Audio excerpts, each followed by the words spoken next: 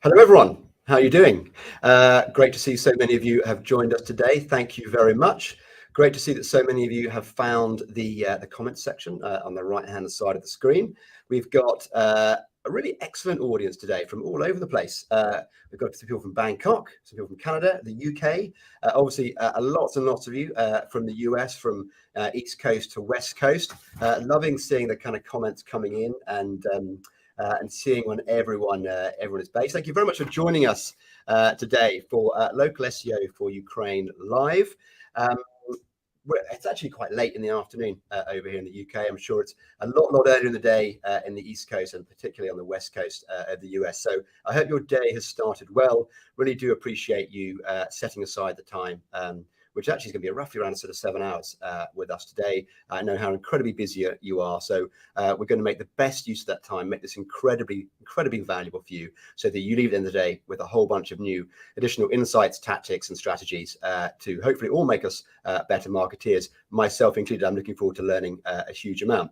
So a huge thank you to all of you here today. Thank you particularly for buying a ticket, making a donation, and coming along to this event. We've been really delighted and moved by your support, both in terms of your donations, but also in terms of your well wishes and many of the email messages of support that we've had while we've been organising this event, but also prior to that. I know many of you are aware that we have a team in Ukraine, and their particular kind of plight and the turmoil that they've had. Literally, their lives have been kind of turned upside down. So it means a lot to me personally to get those messages and to see the groundswell of support that we've had across the industry. It means a huge amount to my team, obviously in Ukraine, but also here in the Philippines. We're all incredibly appreciative and thankful, and delighted that we work in an industry where there is such a huge amount of camaraderie. So that's really has meant a huge amount to us over the last 90 days or so. A little bit later in the day, we're actually going to hear from a few of our Ukrainian team members. They've recorded some videos that, in their own words, explain their, what's happened to them, their experiences since the start of the war on May 24th, and also, how much they need our support, but also how appreciative they are of all support they've got through us, through the other kind of contexts and around the world. I just think we're here for them today. It's really important that we can hear in their words what they've been going through. And of course, I'd like to thank our speakers and our panelists today who have freely given up their time and their expertise to share with all of us today. Without their incredible generosity, we just couldn't have put this on. There are 9 of them. They're going to be joining us on the stage, or at least the virtual stage, at various points today. And in fact, I will talk us through the agenda in a little bit. But before I get into that, I just want to give you an update on the progress we're making towards the fundraiser, where we're up to in terms of donations, but also I think, very keenly for yourselves, how the money is going to get spent and how, it will have a direct impact on those most in need in Ukraine. So I've got a little sort of slide deck to update us, and actually we have hot off the press our latest sort of fundraising numbers. So obviously, just to remind everyone, our mission is to raise $100,000 which is the equivalent of £80,000 for Ukraine to buy humanitarian aid and deliver it from the UK to Ukraine. In terms of the fundraising efforts, we're actually now quite a long way over the 50% sort of way to our goal, which is incredible. We've had $29,000 in ticket sales and donations, so that's essentially come from you and also come from other kind of contacts, friends and family who have all got behind this particular fundraiser. BrightLocal has pledged to match that, so we're also putting in $29,000, which means we are over $58,000 now, so well on our way to our $100,000 target. And I'm really confident that we can get to that target, let's say within the next 1 to 2 weeks. That's where we're hoping to kind of get to. So that's the fundraising side, going really well, but we will be nowhere near this number if it wasn't for all of you here today. Now, in terms of the kind of other side of the coin, in terms of organising the aid and kind of doing the logistics, this is what's happening. We essentially are working with a whole lot of volunteer groups to make our money go as far as possible. Really, our ambition is to take that $100,000 and make it feel more like $200,000 by using connections to procure and buy aid at discounted rates. We're also working with other volunteer groups who are collecting donations but are struggling actually to get it out of the UK and across to Ukraine. So we're looking to lend a hand with the transportation of that. Really, our intention is to have as big an impact as possible. We're working with an organization called Help Ukraine Romania. They're right on the border between Romania and Ukraine, very close to where a lot of our team members are based in Chernivtsi. They are providing us with up-to-date details of what aid is most in need, and that could be food aid, it could be medical aid, personal hygiene, sanitation, also baby and kids essentials. So they are letting us know what is most needed through their networks, and that's what we're going to buy and transport down to go to Ukraine. We're also building bridges with some medical organizations, those who have stockpiles of essential life-saving medicine, medical products and equipment, to try and access their supplies either free, if we can do, or at kind of discounted rates. Again, the real intention is to maximize how much we can achieve with our $100,000. So that's going very well, and once we've got the money in, we'll start to make some actual kind of purchases there. Now, in terms of the transport and logistics, you've got a map there that shows our route.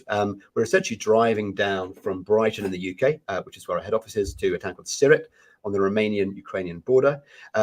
We actually have to drive back. It's a round trip of 3,100 miles, which, thanks to Google Maps, I worked out is the same distance from Orlando to Seattle by road. So for those of you more familiar with the geography of North America, That probably sounds like a pretty long way.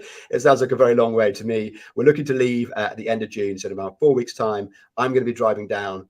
Quite a few other team members from our UK office are driving down, meeting some of our Ukrainian team members in Germany on the way. They're going to be joining the journey, and we've also got some other friends, families, and kind of connections who are helping us with the transportation. We've actually been donated 2 Mercedes vans for the trip.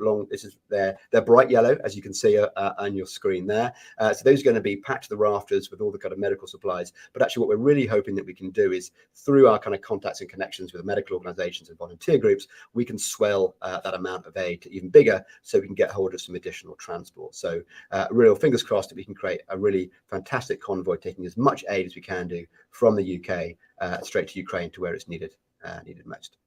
So there you go. That's what we're up to, and obviously we will keep you fully up to speed with the progression of the sort of fundraiser, the procurement aid, and the journey itself. There'll be plenty of communication coming back, so you fully understand how your money is being spent and the impact that it's having.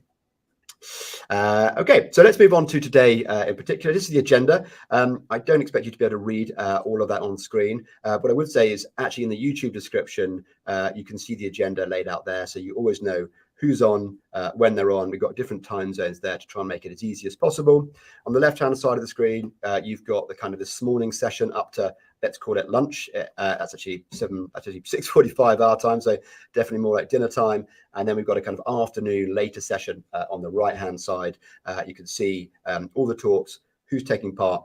We've actually got 6 presentations today, 5 QAs, and 2 panel events, and obviously kind of 9 incredibly experienced and knowledgeable SEOs imparting their wisdom. So we're going to get started with the first one in a minute. A little bit of housekeeping for you. Yes, the event is being recorded. It's being handled kind of automatically by YouTube. I'm reliably told there'll be a bit of a buffering period after the session runs through, but then the recording will be available tomorrow. To access it, you just need the same link that you had today for the live event. Just go to that same event, that same link, sorry, and you will be able to see the recording. In terms of asking questions, please use the kind of comment stream down the right-hand side. A lot of the sessions, I think, well, 5 of the 6 sessions have got Q&As attached to them. What my team will be doing is they'll be looking out for questions in that comment stream. They'll be marking them and flagging them up to the speakers to answer at the end of their presentations. They'll be doing a kind of Q&A. So just put your kind of comment, your questions in the kind of comment stream. Actually, also in terms of audience participation, please use that comment stream for any kind of interaction you want. So as well as questions, put comments in their thoughts. If anyone puts a question that you fancy answering, by all means, go ahead and answer. Let's make this as much of a collective interactive session as we can do. And the final thing is, at the end of this afternoon, before our final presentation, we've got a local SEO quiz. It's a quick fire quiz, fastest fingers on the buzzers, looking to find who is the sharpest and brightest minds in local SEO. So huge amounts of bragging rights up for winning there. So please look out for that. So right, without further ado, I'm going to introduce our first 2 speakers of the day. Hopefully we can get them on screen. We have, brilliant, it's worked well. Mike and David, how are you doing? Really well, thanks. Always a fraught moment with the AV setup. So congratulations. Yes, we've nailed it. I mean, this is actually the first time we've used StreamYard, and it's a fantastic piece of kit. I'm probably just jinxed that now, but you've made it here anyway, so that's probably the first hurdle passed. So huge thanks to both of you being here today. You're going to be talking to us, you've got a presentation actually to start with, all about photos and images and how Google is making use of images to infer information and details about businesses. You've got lots of kind of analysis and research to share with us, which is fantastic. I'm just going to give you both a quick intro. I'm sure you don't need it. I'm sure our audience are fully aware of your pedigree and experience in local search. But we have with us obviously Mike Blumenthal. Mike is known as Dr. Maps, and I even read you were once referred to as the godfather of local search, Mike. So I hadn't heard that before. You've been I have a few. There's a few bodies in the next room over. Mike, Myles upped your degree from professor to doctor. That's pretty good. I'm happy to inflate results. It seems to be happening all over the place. So Mike has obviously worked in local SEO for a huge amount of time, had his own consultancy, founding faculty member of Local U, one of the founders of GatherUp, which you ran for 9 years before exiting this year, and now you founded Near Media with David. David, you've probably been as deeply involved in local search for as long, if not longer, than Mike, if that's even possible. You have your own consultancy. In fact, I think you still run your consultancy in Portland and Oregon. And I was just reminiscing about some of your kind of greatest hits, looking back at kind of getlisted.org, which you founded and then sold to Moz, actually 10 years ago now. I can't believe how much time has passed sort of since then. You're obviously, you're an avid Google watcher, a huge deep thinker about around kind of local SEO, a passionate speaker and educator. So without further ado, I'm going to let you guys get on with your presentation. And then there's a Q&A after that, and then we've got a panel event. So thanks again for being with us today.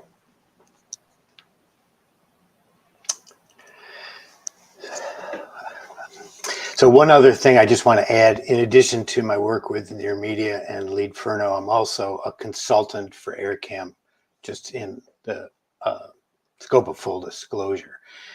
Semantic photography, whoever heard of such a phrase?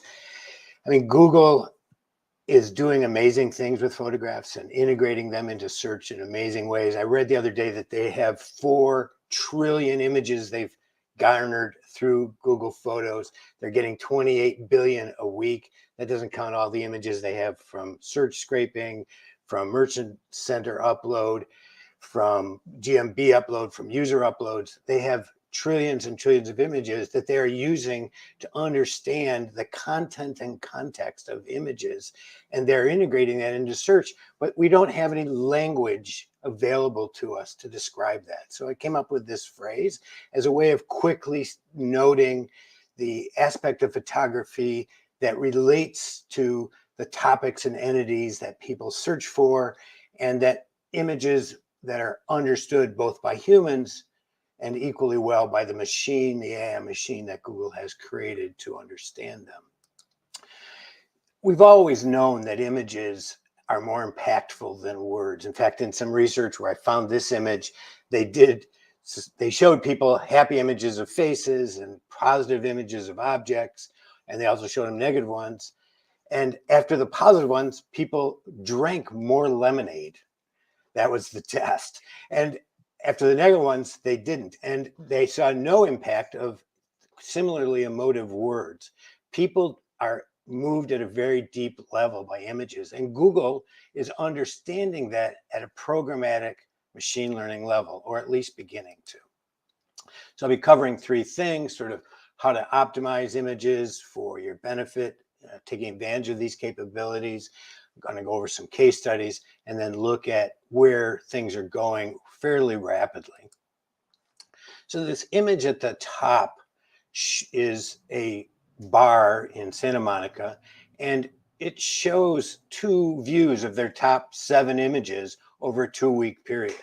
And you can see in order of Google ranking them. Yes, Google does rank your images in Google My Business under your business profile.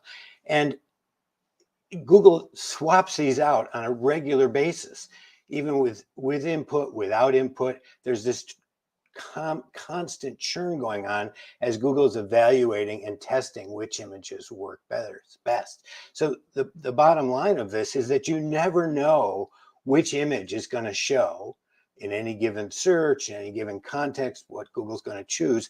So you want it, first and foremost, every image has to be a great image. What does that mean? Well, it can mean different things to the machine and the human, but there is a way to achieve sort of parity between the two. Now, one of the things that's happening is that Google is matching images in search results to searcher intent. So on the left image of Barbara Oliver, you see a search for an engagement ring. They brought her engagement ring photo into the pack. On the right, you see one about earrings. They bring earring photos in. So first and foremost, you need to be sure in Google My Business that you have images that relate to, both visually and semantically, relate to your product, every product and service you're providing.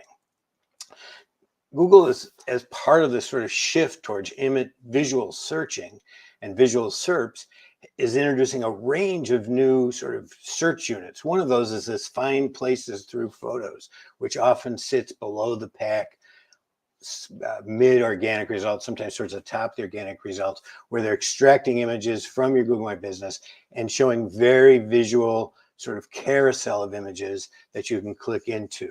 And so it's a way, if you have images that meet the query, Google will show those here as well. And it's a way to extend sort of your reach on the search results. But Google isn't stopping there in the business profile. If you upload enough images in these product categories, particularly, Google will start automatically collating those at a sort of label level. So you can see here under Barbara Oliver, because she's been uploading images for 10 years now, Google has categorized those. And this is not related to the product she's showing in her product feed or to even to maybe to her post, but through AI and Google's understanding the images is how that's happening. They're categorizing them. And I think it's a great interface. So not only do you want to load up an image of every product and service, you want to load up multiple great images so that Google has a chance to create this sort of categorical user interface. It isn't just in the pack, though, where Google is putting images that relate back to the search query. We're seeing on mobile and recently just starting on desktop. On mobile, this started almost 5 years ago, where you started seeing images. And at the time, 2018, I did some research and I determined that Google was not placing these images based on title alt tags or file names. They were basing it on image content and context of the page. So this was the first time we'd seen this, but they've expanded this dramatically. And so not only do you need these semantically relevant images in Google My Business, you need them on your ranking pages at your website. And Google has a number of displays in organic, sometimes 1, sometimes 2, sometimes 3, as many as 5 images I've seen. So again, you want not one good image on a page, you want multiple good images on a page that Google can choose from and lay out in this organic result so that when your page shows for a related search, those images that relate to that search will show as well.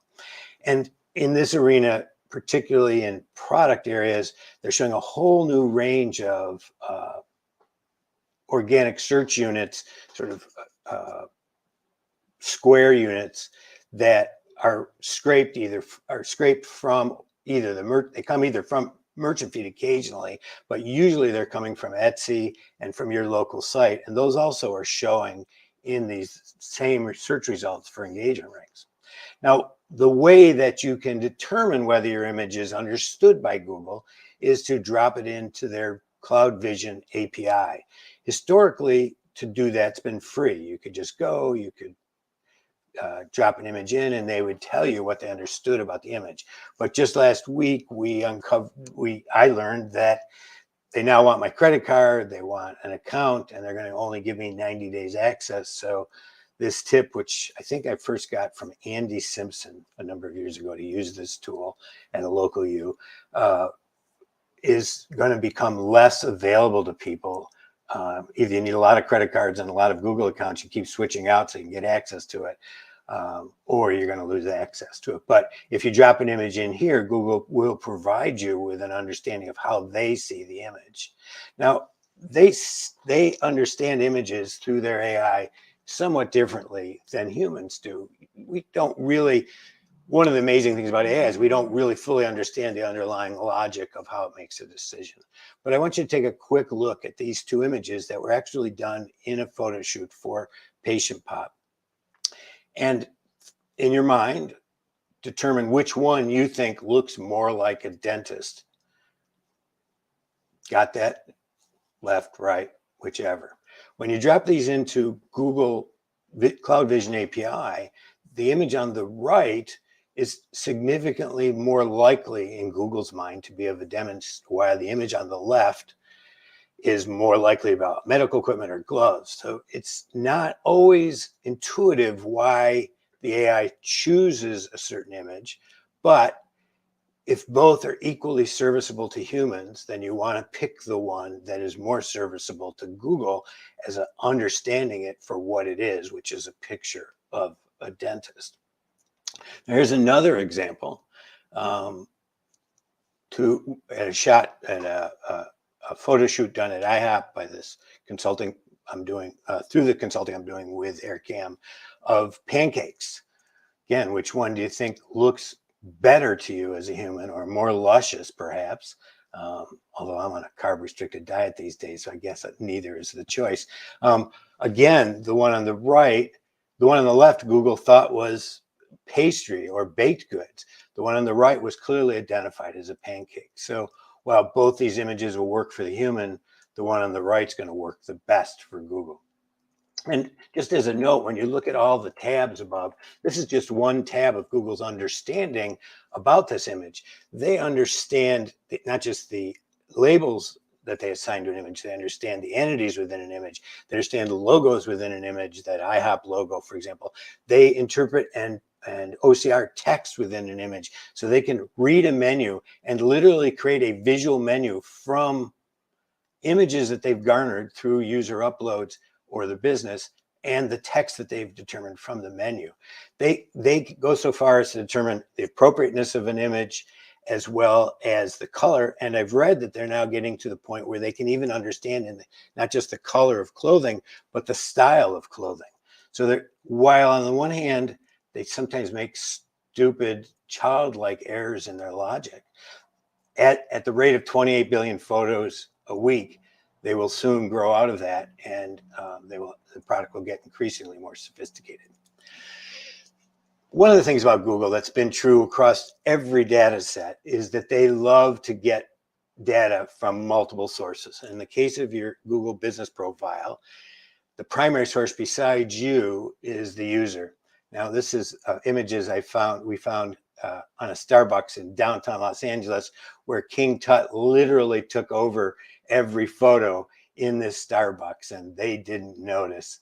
And it's important that you monitor this on a regular basis and report them to be taken down either as inappropriate, outdated, or poor quality. And Google will, in fact, take them down.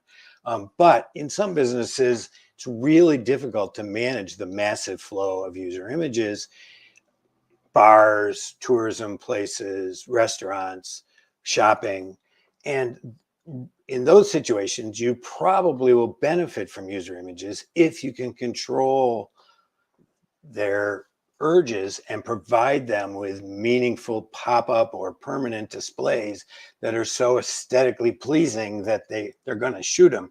What we've determined is, of these top 10 images, if there's a lot of user-generated images, even with an active upload of your own images, it's hard to control more than 6 out of 10 of these top images. So you have no choice but to engage with your users to help them get better images. Or I suppose, I haven't tried this yet, but it's on my list of tests, upload images as an individual that I've taken professionally and see if those can outcompete the user images. Another thing you want to avoid besides those skanky user-generated photos is stock photography. High-quality real images are looked at more. There's eye tracking research that shows that people literally stop at real images on bios and don't read the bios. They look at the image, or they look at the image 10% more than they read the bio. But if it's a stock photograph, they skip right over the image, literally skip right over it. And there's another study from Cornell that showed that in the context of product purchases, where we're used to stock photography, and stock photography is trusted more than bad images, even there, professional images that are seen to be as real perform better than stock images. Now, a note on this slide before I go on is that this is the most images I've seen in an organic mobile result. And not only are there 5 images here, but there's labels. So I think this site is worth going back to and dissecting to see what it was that Google liked about this image display, because from where I sit, it's a powerful display that will convert. But one of the things I did when I found this site was I took these images and dropped them into reverse image lookup. In fact, the poor woman with the toothache, I dropped into a reverse image lookup, and these images were not only on the dentist site, but they were on several porn sites as well. So one of the disadvantages of stock images is the fact that you may end up inadvertently being associated with sites that you had no idea you had something in common with. The other thing that seems to me self-evident these days, but that most businesses have yet to embrace, is the idea that you really do need professional help. In some Airbnb research from 2017, 2018, they saw a 17% increase in demand, which amounted to about $2,400 per listing per year additional income when they moved from user shot photos to professional shot photos.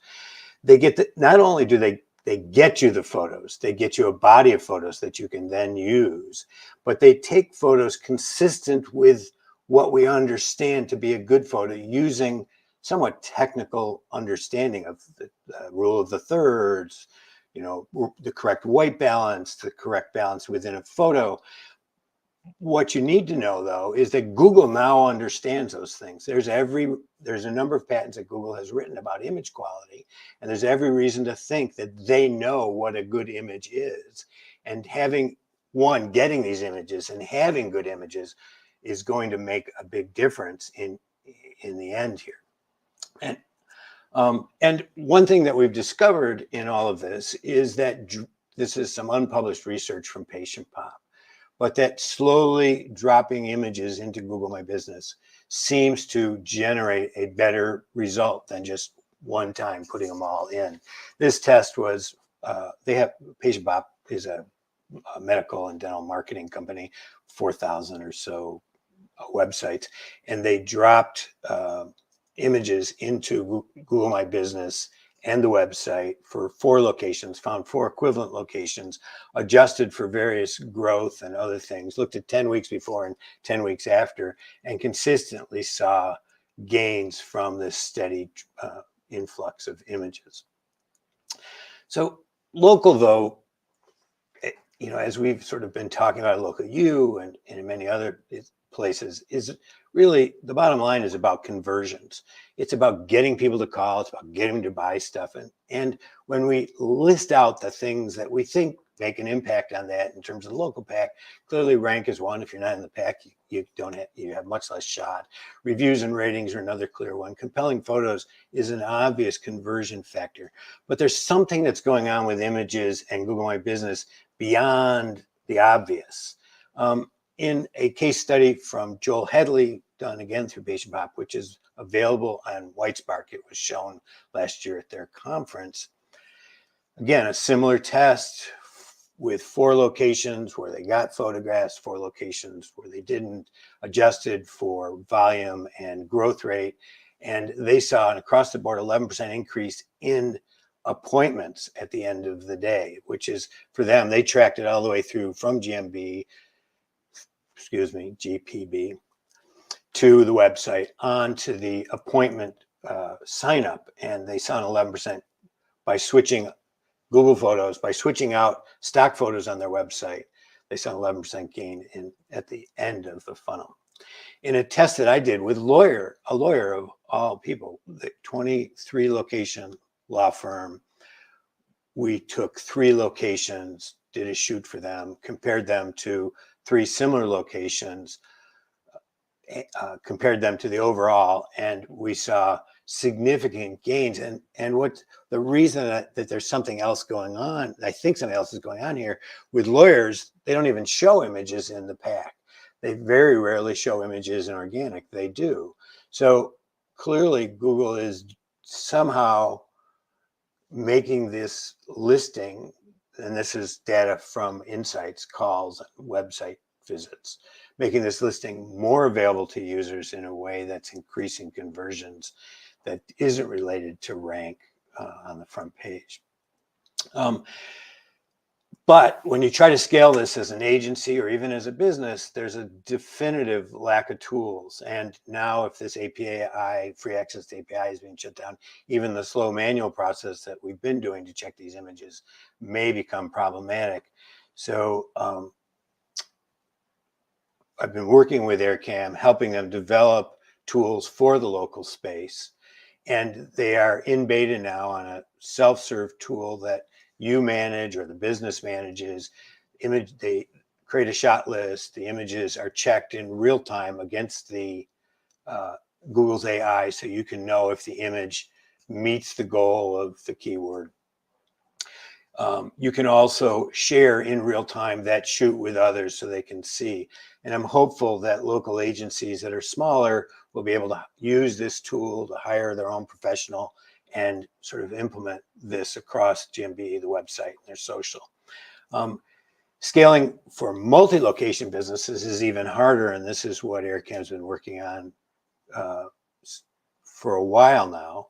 And if you've got more than 20 locations, they have a photographic marketplace across the whole United States and Canada, and they can schedule, maintain, moderate, get the photographer to your location, get the shots done, get those shots seen in real time. The photographer can't move to the next shot until he gets a grade against the Google Cloud Vision and other metrics for the image. So guaranteed to get these shots that you're looking for, plus a bunch of others. So it's a way for large multi-location businesses and their agencies to scale this process across lots. And I don't know yet of any other, I mean, obviously I'm biased, I work for them, but the reason I chose to work for them was that I've long felt that images are really important in local and nobody else is doing it. And I think it needs to be done. So just a little walk through history. In 2016, this is what the mobile search result looked like in Williamsville. 2018, they added single images to the pack.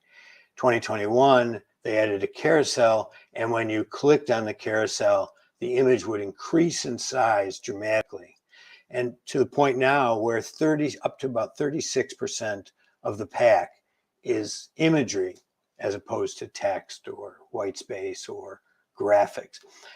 And the same is happening in the desktop or in the organic results. In other words, when you measure the amount of space allocated to organic results to images, it runs in the 30 to 36%, depending on the search, particularly in high intent, high purchase focused searches. They're also doubling down on images in these new search units. That one I talked about before, about find places through photos. When you click through to that, you get this total Pinterest-like display, very little text, review ratings, business name, and that's it. You then click and you get to the business location. It's incredibly image heavy. This unit has been in the search results now for 3 years. So clearly it's working. And it's not just there. They're doing new units in a whole range of different types of displays. They're also doubling down on visual search using the image as the primary search, in which case you want to really be sure that your images look like what Google thinks the image looks like. They've this feature Lens has been integrated more broadly into the Google app on the iPhone. You're now on Chrome, just I think yesterday, can now right click on an image and do a lens search in it. This is strongly focused on local, strongly focused on shopping. And about a month ago, they announced this ability to modify these image searches with language. And at the I/O a couple weeks ago, they announced that you soon will be able to do near me. So clearly, Google sees this future as very locally driven. So I was doing research for this talk and I came across this SEO clarity article, ranking number 1 or 2 on whatever query I did. Great copy that both Google and users love. And it was 2019. I'm thinking, you know, this is stuff that you all have been doing for 10 years. I've been doing it for 20. Well, actually, if truth be told, the first 3 of those, I was doing doorway pages and spammy web pages. So maybe 17 on my side. But this is 2019 now, right? This is stuff we've all been doing. We should all know. And we don't want to get to 2029 where people are writing this article, create images that both Google and users love. I mean, we need to be telling this story now and writing this story now and controlling this story now, because I think it benefits us as agencies, as consultants, it benefits our clients, and it has a huge impact on conversions and outcomes. And just as a quick postscript, in my Twitter stream yesterday, Google's Marketing Live event occurred, and they noted that we're transforming the SERP into an endless stream of visual ideas. If this hasn't been obvious to you, it should be. every part of the SERPs are going to become visual. And we need to be there with the right kind of visuals.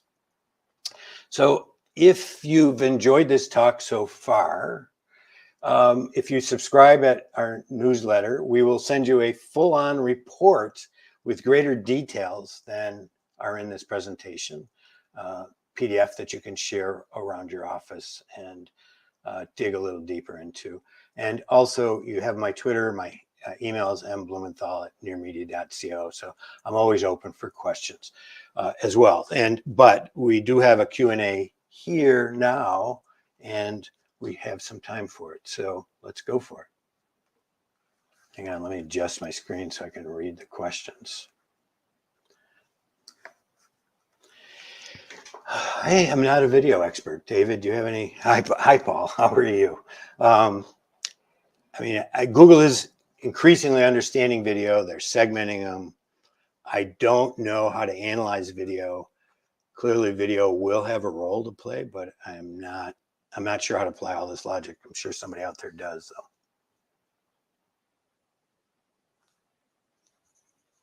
How would you provide relevant images for service businesses like CPAs or attorneys, for example, that do not have physical products? It's a bigger problem. And as a result, Google doesn't show as many images. Obviously, I think David's worked with a number of law firms, so maybe he has some other input here. But images of staff with clients, images of staff doing their work, great front images, great also images that can guide users who might be thinking about visiting you at some point in the future, like parking lot images, those sorts of things. But I have done a few tests with courtroom images, and Google did recognize that it was in fact in a courtroom. But I think here there's less product driven things. So I think you need to be able to convey the idea of gravitas and emotion. David, do you have any experience with that? Two things. First of all, I would say I would sort of see images as a two-tiered, the hierarchy of needs that you have. Sort of engaging images is the sort of baseline of the pyramid, and then the next level up is semantic relevance with your images. So I agree, like humans, staff with clients, receptionist in the waiting area, photo of attorneys sort of talking with each other, those kinds of things I think are going to be much more compelling than if you get a perfect score on, oh, Google says this is an attorney because it's some guy looking over a shoulder with a, signing a contract or something like that. So I would say I would focus more on engagement for these kinds of things. But didn't you say, Mike, in you did a case study with a multi-location law firm where you got the two bars on the left for professionally shot photos? What were those professionally shot photos that performed so much better than they were unprofessional ones? Yeah. They were mostly office shots and frontal shots.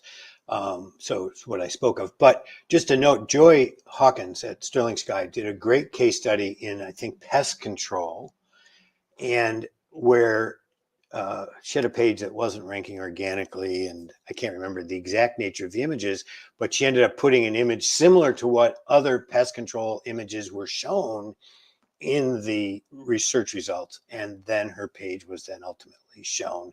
She increased in rank. So one way to determine in services is to see what Google is actually showing, because in some, like pest control, they actually do show service-related images. I don't know what the equivalent would be for a law firm.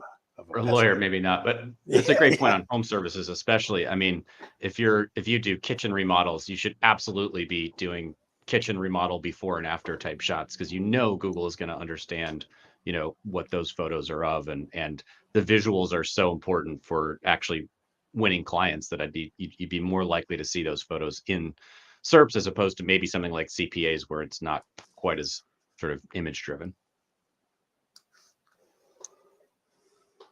Should we still use alt tags and about location where the photo was shot? So, hi Joe, how are you? I think alt tags are critical for a number of reasons, not the least of which is they help people understand the image who don't have great eyesight. I think it can add context for Google. I think they do look at the alt tag. I don't think location, Google most images uploaded to Google, all images loaded up to Google Business Profile, location is stripped away.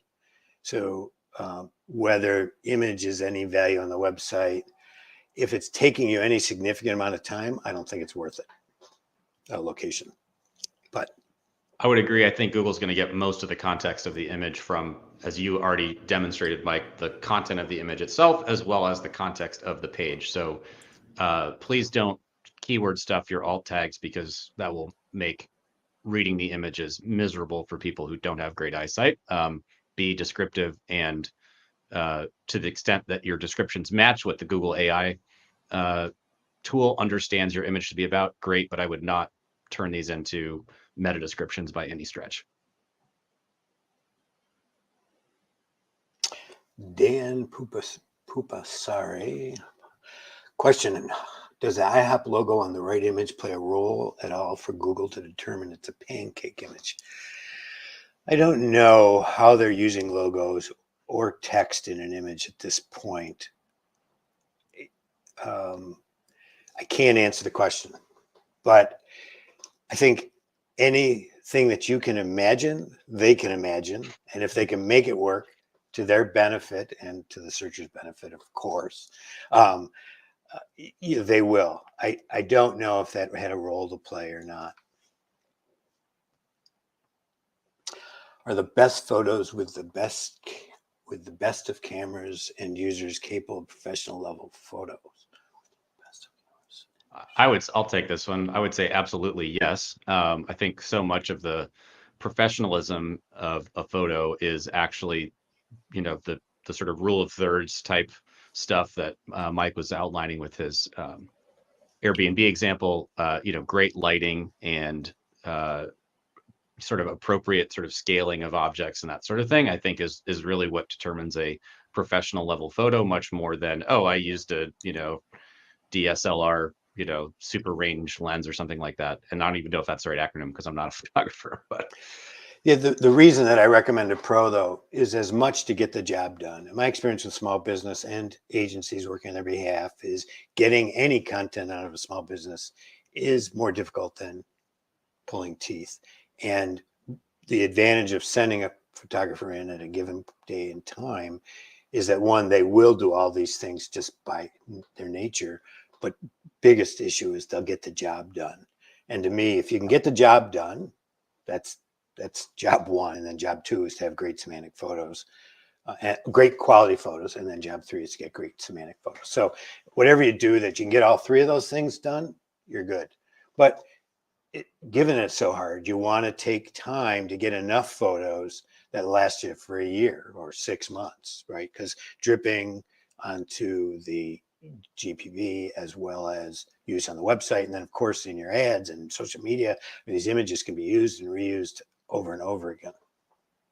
Yeah, I just echo that comment. Mike, you and I talked about this probably in 2017 or 18 at a AAN conference a while back, around, what are the easy and effective deliverables that agencies can do. And this, to me, is number one. I mean, it's a one-time shot where you can hire somebody to come in. It's a fairly reasonable fee, no matter what type of business it is. And this is something that is useful for at least a year, if not more, depending on how many photos you get. It's useful in every marketing channel that you have, even offline. So it seems like such a foundational investment. And I put together the local marketing stack probably around the same time, like 4 or 5 years ago. And photos and videos are like, even before a website, it's something that I think a business should invest in. So as an agency, if you guys are skipping right ahead to, helping run ad campaigns, on Facebook or Google Display or whatever, and you don't have good photos, it's like, where are you putting those dollars? So it just seems like such a foundational investment. I would encourage every small business and every agency serving them to make it. So foundational for offline and on. Yep. Tony Thornby, I provide digital marketing services. What images would work for services like mine? I would say website screenshots are probably as good as any if you're building websites. I think that's just thinking about what's going to convert a client, right? You want something that's an engaging photo for what people are coming to you for. So I would focus on the things that you deliver that are visual, websites being one of them. And I would say that real people, real staff, real customers helps. People connect with other people. And if they can see that you're real and that your employees are real, it gives them a subliminal confidence that they can do business with you and they can trust you.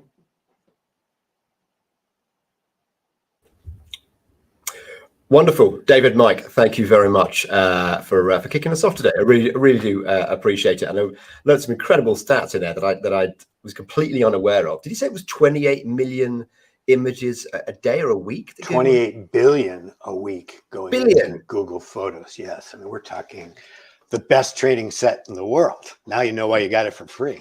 That's astonishing. And also the fact that 36% of the pack is now imagery. I guess I just hadn't appreciated that. I had never sort of thought of it in that way, and therefore how much of an impact images actually have in that kind of landscape. You know, the just the real estate of the page dominated by it. So, so brilliant. If you do subscribe to Near Media, the full PDF that Mike referenced at the end has a lot more detail around the growth in images as a sort of as a percentage of the SERP. So. I think you laid out the argument for putting more time and effort and focus on that in very kind of clear terms.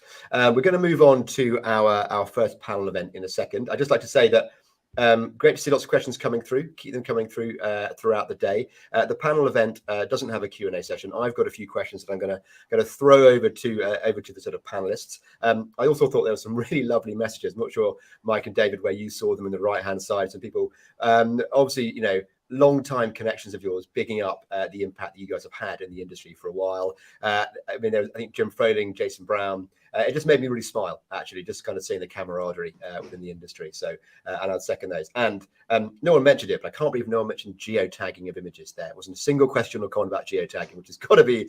Maybe we've put that one to rest. Maybe you put I've been working on that one for years, but yeah, that's your legacy is done. Joy has finally killed that myth. So there we go. Brilliant. So thank you very much. We're going to move on to our panel event. Actually going to invite Elizabeth Linder on screen with us. Hi, Elizabeth. How are you doing? Good. How are you? Very good. Very good. The technology has worked again. Look at that. That is a bit of genius in the sort of background there. So this particular panel event is going to be moving on from photos. We're talking about reviews and the impact of reviews on sort of businesses. I'm just going to give Liz a quick bit of an intro for those who don't know her. So Liz, you work for Kickpoint, which is based in Edmonton in Canada. You're an SEO strategist. You work with a whole range of businesses, small, large, service area businesses, physical businesses, and essentially advising and implementing their SEO strategies. And we've spoken before, and one thing I know about you is you live, breathe, and love all things local search. So thank you very much for helping us out on the kind of conference today. So we've got you, the three of you, for around half an hour, and we're really going to dig deep into the topic of kind of online reviews and how they have an impact. So I'm just going to I guess a kind of broad starter question. And Liz, as you're just arrived, and Mike and David have been talking for a while, I come to you with the first question. I guess, in your own words, how would you summarize or assess the importance and the nature of the importance of reviews today for local search success?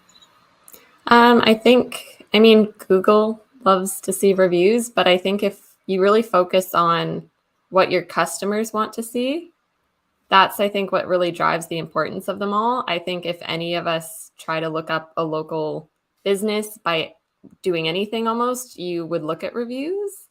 Correct me if I'm wrong, if none of you have, but I'm pretty confident a lot of us here look at the reviews of a business before we decide to work with them.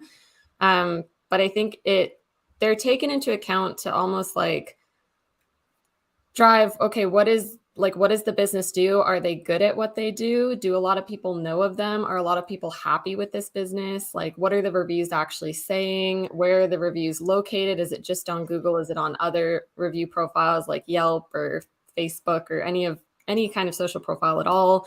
Google kind of takes all of that into account, and they look around and they're like, okay, just from my understanding, it's like, okay, this business does do what they say almost. If you think of try to build reviews and try to ask for reviews so that you're almost securing and confirming that, yes, I do this and I do this well. And if someone's not happy, I'm also willing to make it better. So I don't know. I hope that answered your question. Yeah, great. And I guess, what I would say at the panel event, feel free to anyone to kind of jump in if you've got a kind of, complementary point or a kind of counterpoint. So I guess, David, a sort of follow-on question. I guess, at one point you've got the kind of, the gathering of reviews, the generation of reviews, which we can come back to. But how do you see the opportunity that businesses have for kind of showcasing their reviews? Once you've got a great, corpus of reviews, a good reputation, how do you maximize that? Yeah, I think a couple of things. First of all, Mike has been the big proponent here of first-party reviews as a real, as really the main thing that businesses should be focused on, is just capturing that feedback and then being able to display it on your own website. I mean, certainly if you work with or for an enterprise brand, scaling unique content on local pages that isn't going to be just, essentially AI written drivel. Reviews are the best way to build engaging content that can scale across multiple locations. So I think that's really the first place that I'd start. One of the things I've advocated for a long time is, especially for businesses that are frustrated by the Yelp review filter, I would absolutely check your filtered reviews on Yelp and reach out to the people who left them and see if they would give you permission to post them on your website, because that content is not going to be seen anywhere by anyone in its current state. So I would not ignore the power of reviews sort of on your own website. Second thing I would say is I think they're underused in social media and email marketing. I think that the small thanks with Google, which is now, I think, Marketing Kit with Google, does a great job of basically automating your 5-star reviews on Google into, Instagram type posts and things you can use on other social media sites. So don't ignore the impact of sort of distributing your reviews, even if they're not first party, across your other channels. Just a note on that, David, GatherUp just released an automatic scheduling feature. I'm no longer associated with GatherUp, by the way, so no disclosures needed, but I'll make one anyways. But they just released an automatic scheduling of social of reviews, first and third party, to social sites, and it's really nicely done, easy to schedule, looks great. It was based on that original Google tool. So. I guess a question for you, Mike. And you mentioned your tools there. There are quite a few tools out there in the industry that help with kind of gathering reviews, managing reviews, showcasing them, and obviously you talked there about some distribution features. So a range of them out there. What are the benefits of using a tool, but also what are the kind of downsides in terms of using them, the pitfalls potentially that people should be aware of? So the big upside to a tool is to automate a process that's very difficult to get done in your normal days of business. You're running a business. That's hard. It takes a lot of your attention. And the tools these days, most all of them, can automatically get emails from your point of sale or from your CRM or from wherever, and just start, or SMS numbers, and start the process. The most important piece to a successful review program is just regular, consistent asking, and that requires automation. So the highlight here is that once you've determined that there's a lot of tweaking there, and you can improve the yield in a number of different ways, but one way or another, you've got to sort of get that step in there. In terms of the downsides, you run the risk of over emailing people. I mean, it's real easy to have your review program email people 3, 4, 5 times. I mean, I think that you need to respect the fact that that people get too much email as it is, and so I think you want to be sure to avoid that. You want to ask permission while you're in person. Is it okay if we reach out to you with this request? I think it'll increase the yield dramatically, and it's permission-based marketing, which is going to be a lot more successful. I think you might run afoul. You could run afoul of Yelp by doing it. Obviously, Google doesn't. Google encourages you to do it. So in that, I'm not sure I have a lot of other downfalls, but David, maybe you have some, or Liz, maybe you do. Not necessarily a downfall. I was going to add to your sort of comment around the benefit of sort of structuring a process. And in particular, if you look at where Google is going with the display of reviews inside of the local finder and Google Maps, and Apple's now doing something very similar, is sort of segmenting out specific attributes of the purchase experience. It's going to vary by business, but how did you like the atmosphere? How was the service? How do you rate our pricing? Those kinds of things. And by structuring that out, you can potentially get get customers, clients, to be a little bit more descriptive with, the kinds of things that might help your profile rank. And I think that if you don't do that in a tool, it's going to be very hard to, sort of just capture that structured feedback in a way that can be used to help you spread visibility beyond just the notion of, okay, somebody left a 4.5-star rating. Liz, with your kind of client base, I guess, present and past, I'm sure the issue of negative reviews has kind of come up. You've probably had panicked phone calls from customers, freaking out about having negative reviews left. What's your kind of take on, how do you handle that sort of situation, and how do you, I guess, turn it around into a positive? First, just like telling them to make sure they respond and tell their side of the story, and really not to be passive aggressive or angry, to let that all go, because I find I have had clients like, here's a reply, and then you read it and it's like, yikes, okay, you got to calm down. So, because, sometimes you'll get a negative review that has nothing to do with the business. It's just somebody made a mistake on their end, and then they're just mad about it, right? So just making sure they first respond to it, explaining the different side, offer a way for them to reach out to do it better, but also reminding them that depending on the content of the negative review, sometimes it can be a positive, because if someone was looking for hotels, I know that I've seen one myself trying to book an Airbnb, and someone had they had, I think, 10 or 20 negative reviews. So I was like, I'm going to read these first, just make sure. And all the reviews were something ridiculous, like the potential person staying were late and they weren't going to arrive in time. And they even admitted that they didn't let the person know.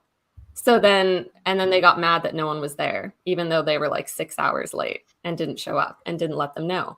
So to me, I'd read that negative review and be like, well, that's not bad on the business. That's just bad on that person. So it kind of gives you reassurance that if these are the worst reviews they're going to get, I think that's a pretty good business, and they have a pretty good customer service, because things happen and, they did still respond. They let them know the other side of the story. And I just think you can use it to your advantage, because if you have too many positive reviews, it does start to look a little really like, too good to be true. So I think people like to be skeptical now, especially after the pandemic. I just feel like you don't want to be too optimistic about anything ever or plan. So it's kind of nice to see that, it's realistic, things happen, and just to see how the client or my client, how they would respond and how they would make the situation better.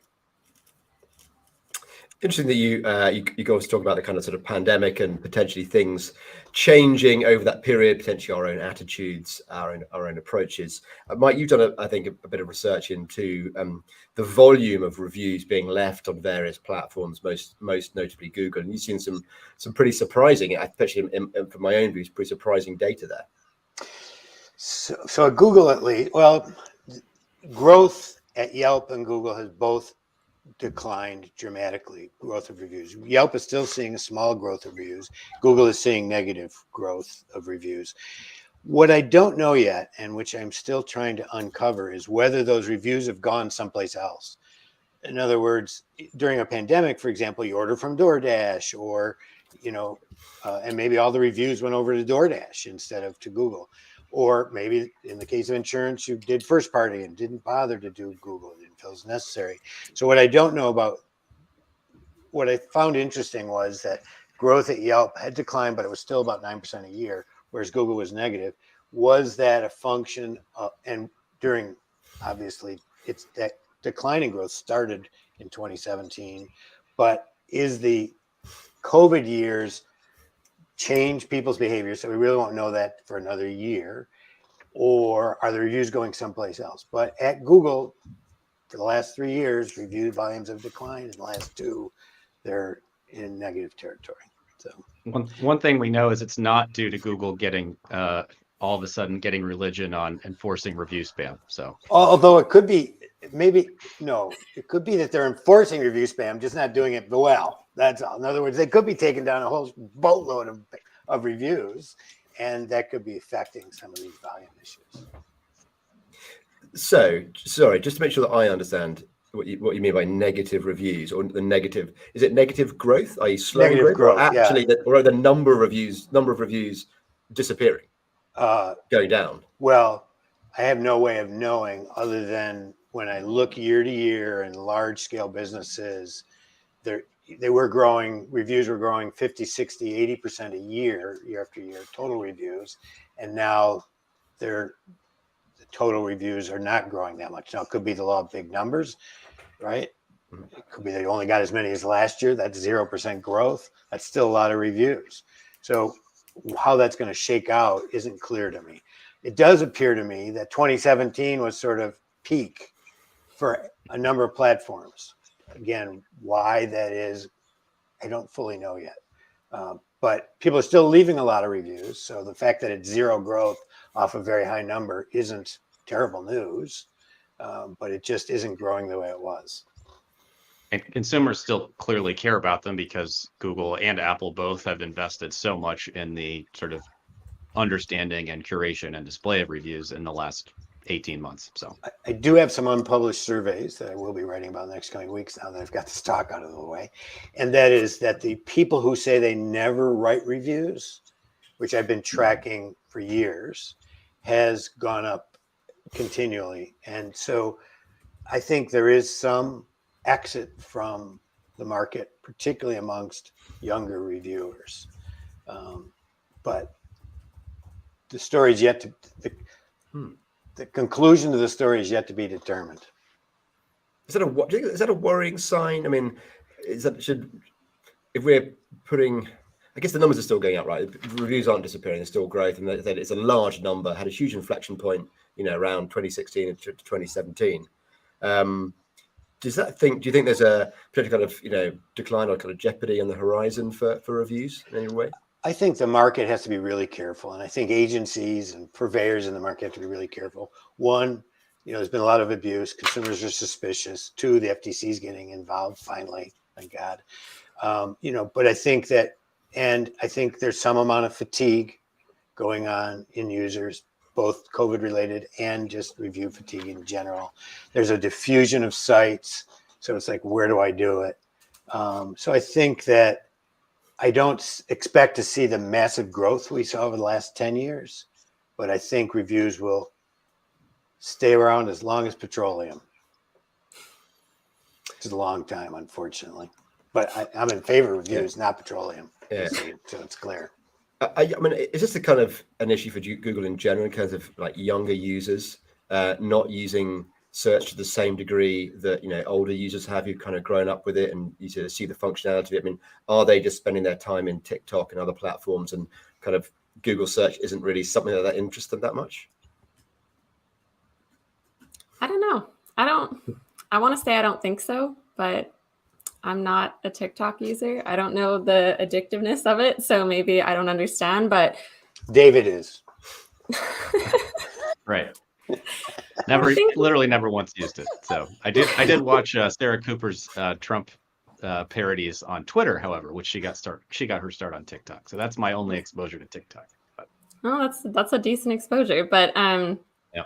I don't know. I still think Google is really important. I mean, it's still normally, from at least what I see around circles that I'm in, it's still kind of that default browser, that default search engine, and people trust it more than something else, or they just think, oh, Google's the one to go to. And I think especially when it comes to local stuff and traveling, if you're traveling to a new area or you're on vacation, still it's not the same as it was, where if I'm traveling to Europe, maybe I wouldn't use a cell phone, I'd use a map. Well, no, now it's just so normal to continue to use your cell phone, Google something. If you're I think one of our coworkers is in Italy, and they had a craving for a burger after having pasta just for far too long. So I don't know exactly how they found the burger, but just Googling saying, is there anything nearby? What are reviews? And I know that they were looking up other businesses they were walking by to see, is it still good? Is it worth it? So I think reviews are still important. I think people are still using Google to search these things, just maybe not so much if you're reviewing a service or a product. Maybe in that case, we go to word of mouth a little bit more, but sometimes you don't have anyone around you that knows what you need or has had a kitchen remodel done. So no matter what, you're going to have to find some source of information and proof, and whether that's Google or directly to the business. But I don't think it's gone, and I don't think it's leaving anytime soon. Mike, you touched on the kind of legal kind of concerns or potential kind of pitfalls around reviews. What is the UK government is about to make sort of fake reviews illegal? If I'm really honest, I didn't quite entirely know when that's happening and what exactly that means and how they'll kind of police it. But what's the state of play in the US at the moment? So in the US, it's complicated. It's not illegal. That's the problem. There is no laws against writing fake reviews. There is what is called guidance against fake advertising or deceptive advertising, and in this case, deceptive endorsements. So the FTC, the current FTC regime, dislikes fake reviews intensely, but they have very limited enforcement policy capabilities in this regard because it isn't illegal. I mean, one of the things about the UK law that it gives the enforcement agencies more power to bring civil charges. And in the United States, it's a much more complicated process because it is just guidance. So because it's just guidance, what happens is the FTC has to say you're doing something wrong, and if you don't stop it, we're then going to give you a fine. Or, as they did, send out letters to everybody alerting them that fake reviews are bad. Now you've been alerted. If you do it, you're in trouble. So that's how they're handling this. But fake reviews are part and parcel of a bigger problem, which is fake listings, which the FTC isn't even paying any attention to, and they should be, because that's not against the law either. And the platforms have no obligation to do anything about either because they're fully protected by Section 230. So we're caught in a bit of a lack of regulation, rules that protect the big tech companies, somewhat suspicion amongst the public about fake reviews, particularly in certain areas, and certain businesses that totally abuse it. So I think most businesses don't have to worry about legal enforcement, but if you're a highly visible business and if you're using one of these platforms that got a warning, I think you should be really careful. Yeah, it's an interesting kind of conundrum, isn't it? In terms of there's language around don't do it, but the enforcement is pretty weak, and that's not really going to be putting people off at this point in time, is it? Particularly if they're getting advantage from it, if they're selling it as a service, for example. There's not much of the really, really hard stuff to discourage them. I think in the end, though, reviews are a long-term game, a 5-year game or a 10-year game, as we've talked about. And in the end, the customer is the arbiter of what's good. And whatever the government does or doesn't do should largely be irrelevant, because if you're violating the trust of your customers, you need to be taken out and shot. Right? Sooner or later, it's going to come back and bite you. It's bad practice, and the customers will catch you. They may be fooled some of the time, but not all the time. And sooner or later, it's going to, I think people will realize that you're cheating, and it'll come back to haunt you. And I think that any business needs to put that customer at the forefront of their decisions, and then they would understand that cheating on reviews is just not. It's not a long-term tactic, even, let alone a strategy. Okay, I've just been given this sign from offstage, which I guess means either speed it up or kind of wrap it up. So we're new to this. The sign language is evolving as we kind of go. But I've got a final question, which I want each of you to answer, please. And Liz, we'll kind of come to you first. What, if you had to give any sort of single piece of advice to the audience today about review strategy, how they should approach reviews, how much weight they should give it, thinking ahead, let's say 12 months, 24 months, what is the one sort of big piece of advice you'd like to leave everyone with? To ask. literally just to ask to get reviews. It's not just helpful for your customers, it's going to be helpful for you because you'll actually be able to see if people like what you're doing, if people are happy with you, or if you're doing something wrong, and then you can fix it and then showcase how you fix things that are wrong as well. So I think just honestly ask for reviews, try to always get them. It's not only potential unique content that you can display elsewhere, it's Google takes it into account. It's just good to have. Simple as just ask, don't be shy. Great, thank you, Liz. Mike, same question. Reviews are so foundational and they're so reflective of everything you do. I think the critical thing is to approach them with an open mind and heart, with a sincere desire to make your business suck less. So that when you do ask everybody for review, you can live with the answer and, like Liz said, fix it. That's what the best businesses do with reviews. Okay, thank you, Mike. And David? Don't overlook the importance of reviews on vertical sites in your industry. Mike and plenty of others helped with a case study in Mike, 2016 maybe, of a bar where we reviewed it on Yelp. Was not ranking at all in the 3-pack for businesses in Mike's area. About 10 reviews later on Yelp, all of a sudden it had an authoritative 1 box as the only dive bar worth visiting in Olean. So clear empirical evidence still is. So clear. Have they sent us any commissions, by the way? I definitely want at least a free IPA when I come visit you. No, they don't even know that I did it. But now they get, if you search best bar in Olean, they show up. That's how much power this has had. So anyway, the big takeaway here is, Yelp is certainly dominant in sort of bars and restaurants. It might be House if you're a contractor or something like that. But whatever the sort of dominant sites are in your vertical, don't ignore reviews on there where you're just sending everybody to Google. How you perform on those vertical sites can dramatically increase your rankings in Google. Okay. Wonderful. The three of you, thank you very much. We'll leave it there. David and Mike, you've given us, kind of close to, an hour and a half of your time this morning. So thank you so much. Thank you for bringing that incredibly insightful, instructional sort of presentation, Mike. We're going to say goodbye to the two of you now. Liz, we'll say goodbye to you now, but you'll be joining us again sort of very shortly this afternoon for this sort of presentation. We're going to have a 15-minute break in a minute, but just before we go to that break, I'd like to play our first video. These are some to-camera pieces from some of our team on the ground in Ukraine, just sharing a few of their experiences over the last 90 days or so since the war started, just so you can hear it in their own words and also understand the impact it has on their lives, the lives of their countrymen, and why we're all here today, raising awareness, raising money, and doing a big humanitarian drive for Ukraine.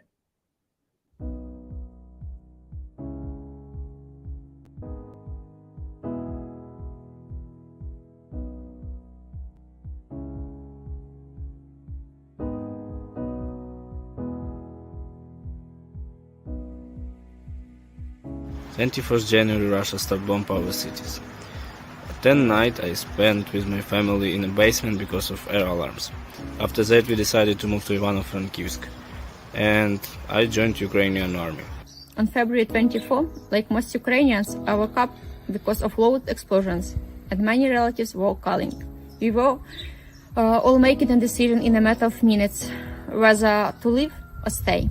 I am lucky that my parents live in the western part of Ukraine. So having picked up the most necessary things, together with my boyfriend and our dog, we went to them.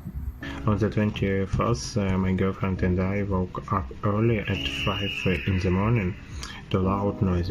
At first we didn't not understand what it was when the noise became distant and walls of heavy weapon were heard. We were at the loss to understand what to do and started to dress, and as I remember how my parents called and tearfully and desperately said two phrases. War has started and leave Kharkiv as soon as possible. I can remember the first week of the beginning of war. It was like in the blue. We set up our shelter in the basement of the house. As the air raid sirens sounded almost every hour and we constantly ran there. There were 4 families living under one roof. Everyone has their own characters and habits, so it was not an easy task. about a week later, there was an urgent need to help. I wanted to be useful for my country and especially to the guys in the East. Some of our friends and our colleagues already joined our army. It all started when the company I work for, BrightLocal, started allocating funds to support volunteers and fighters. So I contacted our colleague who has been defending Ukrainian independence in the most spots, in the hottest spots from the first day of the war, and asked if they needed any help and if he could be useful. He contacted me with the volunteers who worked directly with his unit, and since then our volunteer work has not stopped for a day. After there comes the realization of what really happened, what should be done. Now all efforts are aimed at helping those in need.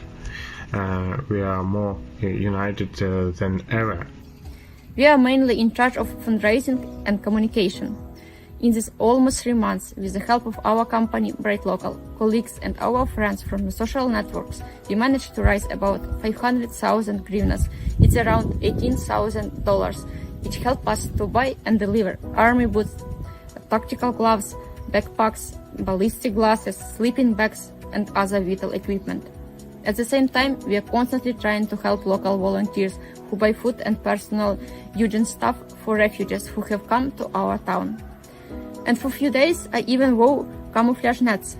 It's quite an interesting experience. I never thought I would ever do it in my life. Volunteering really saves now. It gives the feeling that at least you are influencing something in these terrible days. But at the same time, it's a huge responsibility, because sometimes someone's life depends on how quick you manage to collect the necessary amount of money. I really hope that very soon I will plan to buy tickets on vacation again, not bulletproof vests and helmets. I want to say thank you for everyone who supports Ukraine in this hard time. Together we will definitely defeat the enemy. Hello, my name is Oksana and he is Valia and he is our kids. We, like many people from Ukraine, left Ukraine because of the war. And now we are here in Poland. He is safe, we are very happy to be here, but still we can't wait to back to our homes, to our fathers, husbands and relatives. Thank you very much for your support. Thank you. Thank you.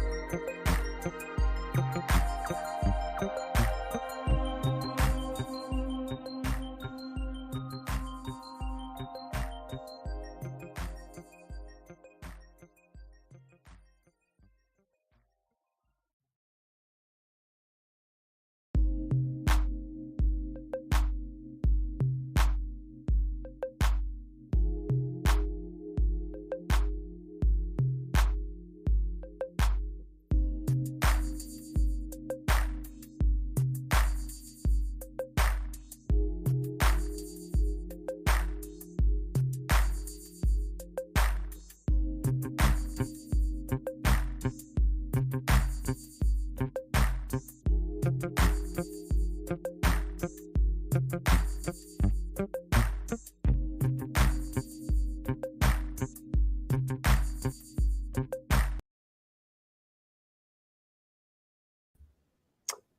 everyone, and welcome back. I hope you have managed to grab a drink, have some food, have a leg stretch, do whatever you need to do to refresh as we launch headlong into our second session.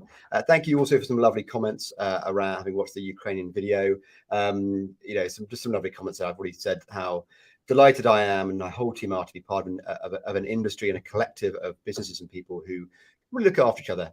They have a kind of collective mission. People have been thanking us, but actually the thanks is all to you for supporting us, to being here today, to making the donations. It really does have a huge impact.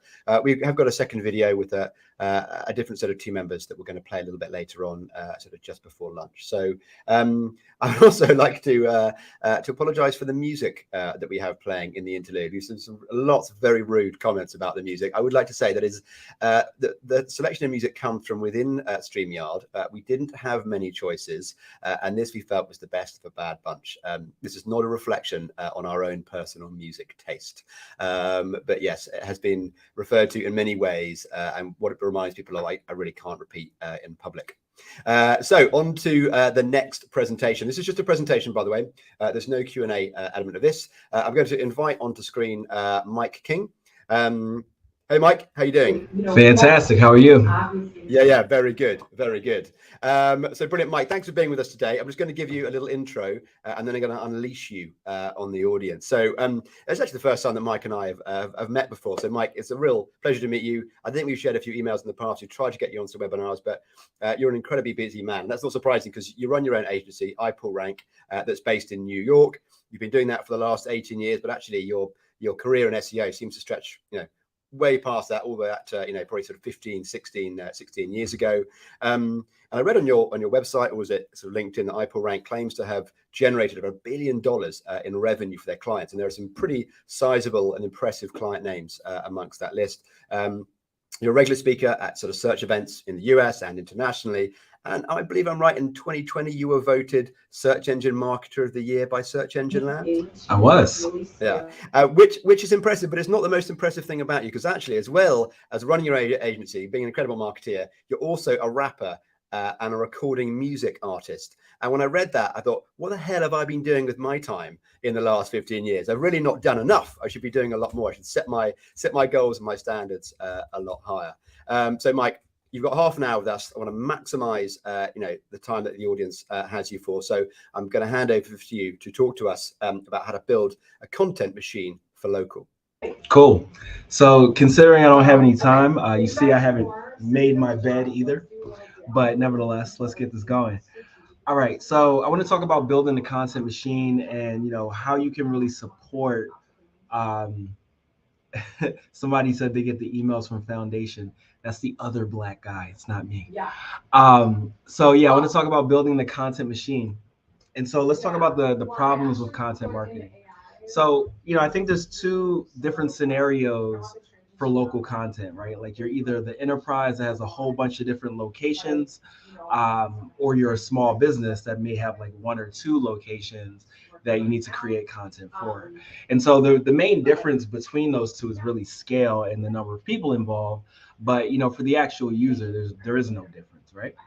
And so, when people create content, they're largely on a quest for virality, at least. I guess everyone is at this point, with there being so many creators and so many influencers out there. But the bottom line is that, most people that do content marketing, they're looking for something that's unrealistic. So there's a great study by BuzzSumo which basically said that 75% of content gets 3 links or less, 202 shares or less. So the reality is, if you want to keep going after virality, that's not necessarily what's likely to happen for you. And so another thing is that content marketers really think of content as like a series of isolated incidents. And, I'm not saying I'm any better than them. Like, we did a whole SEO movie that I don't think we did a good job of promoting. We had a whole bunch of different ideas on how to put content out, and we executed those, but we still treated those as a series of isolated incidents rather than it being part of a bigger picture campaign. But some of this comes from a series of internal constraints. So whether that's resource constraints, there's not enough, money or people to make something happen. There can be process constraints. So, the organization isn't used to doing content in this way, or there's a number of approvals that have to happen before things can actually be launched or created. And there could also be brand constraints. So, effectively the brand just doesn't want to be represented in this way. Maybe they want to just create content that is more sales focused rather than it being, meeting the needs of an actual person. And so that ultimately yields a lot of client brief plus client budget gets you, effectively content that's not that interesting. And also people write for length, despite the fact that, search engines have statistical expectations of content based on what currently ranks and what has historically ranked. They still think, well, does this blog post need to be 1,000 words? Does it have to be 3,000 words? And it doesn't really make sense. So a lot of that is actually driven by this concept of SEO content, which I fundamentally don't believe in, and hasn't truly been a thing since Panda. When I think of local content, and what I'm specifically talking about is like location pages, Home Depot is effectively the gold standard for that. They do a great job of really localizing that content and not just being okay with replicating the same thing in every page that's available.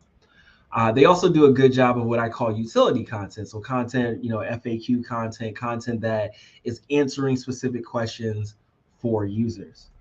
But a lot of other businesses that try to do things like this do like a light or diet version of it. So you got Outback Steakhouse. There's effectively nothing of note on these pages. You've got Ace Hardware, where, it seems like these pages aren't even finished, right? That about the store is the same on every location. Meet the staff. Cool, I get to see icons. Like, show me the actual people here. C-Town, which is a New York-based supermarket, which is typically in the hood. They apparently didn't have the money or resources to make these pages worthwhile. And so then you see banks, they do things like this a lot as well. Like they have their loan advisors, or every bank has a version of this or whatever. And in this case, for Wells Fargo, there's like little differentiation here, where there's really a good opportunity to have these these loan advisors really take ownership of these pages and give you the content that you're looking for. But end of the day, this is why everybody's analytics in this space pretty much looks like this, because they're not doing anything of note, and there isn't really a content machine behind all this. It's more like, how do we get something up and kind of check that box? So what are the key barriers to effective execution here? Well, one, there's the lack of buy-in, right? Like if you can't get the organization to get down with what you're trying to do, it's just not going to happen. Then there's the lack of resources, which we've kind of touched on, especially if you're talking about, a local business. You may only have like one person. You may be all things website marketing and whatever else. But even if you're in an enterprise organization doing local, it can still be the same thing. Like you may be the only person focused on local content for this organization. And then it can also be a lack of commitment, which is very common across organizations, where they're like, oh, let's just test it out. But again, the reality of content is you can't just try one or two pieces and be like, okay, we tried it, it didn't work. It really requires a long-term commitment of at least 12 to 18 months to see something actually take hold. And then a lot of people make the mistake of having no promotion investment. So one of the things that I learned working in big agencies is that when people think about traditional media, they typically spend 5 times whatever they spent on creating a thing to promote the thing. And I think in digital, especially if you're in a local environment, it's difficult to make that happen. Like it was difficult to make the thing get created to begin with. Let alone like how do you then spend 5 times that amount to promote it? And another thing that I'm historically guilty of, like even with my music, historically it'd be like, okay, cool, I spent the money to record, mix and master this, and like, yeah, I'll just put it out, and people that like it will like it. But this time around, I've really spent far more money than I did on making the things to promote the thing, because that's just something I've learned in doing content on this side of the spectrum. But the bigger thing I want to talk about is the lack of content strategy. So I think that, especially in our arena, when we talk about content marketing, people are just like, cool, I want to have a good idea and put the thing out and then, try to make it go viral. But it really requires doing content strategy, like building systems and workflows and so on to replicate what you're doing with your content in order to be effective. So basically, if you want to build that content machine, you need to build content strategy. And content strategy is about systems, is about, the substance. So what is it that we're creating, the structure, how are we laying this out either within the website or within the content piece itself? And then who needs to touch everything in order to make this happen? And what are those workflows that we need to go through in order to make sure that everyone is happy with what we're creating? So really you separate it between content components and the people components. And I think a lot of what we do in content marketing is just the content components and not think too much about the people components. So workflows and governance models, especially when you're dealing with, the bigger organization from the local perspective, you need to figure out like who are the series of people that need to approve everything. Otherwise, you're going to run into problems where you've gotten so far down the line of creating something and you can't even publish it. And then when you're talking about the smaller business, again, there may be some level of approval. It might be legal approval. It might be, just the owners of the business, things like that. You need to document that effectively. Otherwise, you're going to have difficulty, replicating this process and being effective. So to that end, if you're working with big enterprise organizations, they tend to have very convoluted processes here. Excuse me.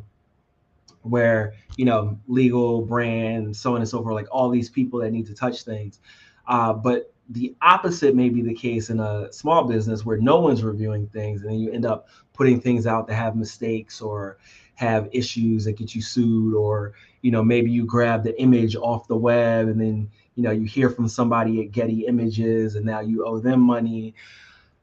You got to meet somewhere in the middle to be effective here. And what I think about is this concept of not the minimum viable product like we talk about in Agile, more minimum viable producers. So who are the people in your organization? Who's the minimum people that you need to engage with in order to be effective at content creation, moving forward? So we're talking about an enterprise organization. You might have all these people, writers, editors, project managers, so on and so forth. But if we're talking about a mid-market organization, you might have far less of those people. So maybe just writers, content strategists, designers, developers, and so on. But everyone else, if they're lucky, probably has these three people. And I put the ellipsis after content strategist because typically in a smaller organization, a content strategist is also a writer, is also, a UX person, so on, and all those different things that you need to do. And in some cases, it may just be one person that's doing all these things: designer, developer, content strategist, writer, and whatever. So you've got to identify, based on the formats and the goals and the volume of content that you're looking to create, what is the minimum team that you can have that can be effective?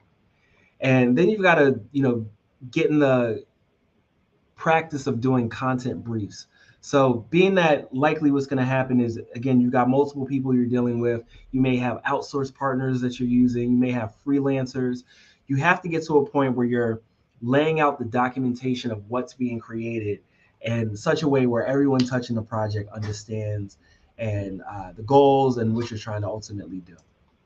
And so for us, we have what we call the ultimate content brief, which is very detailed because of the fact that we are such a strategic shop that's like layering things like audience and, proof terms, entities, all that stuff.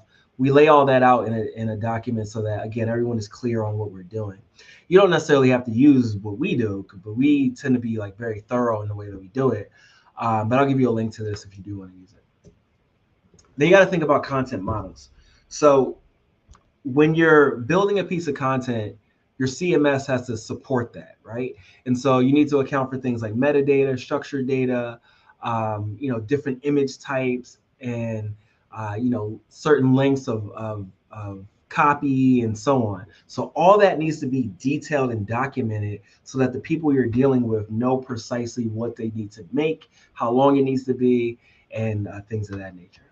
So with us, the way that we do is we lay it out as like a gridded document so that everything is really clear on where it needs to go. So metadata has a section, social metadata has a section, structured data has a section, and then the way that an individual page is laid out follows, or the table follows the way the layout of the page works. And then there'll also be other annotations, like this section is only 300 characters or whatever. And then there's what we call like structural content models. And Kane Jameson over at Content Harmony, they actually have a tool for creating content briefs, which is great. He has this great blog post where he talks about different, models structurally for content that you're creating.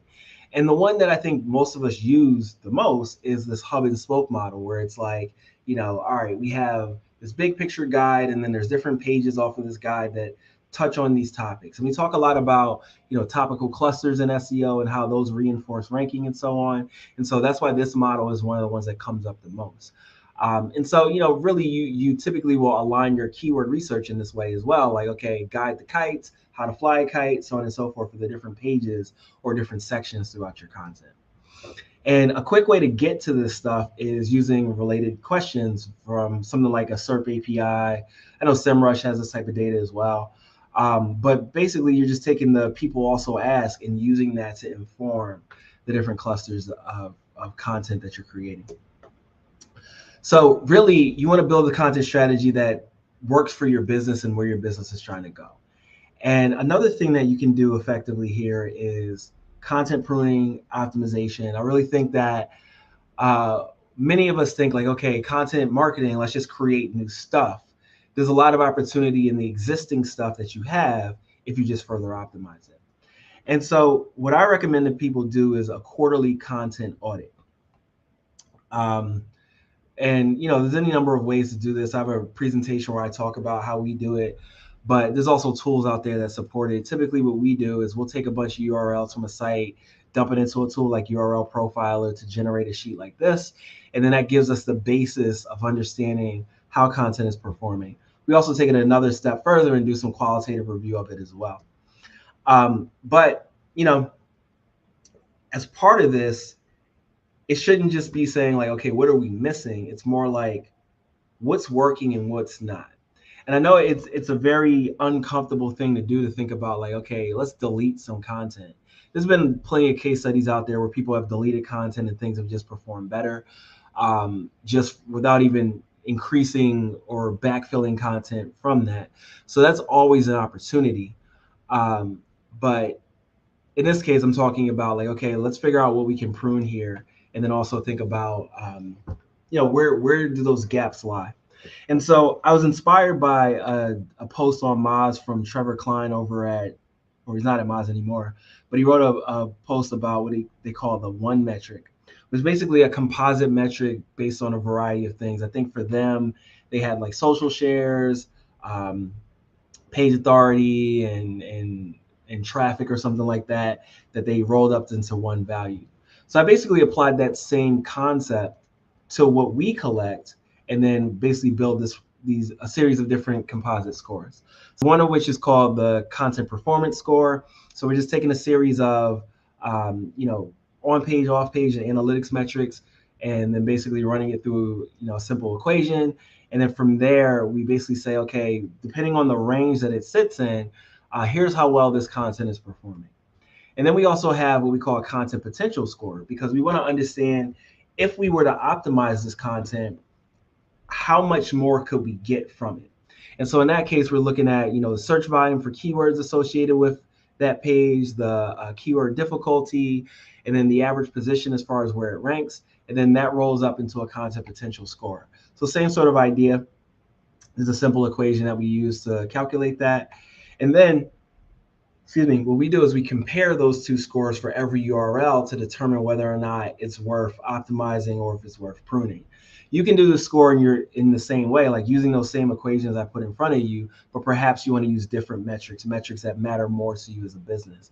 You can also work with a data scientist or a statistician to come up with something that just makes a bit more sense, has weighting to it and things like that.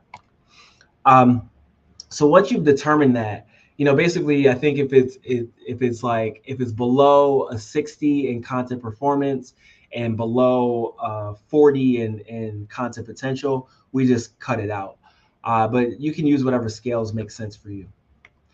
And so when I talk about content pipelines, that's basically a specific workflow for a specific way that you want to execute your content. Now, if you're enterprise and you have no CMS, it might look very convoluted like this, right? Like you start from someone asking you for a piece of content, you do a brief, you do your research, you write something, and then whoever requested has to review it, then brand review, legal review, many steps, right? And because there's no CMS, maybe someone needs to actually build this thing out. So there's just a lot of things that come into play here. If there is a CMS, then you're removing steps like the actual requirements gathering and the build stage. But if you're a small business, some of these things become optional. So, the first set of steps are always the same. You may not need to have brand review. You may be the only person that represents the brand.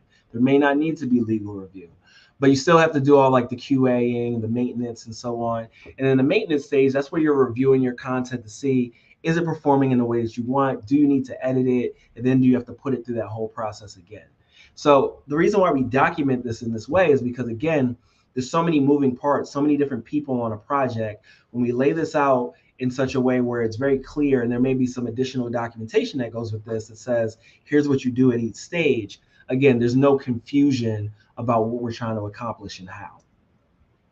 So I want to talk a little bit about natural language generation because I'm very bullish on this concept. I personally don't believe anyone should have to write pages like, the ones you see on the bottom of e-commerce sites. Some of the location pages often have content that's just like, someone rewrote it because there's no other way to say it. I don't think people should have to do that. Like, that's boring. It's not necessarily all that valuable. I'd rather those people focus on the more creative things. And so when I talk about natural language generation, that's really just using language models to create content using computers effectively.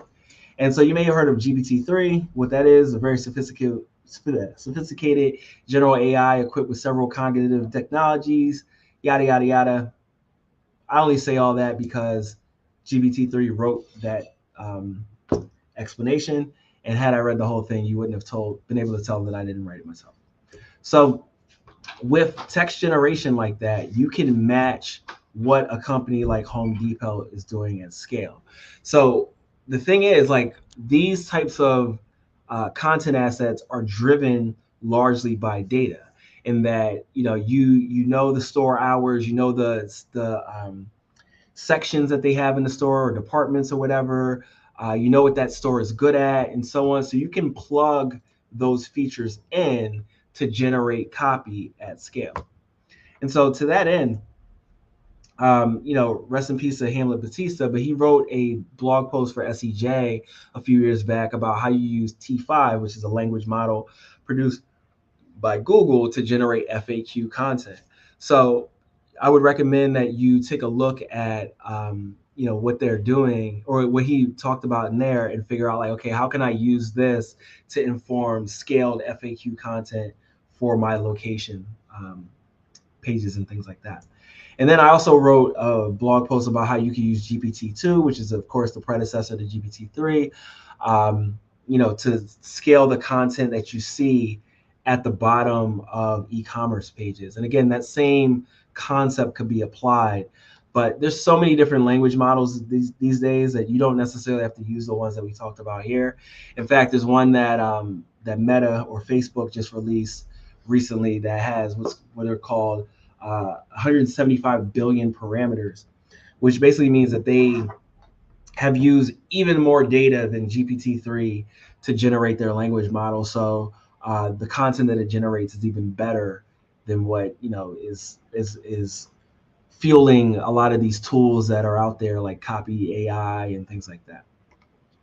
So you can apply the same concept to any of the local content that you create. But again, I want to make sure that we're talking about, you know, the replicable stuff, not the stuff that is creative, requires a person to really dig in and, you know, write. More like the location pages, FAQ content. Those are things that I recommend that you can use there. So what you would want to do is, one, first collect or scrape content on your subject matter. So it could be pages that you already have on your site that you use to train your language model. And then once you, like, you know, set that up, you're fine tuning the model, because these models are built off of, you know, content across the web, whether it's like, I think the Facebook model is using Reddit. We're seeing, like, you know, people using the Common Crawl, Wikipedia, things like that. What you're doing in fine tuning is saying, okay, you've got a language model, use this other data that I've given you to further refine it to write copy in the way that I expect. And then you can generate your copy, but that is not the last step. Like, a lot of people, because we come from SEO, we come from like article spinning and things like that, think that you can just press the button, generate the content, and load it up on the site. Definitely don't do that. You definitely still need to edit it. And, you know, you could use a service like Editor Ninja to support that. And yeah, that's what I just said. And then once you've got it to an edited place, then you can deploy it. So some tools that should be on your radar: Contentful. If you're not using something like WordPress, you want to use like a headless CMS. It's a great tool for building out, you know, very custom content models and serving your pages in whatever way you want. If you are using WordPress, I recommend using CoSchedule, because you can set up your workflows and governance models in there, also your content calendars. Advanced custom fields for WordPress will let you to set up your content models in the way that you want. So whatever fields you want to be set up in whatever way, you want to have any sort of like limitations around them, like certain character lengths and things like that. This is a tool to use for that.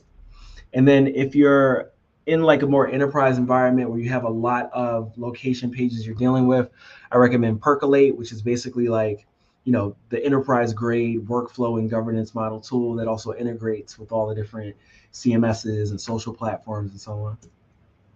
And then, like I said, for content audits, for data collection, we still use URL Profiler. I think there's a lot of different tools out there that do something similar at this point. In fact, Screaming Frog also pulls a lot of this data, but there's still some data points that I think it uniquely pulls, and that's why we use it. And there's a variety of different NLG tools out there at this point. InferKit is one of those that you can play with.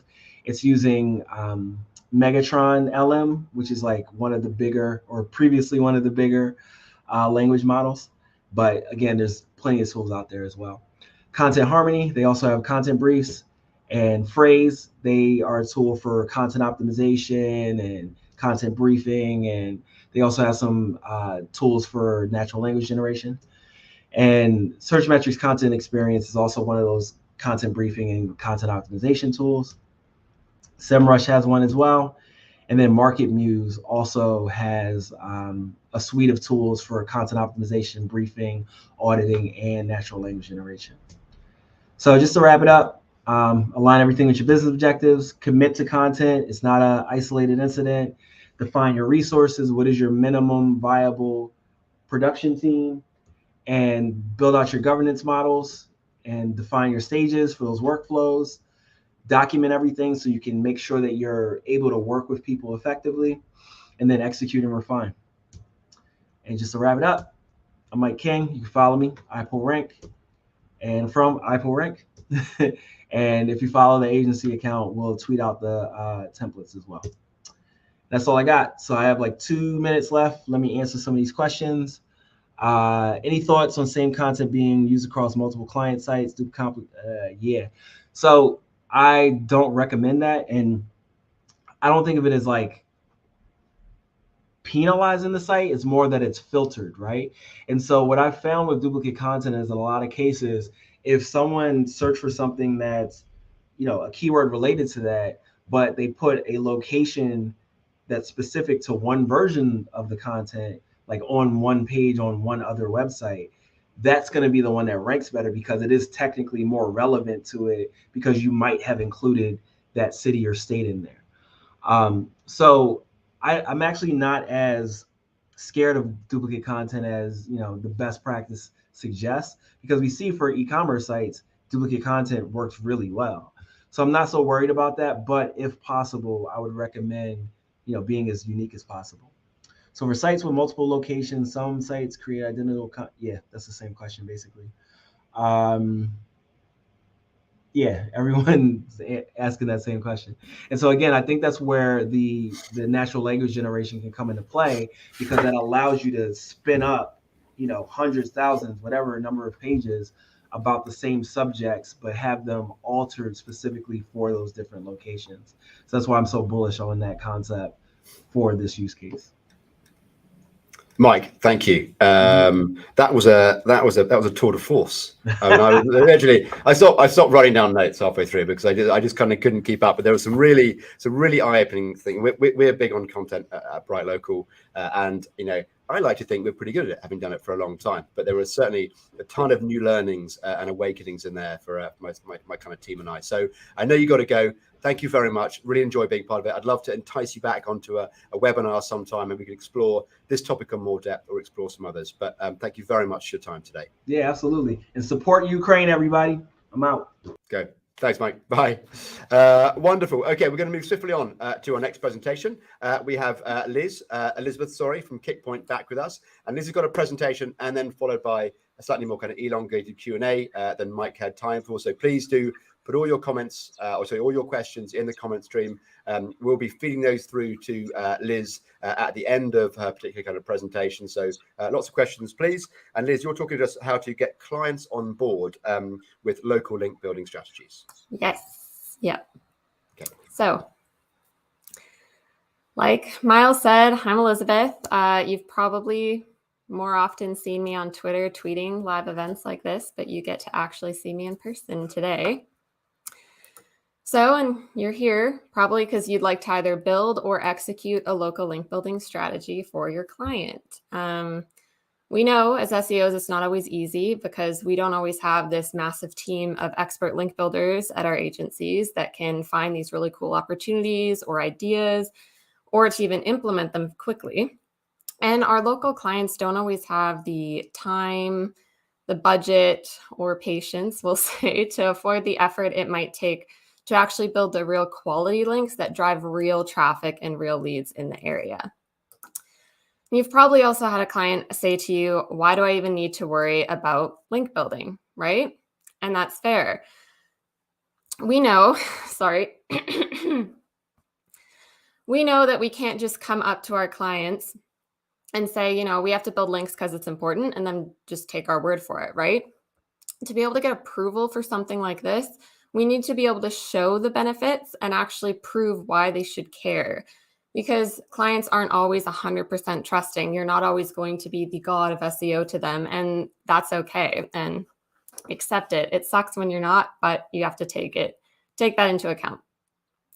So we know that links are a ranking factor. According to the Whitespark Local Search Ranking Factor Study, that's a mouthful, the quality and quantity of inbound links was factor number 4 for ranking well in the local finder and factor number 2 for ranking well in local organic search results.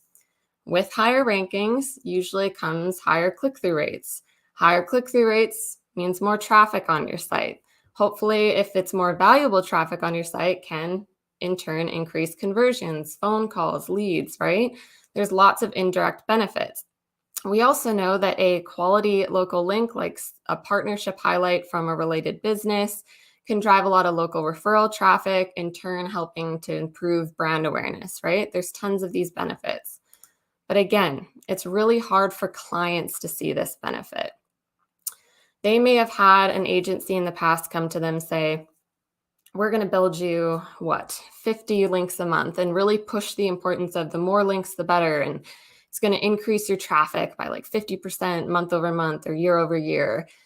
And then, not surprisingly, they just purchased a lot of low quality links to really spammy sites, and it did absolutely nothing. And your client's sitting there burned, feeling like, well, see, link building doesn't work. So just because I came to you as an agency doesn't mean that I'm going to trust that link building is the answer because I've seen it not work. Or a client may know just enough to be dangerous and think, no, link building doesn't work because I read this blog post that said it didn't do anything, right? So To get approval and to show your client that you actually care about the success of a local link building strategy and their business, we've put together a 6-step action plan so that you can better prove the benefits and help get them on board with one. So we're going to jump right in. Step 1 is to know your client's business goals. What's actually important to them? Link building is not a one-size-fits-all approach. To benefit your client, you need to build links that tie into their goals. And goals are going to look different for every single client. For some, you're going to have those very smart, specific, measurable traffic and conversion goals, like 10% growth year over year for non-branded search traffic, something really specific, right? But you also kind of have to take into account the reasons why these goals were built in the first place, what's important to them. Some local businesses want to focus entirely on improving brand awareness. And for some clients of ours even, all of their local goals were built around just crushing their competitors because they want to be the best in the industry. They want to do better. So you want to gather all these goals, list them from what's most important to least important, because when you actually come to building the strategy or executing it, depending on how far along you are, you can help prioritize any efforts going forward. Now, step 2, like we said at the beginning, there's tons of benefits and we know them all. But this is the step where you actually get to tie these benefits into your client's goals. So you can essentially show them how link building can help them achieve what they want to achieve. So we put together 2 examples. One, your client is a local pest control company. I know pest control has been brought up a couple times today. So they want to improve their organic conversion rate year over year. That's always been a goal of theirs, but it's really important for them and they really want to outrank their competitors for specific services like an ant inspection. Well, we know that a local link or local links pointing to a related service page can improve organic rankings, but that's kind of boring. Your client, you want to get them excited. So instead, you want to play on the psychology of stealing the competitor rankings. So to get them more excited about this benefit, you can tie in competitor link building tactics. What are all the ways competitors have built links in the past? What are they doing now? And then get them excited to steal those links and in turn steal the traffic or rank that comes along with those links. Another example is your client's a local physiotherapy clinic. It's really important for them to increase the number of leads that come from branded searches. They want to improve overall brand awareness. Maybe they're new, they're just little guppies starting out in the industry, or they've just created a new location and they just want to get more well known, or they're just really excited about their brand and really proud of it. And that's fair, right? So we know local links that refer to your client's business as the expert in their industry in their local area can help increase local referral traffic and in turn could potentially drive future branded searches by having their brand name and what they do in front of other people, right? To tie this benefit in to what's important to them, you want to introduce link building opportunities that get them excited to talk about what they do and to share their brand in local workshops, local events, sponsorships. In a local physiotherapy clinic, it could be a local race going on, an event, right? Podcasts, webinars. There's a local physiotherapy clinic near me that actually gets featured on a local news segment to talk, I think it's about a health expert segment, and they get to talk all about their brand, what they do at their clinic, and talk about all of these different treatments for different problems. So I deal with chronic pain. So I'm sitting on my couch and I'm watching the news and I see they're talking about chronic pain. Here's all the different treatments, right? Well, I noticed their brand, I heard them, then I go into the doctor and they say, yeah, physio would be great for you, maybe some of these treatments. Well, I might consider them because I just recently heard about them talking about my condition and how they can help. So this is something that you can get your clients excited to do. Step 3 is to identify your obstacles. This is essentially just to streamline your strategy to something you can realistically implement. You don't want to get your client all excited about, look, this is how link building can help achieve my goals with really cool opportunities and ideas to start, and then find out you don't have the budget or resources available to actually do it, and then bum them out, right? So we're going to go over some of the obstacles. First is budget. I feel very confident right now that everyone watching this at some point in their life has heard a client say that I don't want to pay for that. I don't want to spend money for that. We don't have enough budget. If you haven't heard this, you're lucky. Keep that client around maybe, right? And that's exciting, and I'm jealous. But if you don't have enough budget and your client's rarely open to giving you more, you want to start preparing your case on why link building doesn't have to be an expensive undertaking. Because this way you can focus on kind of the easier to acquire resources, the less expensive ones, the one that foster on already existing relationships, and you can avoid asking for budget up front. And this way you can instead prove the benefit of maybe the less expensive links or the easier ones to get. And then that's when you can ask for budget later because you can already show that benefit, right? Next is time. We know local link building takes time. It takes a lot of time, usually because your client, which is the subject matter expert, has to help you create and develop the resources to link to. And in other cases, your client may have to somehow go out and start building and maintaining the actual local relationships. We had a client that actually has to go out and what was it? They had to pick up business cards from this very closely related service business in their area. And they were going to have those at their front desk at their kind of brick and mortar location, right? And this is how we built a link to their resources, the other business's resource list for local resources for you to get treatment, right? So they had to take time out of their day. So again, if this is the case, you want to focus on those quicker opportunities like unlinked brand mentions and the current sponsorships or business partnerships, right? And if you're sitting here thinking, well, I don't have any unlinked brand mentions. We already have all the links to these brand partnerships or our sponsorship events. We've done all that. And that's okay. There are different and quick ways to gather information to create new resources or for it to find other opportunities. The best way we have found to gather this information is just to hop on a phone call with your client. Even if you hate talking on the phone, just do it.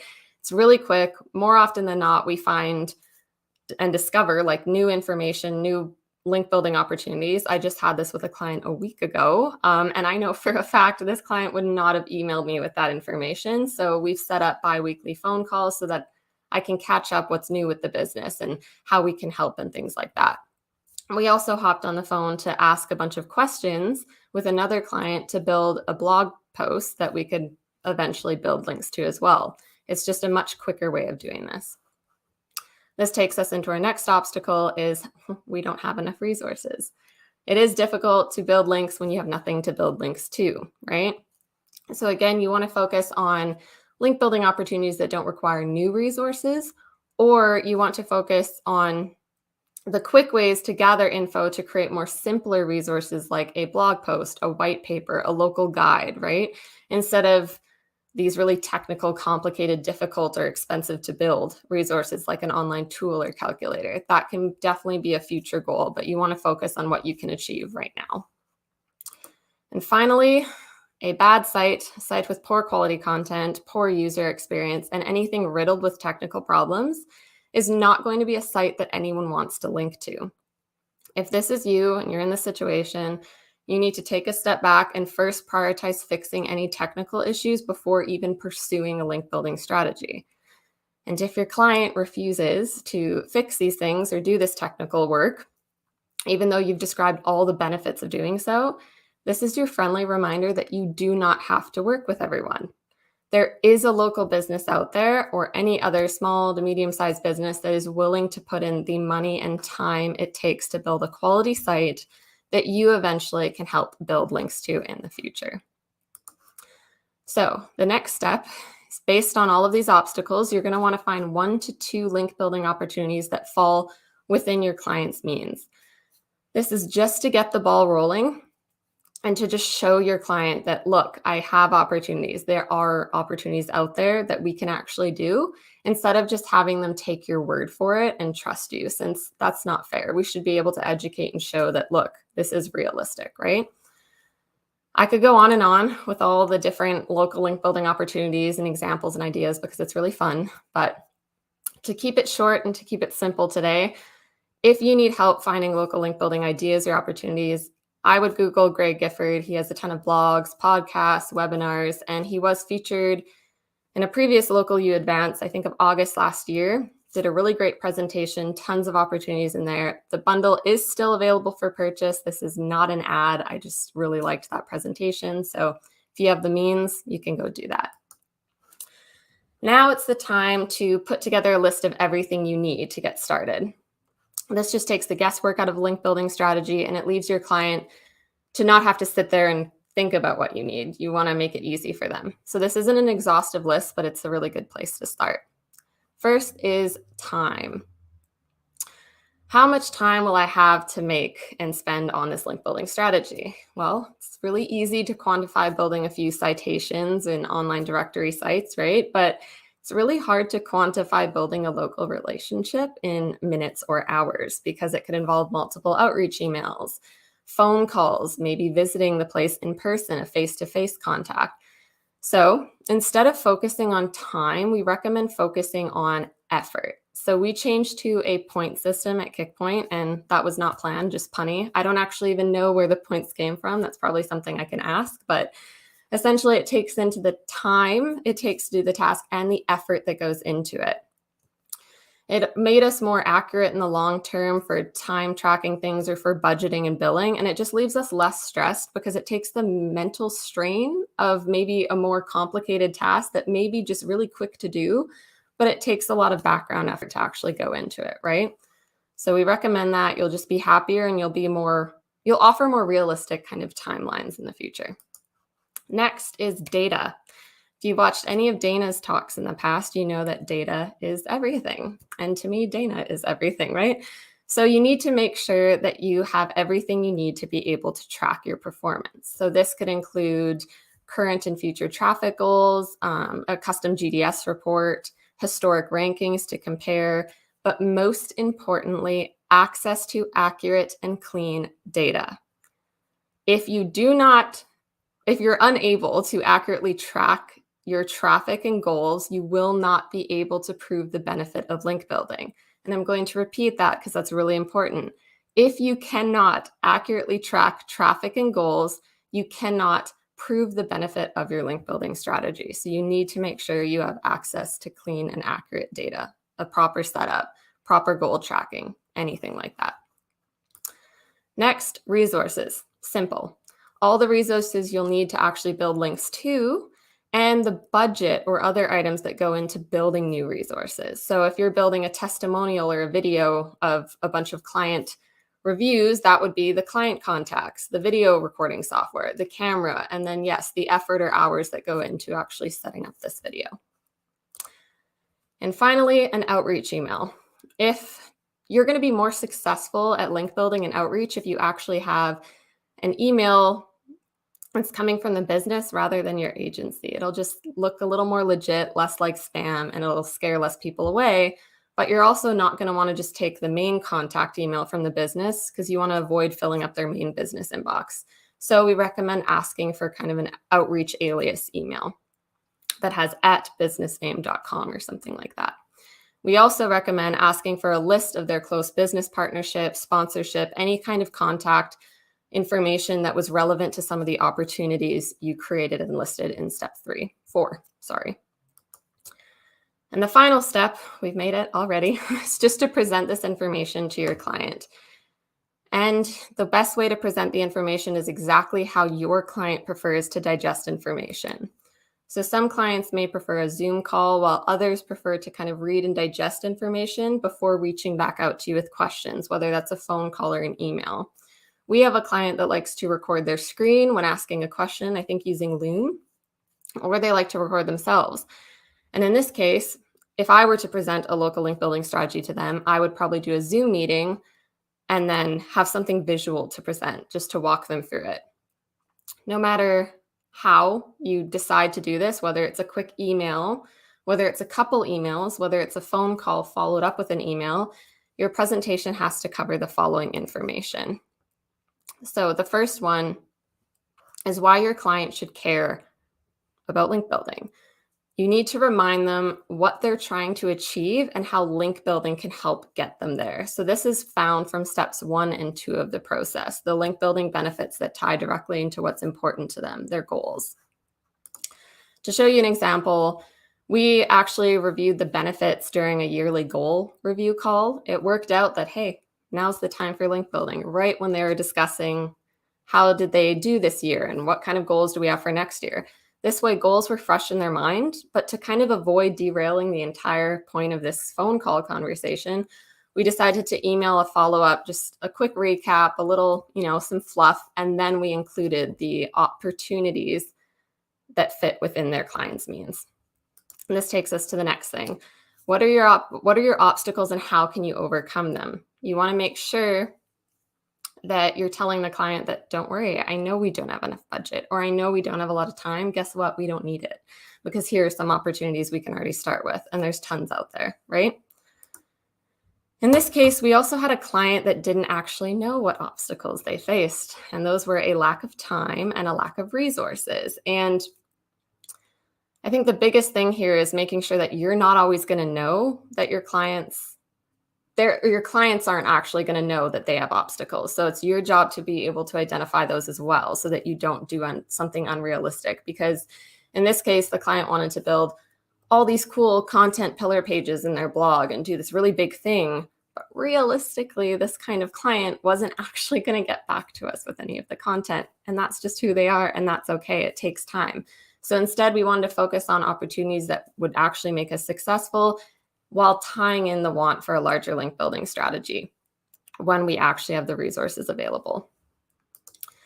Next, what do you need to be successful? This is easy because it's the list you created in step 5. If your clients are excited to get started, they have the opportunities that they can get started with, and everything's looking good, their next question will be, all right, how do we do this? Where do we go next? What do you need? So this can be through a spreadsheet, in an email, during a phone call, a list, or it could be periodically set up depending on the opportunities you're going to be working on. You may not need everything up front. However you decide to present that, it just needs to be included so that they know what you need to get started. Finally, the most important part of the presentation phase is setting expectations.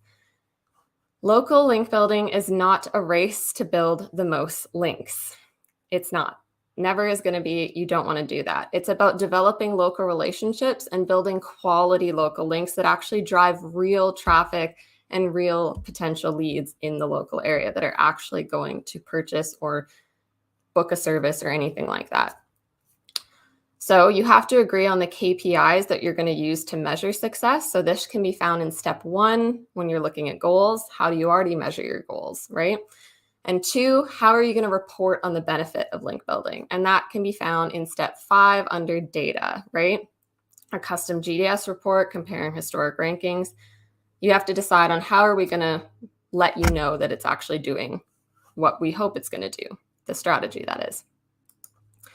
Now, if you're successful, your client's like, yes, let's do this, you need to make sure that they continue to feel motivated throughout the link building process. And to do this, you have to leave the guesswork out of the strategy. So we set up an easily trackable link building spreadsheet that you can copy and reformat to whatever is best for however your client uses, what language you use, right? Just to make sure it's focused on you and your client relationship.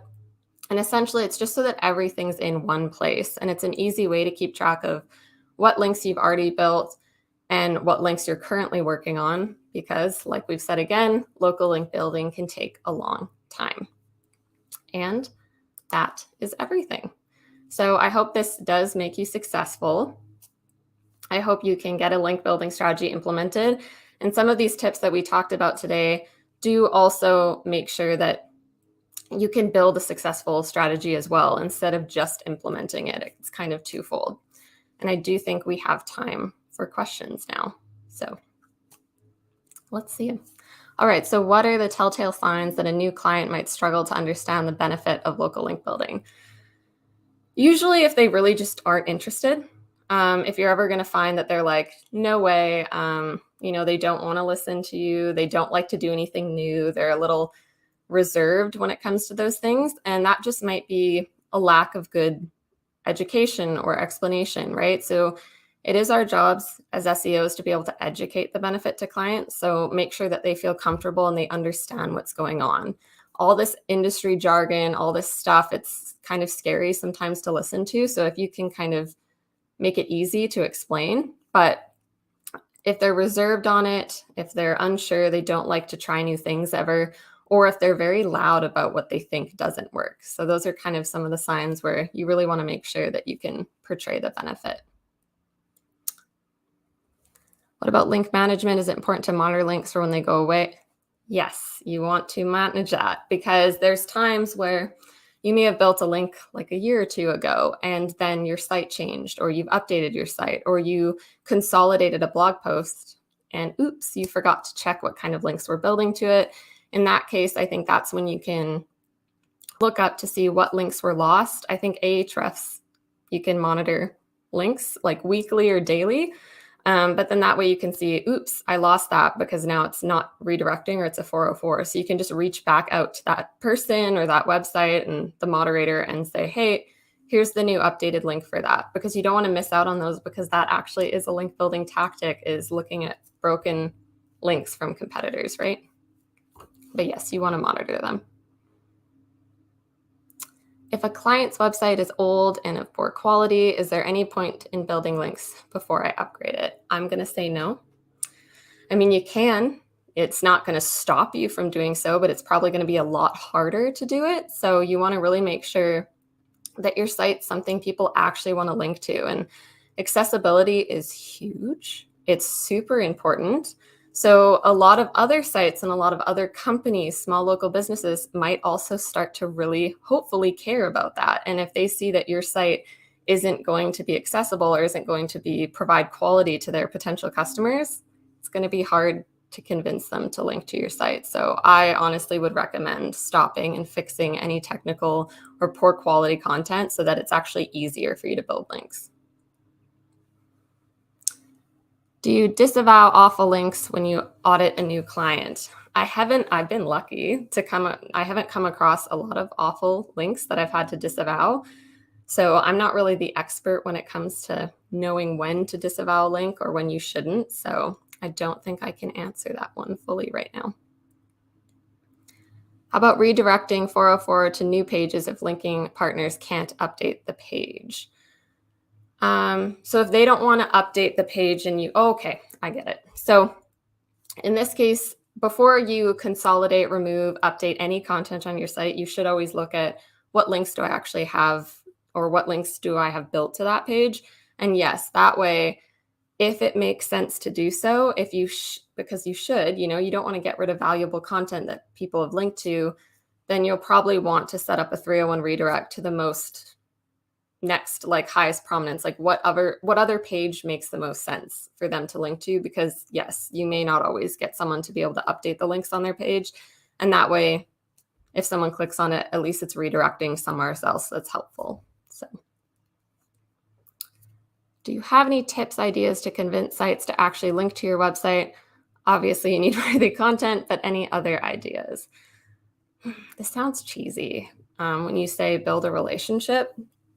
But I think if we're going to focus on local link building, something that I've done in the past is, it's difficult, it's tricky to almost like promote the other person's site and service, try to have a connection, try to have a tie. We had one client, they are a physiotherapy clinic, and there's a local camping and canoe river adventure service here. And they had all these FAQs about camping when you're done with the river canoe, we're going to be camping, and right. And we had a resource about how to avoid back pain while camping. It was ranking really well. It was doing really well. So what we did was, hey, we actually, did a canoe trip from you, and it was fun. It was great. But we also realized that you have a really good FAQ page, and we wrote this content about how to avoid back pain. Might be beneficial because I'm still laughing at my mom because she still has back pain maybe from our trip or something like that, right? Try to have like a personal connection, but don't do it all right up front, because then that seems a little fake and phony. So you just kind of want to build that local relationship first. And it's really difficult because I hate to say it, but it's so dependent on the type of link you're building. What sorts of links would you generally say are awful links, just irrelevant, and a lot of those directory websites? When it comes to directory websites or citations, make sure you're on the really big ones that are important for your business. I think, like they talked about this morning, it was Yelp is really important for restaurants and food industry, right? So you want to make sure you have those, and those are valuable and those are okay. There's nothing wrong with having a lot of those. But do you necessarily want to start focusing all your time on just building citation or directory listings just to anywhere? No, right? Because you'll want to spend your time on actually trying to find those quality links. I think the awful is a strong word, but I think the awful links would be, you've built all these links, but they're driving no traffic. And they're people from websites from maybe elsewhere in the world that are linking to you just as a source of information, which that's okay. And that's great, because it does show that, look, you are the authority for this kind of subject matter topic. But I think you want to just really focus on links that might actually drive real traffic. That's where you want to spend your time, because I have written some really great posts and tried link building, and all of a sudden now I'm like, oh, cool, we're building all these links, but it's from no one in the local industry. And you're like, oh, okay. Oops, right? So you just want to try to focus more on local than anywhere else. But awful links they're driving no benefit to your client, and maybe they're from really spammy websites or they were purchased.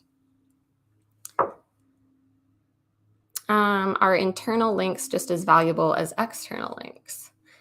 I don't actually know how that's measured fully, being, if it's the same and if it weighs out. But you definitely want to still consider external links, because you referring to another site or a page or a topic or some kind of content that's also very locally relevant and very helpful to your customers or your clients' customers. That's really important too, because, it can send a signal that, look, these things I linked to, these other resources, these other helpful things, they're also located in this area. They also do something related to what I do, and it's helpful. But I do think an internal link would probably be more valuable than externally linking. But don't ignore external links and don't just stuff them. You always have to remember, how is this going to help my client, and how are they going to be benefited from this external link or this internal link, right? Someone else's customer, what's going to drive them to my site? Same industry links versus local links. Not sure what you mean by that. Meaning, if you're in the same industry and someone links to you, so if it's another pest control company or like maybe a smaller business elsewhere, and they're like, oh, they have a really good guide and we're just, too lazy to write one. That's fair. And they link to your client site. There's nothing wrong with that, but I think you probably want to focus on local, but both kind of help improve kind of your authority on the topic and proof that you are where you are, or you do what you say you do. So I don't actually know the measurement to compare them. How important is the anchor text used to link pages? It's important. And it's not just important. I'm not going to say that anchor text is going to help you rank better for those terms, by no means, but maybe. I don't have a case study to reference right now to see how important it is, but if you always think about something from your client's customer's eyes first, you want to make sure, hopefully, that the anchor link makes sense and it's tying and it's using maybe the keyword. So if someone was trying to link to this ant inspection service, because maybe they're a local blog or a local service company that kind of creates web apps to help book services and book things, and they have a lot of pest control clients and they want to share guides that their clients can use, and your client created something really great, it is beneficial if they say in the anchor text that, this pest control guide or this guide to get rid of ants or something like that, because it helps Google understand that, okay, look, that's what that link's about. That's the topic of where we're going to be sending users to. But it's also really beneficial for clients to see. So yes, it is beneficial. You do want to have the anchor text be descriptive. And how do you deal with clients who still want to have reciprocal links pages? You know what? I don't think I can answer that. I don't think it's horrible. You can have it, but I don't think I have an answer for that one. Is there an optimal ratio between links and linking domains? If not, what's your rule of thumb? So I don't actually know the ratio between links or domains. So I think it's just build relevant links. I know that's very vague, that's very general, but I wouldn't focus too much on, okay, well, I need 6 domains, linking domains, and I have 500 internal just between normal backlinks, right? Don't focus too much on that. I know there's probably studies out there, there's probably data around it, but at the end of the day, just think of what's best for your client and just focus on getting that link. How do big brands build links? Do they focus on local or bigger brand programs? I don't actually know. I work with only a few big brands, but we do focus on both local and kind of general different brand programs or general guides for, like, let's say a moving company. You'd want to kind of have some kind of maybe local guide to why move to Texas, why move to Florida, why move to California, what are all the benefits, and hopefully people link to these if, there's all these local blogs and influencers and things like that. But I think also having very specific big branded campaigns and talking about their brand is important too. So it could be whatever works best for your client.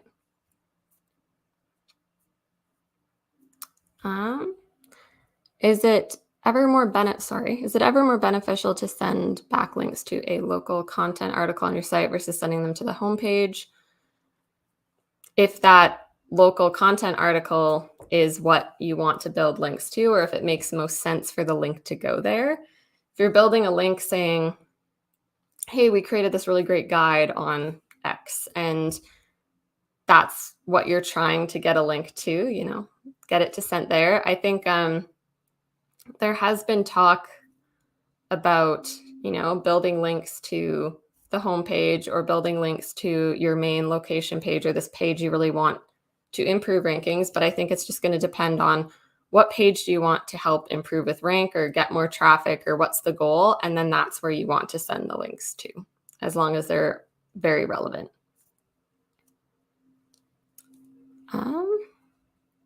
Are link circles wise from same service sites? You know what? Couldn't tell you what a link circle is. So I apologize, but if you want to tweet at me later and we can chat about it and I can figure it out for you. But unfortunately, I don't know what a link circle is. So can't answer that. Talked about that one. Okay, that was the last question. Yeah. Liz, thank you very much.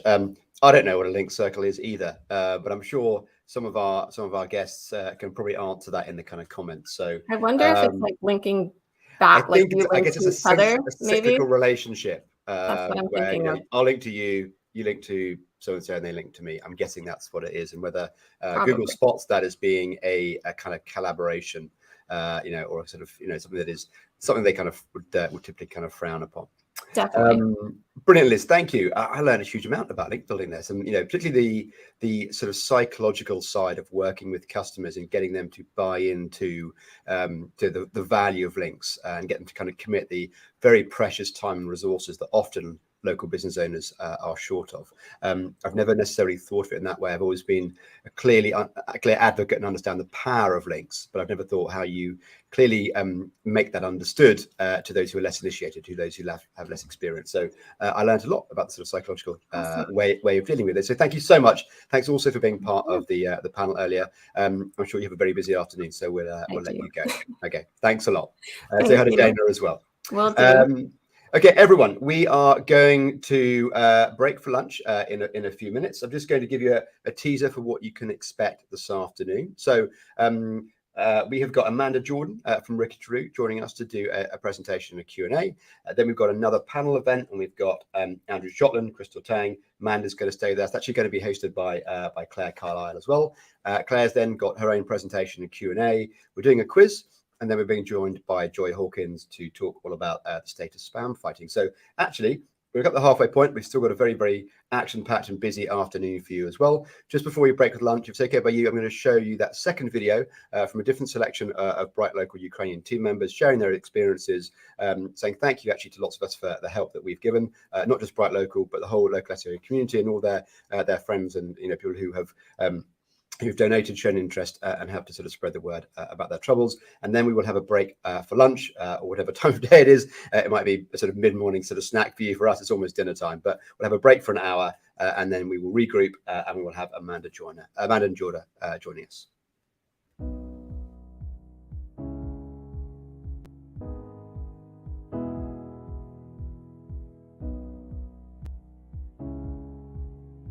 We left home on the second day of the war, early in the morning, and we heard how the suburbs of Kyiv were bombed. Only after 50 days we were able to come back. Fortunately, our house wasn't damaged, but I have friends from European city, and their houses were destroyed by rocket attacks. At the beginning of the war, me and my family moved to Chernivtsi, which is located at the west of Ukraine. So on February 24, we woke up at 5 o'clock from the sounds of rockets followed by explosions. I never thought that in 21st century in Kyiv I would wake up my daughter with words, "Wake up, we need to leave. The war has begun." It's really terrible and I can never forget it. Among us, there are those who took up arms and those who are engaged in volunteer activities. But all of this wouldn't have been possible without the support of our friends and partners. Me, as many other employees, involved in many volunteering projects in parallel to my main work. I'm driving a lot around the country to deliver food, cars, and other useful stuff. We spent whole day in the car to get to the safe place, to Chernivtsi. Here, we too regularly heard the sounds of sirens and didn't know what we should to do the next.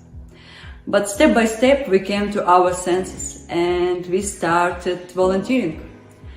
Unfortunately, many people suffered because of the Russian invasions. They lost their homes and everything they had.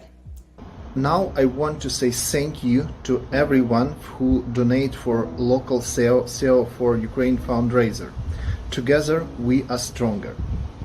I want to thank our friends from the UK office and everyone who supports and helps Ukraine during this difficult period in our history.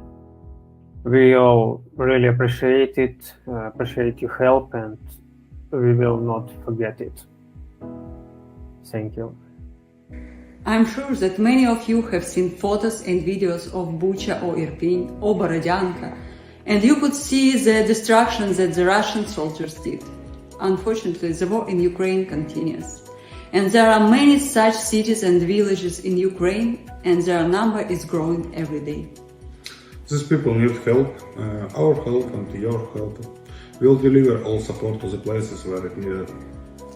Join us, together we are stronger, and huge thanks to people who are already with us.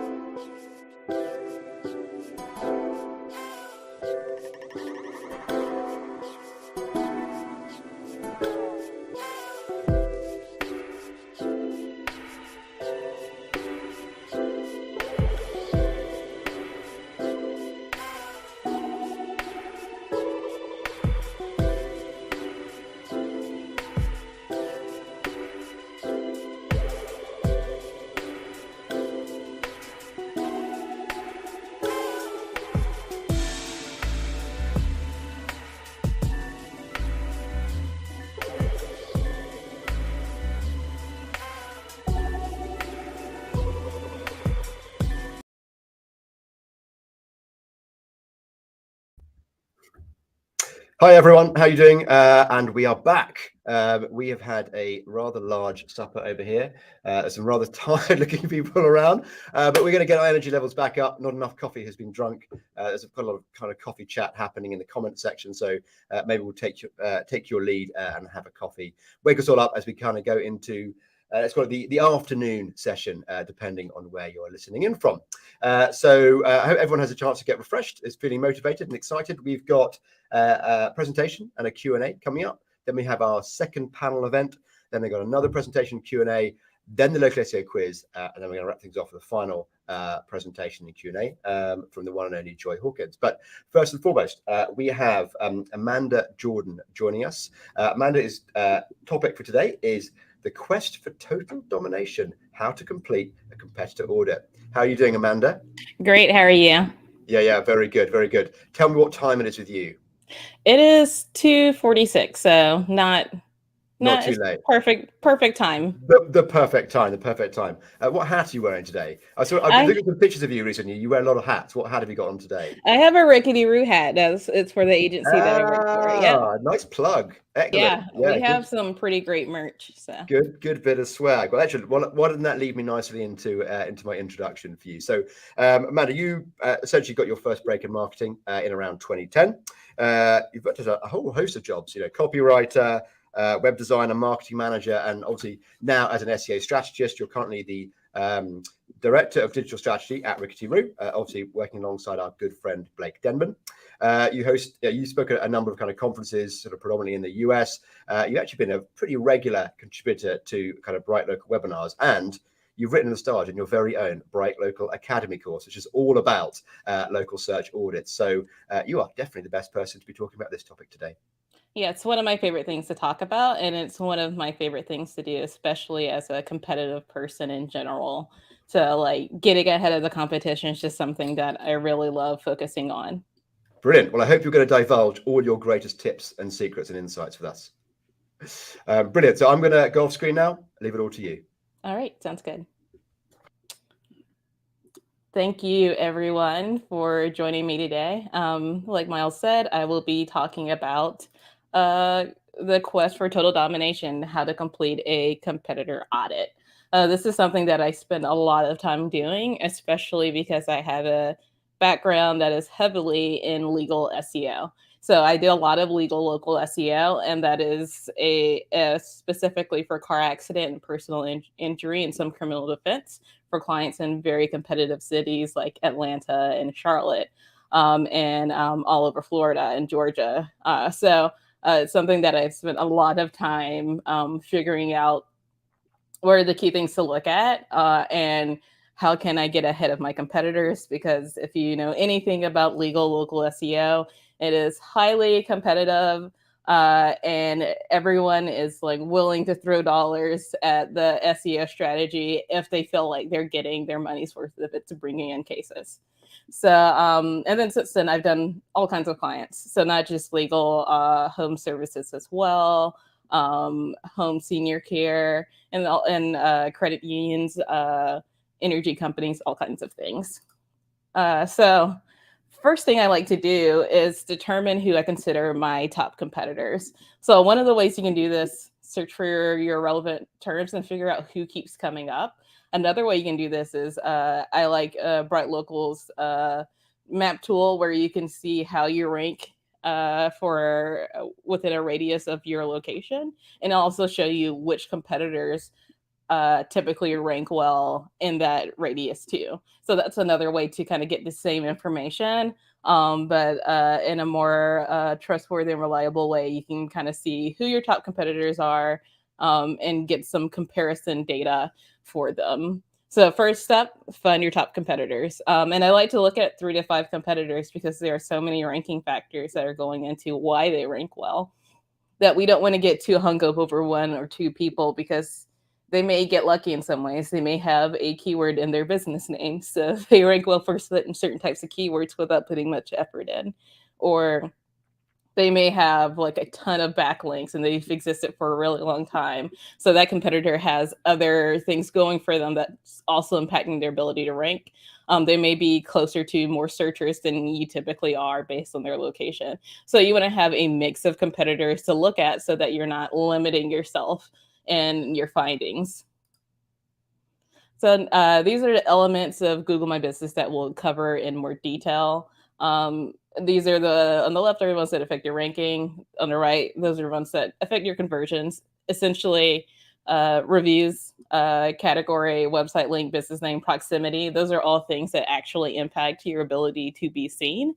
And then review responses, attributes, products and services, Q&As, Google posts don't impact your ability to be seen, but they may impact your ability to get people to click to call or request directions or leave a review or visit the website or whatever action you want them to take after seeing your Google business listing. So first, I'll look at business categories. I like to look at all of my top 3 or 5 competitors, whatever number I'm looking at. I like to look at their primary category and additional category. So BrightLocal, if you use their tools, they will give you that information. But if you want to look at additional categories, maybe your competitors are missing out on something that is like a very obvious category to people outside of your specific market. You may want to use a tool like Plepper because it's great for identifying additional categories and how often they're used by other businesses in your industry. So it gives you an industry view versus just what's happening in your market. And that may help you find categories that you aren't using for your business that may apply to your business still, even if your competitors aren't using it. Another thing I like to look at are competitor reviews, especially because they impact your rankings and conversions. And on top of that, just like if you're in the local pack, right, and you have a 2.9 rating and your competitors all have a 4.5 or better, you're not going to be able to convert as many people who are finding you as someone who has a really great reputation. And then the takeaway, like you'll see that all my slides have takeaways because we want our audits to be actionable, right? We want to be able to take away something from this data. We don't just want to give the client a bunch of data and to say, you figure out what you should do with this. We want to provide them with the next steps and how they can improve on that. So the takeaway after you look at your reviews and look at your competitor reviews and you see that if you're the Village Apartments here and you see that you have a 3.4 rating and your competitors have a 4.5 on average, or so what you would need to do there is tell your client, we need to improve our rating to at least a 4.5. And then you want to figure out what are their current workflows where they are engaged with their customers. And then find those places where you can ask for a review, just because people are more likely to leave a negative review. If unprovoked, right? Like if you don't ask for a review, the ones you get are more likely to be negative. But if you're actively asking customers for a review, you're more likely to get some positives as well. So you'll be able to increase that score much faster if you're actively asking for a review. And this is something that I've helped a really large energy company with before. They had an average rating of 2.9 on all their locations. And all we did was start asking for reviews at the end of chat and emails, and their rating went up to a 4.0 on average. And that was the entire strategy, was just finding times when they were already reaching out to their customers and including a link to leave a review there.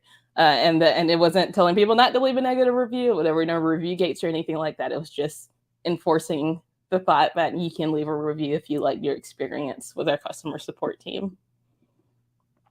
Another thing that impacts your ability to rank is the website link. So linking to your homepage versus linking to a landing page, it's important to see where your competitors are linking to and why. What are the page title, the H1 tags on that page? What are they doing on that page to improve their rankings? Because that page does impact what keywords you show up for in Google Maps. And then you want to check out that page more carefully, right? You don't want to just say, okay, they're linking to the homepage. Good to know. You want to actually go visit that page and look at the page title, look at the H1, look at the H2, trust signals, anything they're doing in that page that could, one, help their rankings, and then two, help their conversions as well. So this is something I've done with the client recently, and they were trying to figure out why they weren't ranking as well for the term veterinarian in their city. And we looked at their competitors' page titles and H1 tags, and all of their competitors who are outranking them specifically say veterinarian in city and their H1 tags and page titles, and our client was not doing that at all. So like super easy and quick thing to fix, right? But if you're not looking at the pages more carefully, you're not going to find those things. So it's important just to visit the page and get a good idea of what's going on in a little bit more detail on those pages that your competitors have. And that's whether it's the home page, a landing page, a service page, whatever page they're having you land on. Another thing you can do here is make sure that your competitor is actually linking to their own website. There are some times where you'll see that a business is linking to their Facebook page or an Instagram page or a page that is not belonging to their business. And that is an opportunity to fix that, because when you see that, Facebook, of course, has a ton of backlinks and things like that, and it may be helping them rank a little bit higher than they should if they had their actual website listed instead. So that's just something to be aware of, that there are some times where people are linking to other sites that aren't their website, and that may be an opportunity to report them. In fact, I would also always look for opportunities to get an edge ahead of your competitors. Like I said, I'm a competitive person, so I'm always looking for those opportunities. If you're seeing something that is not quite right, and you can think you may be able to make a change there and improve your position because of it, you should take those opportunities. We're not talking about spam, but I've had competitors go down 5, 6 positions in Google Maps out of the local pack just from reporting business name spam. So take those opportunities to improve your position by fixing things or the things that are incorrect in profiles. Well, I guess I am going to talk about it a little bit because I have this slide next about the business name. So this is more so as a heads up when you're doing competitor research. You don't want to put too much stock in how someone is ranking if they have the keyword in their business name. It could, unfortunately, that is still working in a lot of different markets and industries. And hopefully there will be some point in time where it's completely remedied, right? And we're not having to worry about things that are this ridiculous and egregious. But since it's still happening now, when you're doing your competitive research, don't think this person has the best SEO in the entire world just because they're ranking #1. It's because they have the keyword right there in their business name. That is what's helping them get there. So make sure that you're taking that into account, especially if you're looking at a group of keywords, because they may not come up again for personal injury lawyers. They may not come up for injury lawyer or injury law firm or accident lawyer. There's a ton of related terms that they may not show up for because they don't have the exact match in those situations. So just be aware of that and consider that when you're looking at how your competitors are ranking and how they may have gotten there without necessarily doing the best SEO. You don't necessarily want to use their tactics if they're keyword stuffing their name, and without that keyword stuffing, they would not be able to rank. Okay, let's take a look at these conversion factors. So I mentioned some things about reviews before. BrightLocal has a great job of doing surveys and studies about reviews and review responses. You need to respond to customer reviews, and then you need to make sure you're aware of how your competitors respond to customer reviews too. If you're the only one not responding to reviews and all of your competitors are, that's something you should jump on right away, because as you can see, the business doesn't respond to reviews at all. The business only responds to negative reviews. To positive reviews. You're gonna miss a lot of people who are unwilling to shop with you or visit your website or work with you just because you're not responding to reviews. And this is something that you can essentially automate and make significantly easier and shorter. I worked with businesses where they had thousands of reviews and no one had ever responded to a review before. And I set up a process so we could knock them all out in just a matter of a couple of hours. So it's not It's not something super time consuming, yet a lot of businesses fail on getting those review responses on their Google business listing. Always important to do, whether your competitors are doing it now or not, but even more important if your competitors are doing it and you are not doing it. So use every advantage that Google gives you. This is something that I see a lot of businesses get wrong on their Google business listings too. Competitors, you want to see what your competitors are using. If they're using features that you're not using on your listing, then your listing looks very bare in comparison, right? If they're not using features that are available to you that you could use, then they'll look bare in comparison, right? So what you want to do is to have that as filled out as possible, because one of Google's goals is to keep someone in Google as long as possible, because then they can serve them more ads the longer they're in Google. And your Google business profile is your opportunity to work with Google with that goal, because essentially they would prefer for someone to stay in Google than to go to your website, honestly. So you want to fill out your Google profile as much as possible, because that is what Google wants to serve. Like, they want to serve that more than they want to serve your actual domain name and your website information. Your actual website. They want to just give that information within Google itself. So the more information you provide within Google Business Profile, the better off you are. So make sure you're aware of what features and elements you get to have based on your business categories, and make sure you use them. I see a lot of businesses missing out on adding products and services. I see a lot of businesses not adding their menus.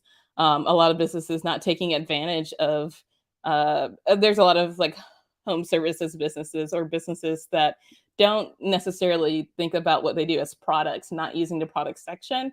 But the product section does allow you to add images, and it makes your profile more visibly interesting and engaging, and the services section does not. So you should use that too. So just use everything you're offered in your Google Business Profile to your benefit. The more filled out your profile is, the better off you're going to be. And that is going to be a point I'm going to make even more later on. So Q&As is another section that I find that a lot of businesses do not pay attention to. And I think a lot of these sections don't get the attention they deserve, especially in competitive audits. It's because they're not ranking factors, right? But if your competitors have a question and answer section and they're actually answering all the questions, and then you have a potential customer that goes to your listing and clicks on things and sees that you have not answered any questions at all, do you think that makes you look good or bad? It makes you look bad, right? So answering the questions are important because of that. And then there's another reason why you want to be aware of that. Your competitors, or anyone really online who has a Gmail account, can answer questions. They can leave something that is not true there. They can mislead people on purpose. They can pitch their business instead. They just can't add a link. That's essentially the only limit that they have. They can say whatever they want, like this here. Where do I get my light connected? The answer, the sun, right? That is not helpful to that person at all. But that is what happens when you're not in control of your questions and answers section. It becomes kind of riddled with useless information and lots of unanswered questions. If your competitors aren't answering their question and answers, that's an opportunity for you to do the right thing for your customers and have that filled out. And if you're not sure what to put there, think about what you would put on the FAQs page. That's a good place to start. Or if there's anything specific to that location, say that it's hard to find the entrance or something like that. You can also seed questions and answers into that section as well to make it easier for people to find information you often get questions about. And then another option is look at people also asked. So if there's something like, if you're not sure what your questions and answers should be, what questions you should be trying to answer, people also ask could be an opportunity to find good questions to not only add to your Google business profile, but also to answer on your website, so that you'd be eligible to potentially get that people also ask spot. Next is Google Posts. Google Posts is another element that is visually enticing, and not a lot of businesses use it on a regular basis. So this is just something that's really important to use to improve engagement on your Google business listing, and just show that you're there, you're present, you're thinking about the people who are going to see that listing. So if your competitors are doing Google posts, you should be doing Google posts, right? If your competitors are doing specials and sales and things like that, and your client isn't aware that they're doing those, you should tell them so that they can be more competitive on their Google business listing by adding some specials and sales and things like that that can get them more engagement and traffic as well through Google posts. Okay, and here's what I was mentioning before. Here's a hint: use them all. Like, use every opportunity that Google gives you in your Google profile, where your competitors are doing them or not. It's just good to know what your competitors are doing, because if you do know what they're doing, you know what you can capitalize on that are their weaknesses. So that's essentially what I'm looking for. I'm looking for what are our weaknesses that can become a strength, and then what are our competitors' weaknesses that we can take advantage of. So here's a couple of other things related to your competitors that you can think about. Link benchmarking. So one of the things you want to do, especially for local competitors, is to understand where their links are coming from. And we're actually creating a tool to help you do that. We want to know essentially, are they topical links? Are they directory sites? Are they local sites? Where are these links coming from? Because we want to make sure that we are in line with the people who are really ranking really well. And if you find that you have a ton of citations and nothing else, and your competitors have links from news organizations and links from local community websites, you may want to up your linking game and diversify the type of links you have. And these are the types of links I was talking about: local, topical, and citation. And as you can see here, what we've been doing is comparing our link types of links to our competitors. So as you can see, we're the red. Most of ours are topical.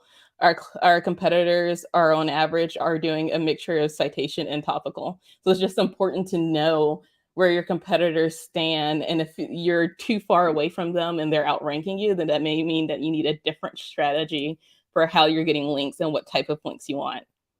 And then something else we're working on are Google Business Profile competitor updates. So tracking what your competitors are doing in their Google Business Profile and when there's changes to them.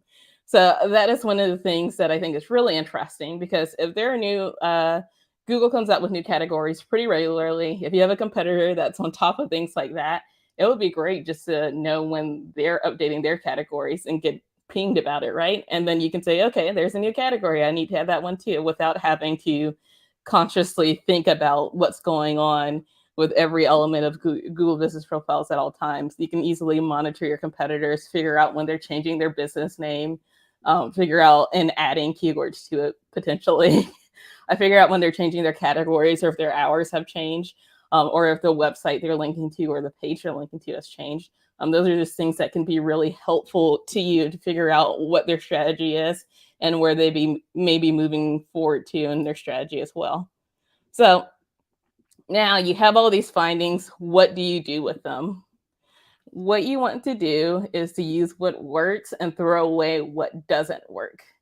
So if you don't want, like I said, with the competitor adding keywords to their name, or their name being an exact match keyword, you don't want to copy everything that person is doing in their strategy if they're depending on their business name to get their rankings. You want to take the things that make sense to implement, the things that you can add into your workflow logically, and bring those things in, and throw away the things that either are too complicated based on your clients, what resources your clients have, or the things that just don't seem right. Like they're not good strategically. They don't make sense strategically, or they're potentially black hat and could get you suspended. Throw away those things and keep the things that they're doing that you may think will be helpful to your client. All right, well, thank you for coming to my presentation. And if you have any questions about anything that I spoke about, please leave a comment and we can move into those questions next. What do you think about asking and answering your own questions in Google Business Profile? I do that. I recommend that to clients all the time. I think that's a good practice, especially if you're not sure if someone's going to ask those questions, but in Google Maps, but you get them a lot of the times. I also find that talking to support teams, like customer support, to get frequently asked questions is also helpful. And then you can just go ahead and fill out that section, almost like an FAQ section in your Google Business profile, but also make sure you check and see if you have any legitimate questions from customers that you need to address to. Something I didn't mention, getting things removed from questions and answers is easier than any other section of a Google Business profile. So if you see questions that don't belong there or answers that don't belong there, it is very, like, Google is pretty on top of getting those removed. So it can be really helpful to monitor that because it's a place where you actually do have a decent amount of control over what content gets to stay there.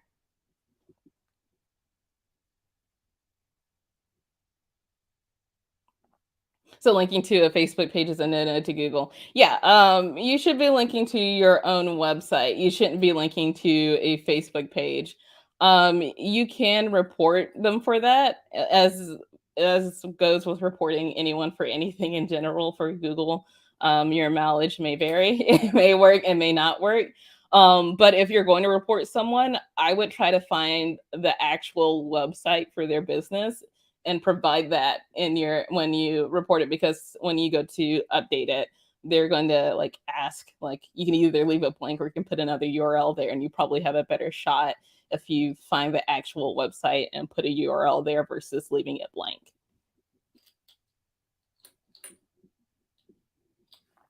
You mentioned getting reviews for a large company. Do you feel it's harder to get reviews for well-known enterprise than it is for mom and pop businesses? I don't know if I really feel like there's a significant difference. I think the biggest difference I see is with the industry, just because there are some businesses where you're not going to necessarily ever be happy with them. Like no one likes their energy company or a utility company. So that one is a lot harder to get good reviews for. But if you have an emergency situation and a plumber comes and they can fix the issue like within 2 hours, you're going to be very happy. The thing that I've seen just that works the best is actually asking and having a person that your customer has a relationship in some way ask.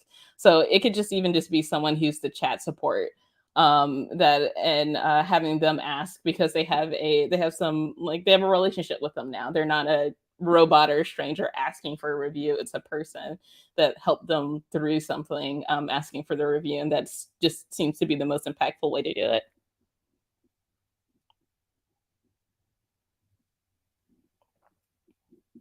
Direct, it doesn't make a difference if you link direct to homepage over a landing page on the same site.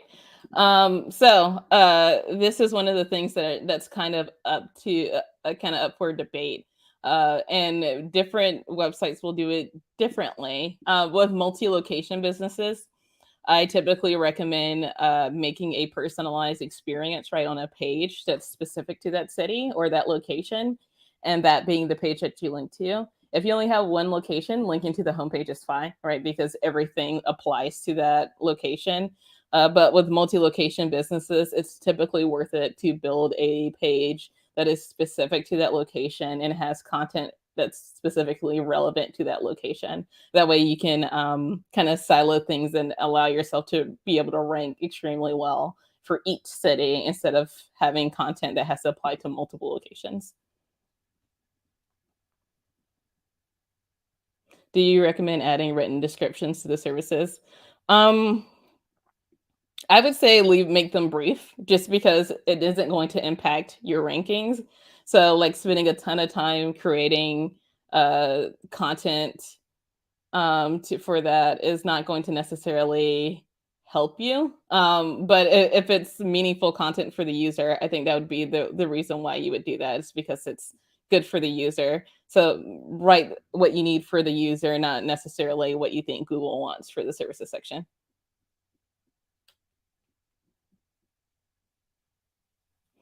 Where do GMB traffic fall in Google Analytics? Under which traffic source? So what I recommend doing is using a UTM tracking URL, and that will allow you to kind of figure out what traffic is directly coming from your Google My Business listing, Claire Carlisle actually has a great guide and sheet, spread Google sheet to help you create those UTM tracking codes, and it will help you track it because it'll come in as a specific source in Google Analytics, and you'll be able to figure out, okay, this person came from Google My Business when they clicked on the website link in Google My Business.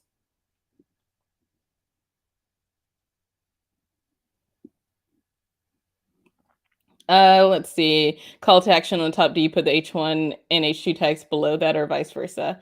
I think it really depends on the design of the website. I don't think there's a clear benefit or deterrent from having a call to action at the top, just because I worked with so many law firms.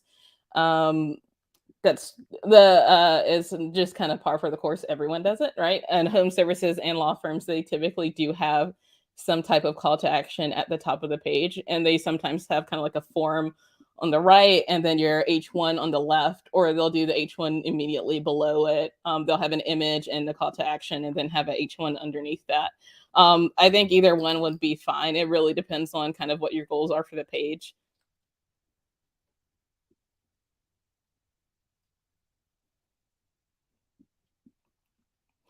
Can you speak to the server? I find a lot of suggested edits each time I go into log. Who's making all of these edits recommendations? That is like the $1 million question, because there are lots of listings that have suggestions and recommendations, and I doubt there's a lot of people spending their time, their free time, making suggestions to Google business profiles. So that is an interesting question. I'm not sure. My guess is like it's a mixture of robots and competitors and customers all trying to kind of get a say in what's there.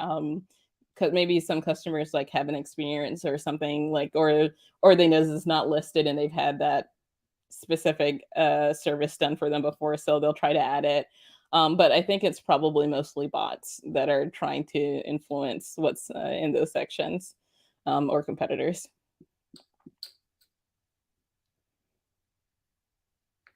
Did you feel Vicinity Update had more impact at business inside big cities and medium to small cities?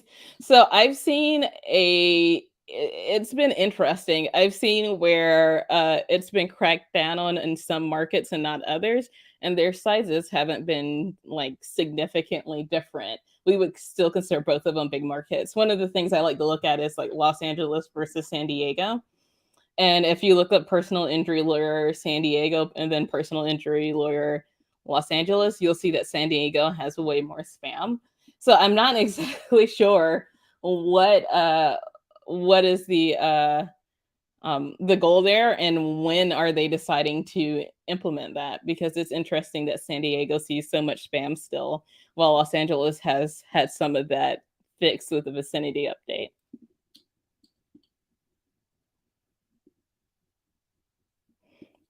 Report all competitors' false GMBs at once or one at a time. So I don't know if either one would make a difference. I've done them like multiple at one time before. In fact, there were some days where I spent all day just going through a list, and then I would go back and check a week later and see if there's has been any updates. And it didn't appear to make a difference if I did them one at a time or all at once. BrightLocal can make it easier though, because they're very good at showing you who you want to report. So like that could be a tool to help you with that if you want to do them all at once. If you find something that's egregious, like I'll tell a story really quickly. I worked for an agency a long time ago where they were doing like a lead gen thing with Google My Business listings, and we had a ton all over the country. And someone found out about it and they reported us, but they didn't report us through their regular channels. They kind of escalated it, and they provided like all the email addresses that they found involved in it, all the websites, and they were all taken down together. So there's more than one way to go about it. So if you feel like you're not getting satisfactory results with the regular reporting, I would recommend escalating it and doing it all at once if you find a weird network like that.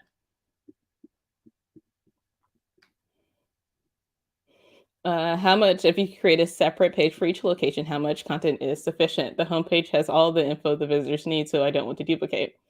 How much content is sufficient? I think it really depends. It's whatever is required for you to rank for the terms you would like to rank for in that city. That's essentially what the answer is. Duplicate content is one of the biggest issues that multiple location businesses face.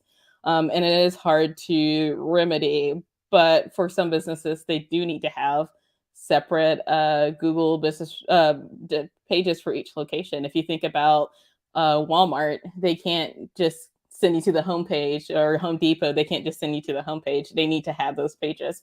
And one of the ways they deal with that is by trying to have unique content for each page by either using user-generated content, first-party content, third-party content. So what products are popular in your area, or information about that specific store, or words from the manager in their own words, something from the manager. And all of those types of things help you have unique content on those pages so they're not duplicate.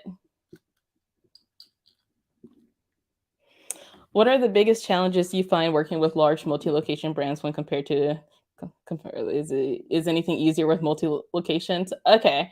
So the biggest thing for me for multi-locations, two things. Is one, making local SEO scalable and repeatable is more difficult for multi-location businesses because you're not trying to rewrite 1 or 2 pages. You may be rewriting 200, 300 pages, right? So it's making that process scalable and repeatable and easy for the customer to swallow the work that they have to do or the work that you're requesting to be done. That makes that a little bit harder. And then the other issue is the duplicate content issue. That is something that I see with clients of all sizes. Whether they have just like 3 locations or if they have 300 locations, many of them suffer from not quite knowing how to make their content unique enough so that they can compete with other businesses in those cities. I always like to say it like, if you have 10 locations and you're trying to rank in Atlanta and you have a competitor that has 1 location in Atlanta, that competitor's entire website is only about Atlanta. So they have like a advantage in that way. So small businesses, they do have that advantage of kind of being niche because they're focusing on that one city. But larger businesses, they do have the ability to likely grow backlinks faster because they have so many locations. They likely have a bigger budget. They likely have brand recognition, all those things to help them grow a bit faster. In some ways with SEO, especially if it's just been done incorrectly in the past, it's easier to help them catch up. But a small business, it may take a little bit more work because they have a smaller budget. They don't have as much visibility or notoriety. They may have trouble building reviews and getting reviews and backlinks and things like that. Have you noticed any recent issues with Google either taking down or withholding legitimate reviews as a result of competitor influence or otherwise? If so, what can be done? That is not something that I've seen a lot of reviews being taken down that were legitimate. And I'm not sure if there is a good solution for that, other than getting in touch with Google support. And if you can show like, hey, this person is actually from this area, like look at all the other reviews that they've actually made for other businesses in Houston. They're clearly in Houston. This is a real review. That would be your best shot. But I have not seen that personally. What do you find your clients look at most when determining their competitors? Maps, organic, local search, something else? I find that competitors are often focused on maps more than organic, which is interesting because they do kind of go hand in hand, right? I think maps, because you see the ratings and reviews and it's more interactive. And mobile is such a big part of local SEO that maps has become the kind of go-to for clients to look at. And when they're even searching for their own business, they're looking for their placement in maps, not necessarily organic. And I've had clients say like, I'll drive around town and try to figure out my rankings in different areas. And they're looking at maps, not at the organic. Do you share the findings of competitor audits with customers? Is it a good way to convince them to up their budget? I absolutely share the findings of the competitor audits. I will show them all the data, like this is where this came from, give them like screenshots if they need further evidence that I'm not making this up, but no one has questioned me that much so far. Yeah, it is a good way to convince them to up their budget. If you can make a clear and obvious case, right? Like, look, your competitors are producing X amount of content related to this city and you have none. This person is outranking you. That makes it much easier to have that conversation and for them to see where they're going and how far away they are from their competitors. Anytime you can do a like head-to-head with a competitor and show them where they are, it is highly impactful because every client I've worked with, they want to know how they compare directly to their competitors.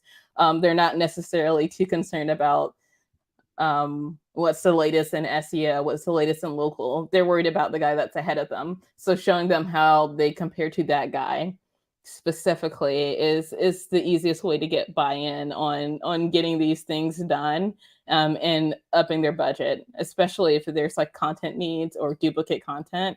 That is one of the ways that you can show them the damage, is showing them, hey, this competitor doesn't have any duplicate content at all, and they're outpacing you significantly.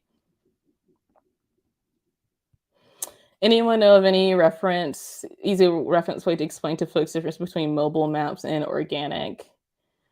Other than, I think screenshots probably are the easiest way, or like getting a Loom video, and then showing them each one. That's likely the easiest way to get that across, because it is hard to understand it without seeing it. Slightly related, but not the same thing. One of the things I like to do is send a client a screenshot, and I'll highlight the different sections of it. And that's mostly to show them like how much real estate they can have on the first page, right? Because like, hey, look, there's this map section here, and here's the regular organic section underneath it. Like, look, you could have 2 spots on the first page. And look, this competitor already has it. That's also very impactful if you have competitors that have local search ads. Then they can see local service ads, so they can see their competitor can get 3 spots and they can at best get 2. So that's another way to upsell if you're like doing a competitor audit and you're not sure how you can compete or convince your client to compete. How often do you repeat a competitor audit, or do you have a way to continually monitor competitors and changes they make?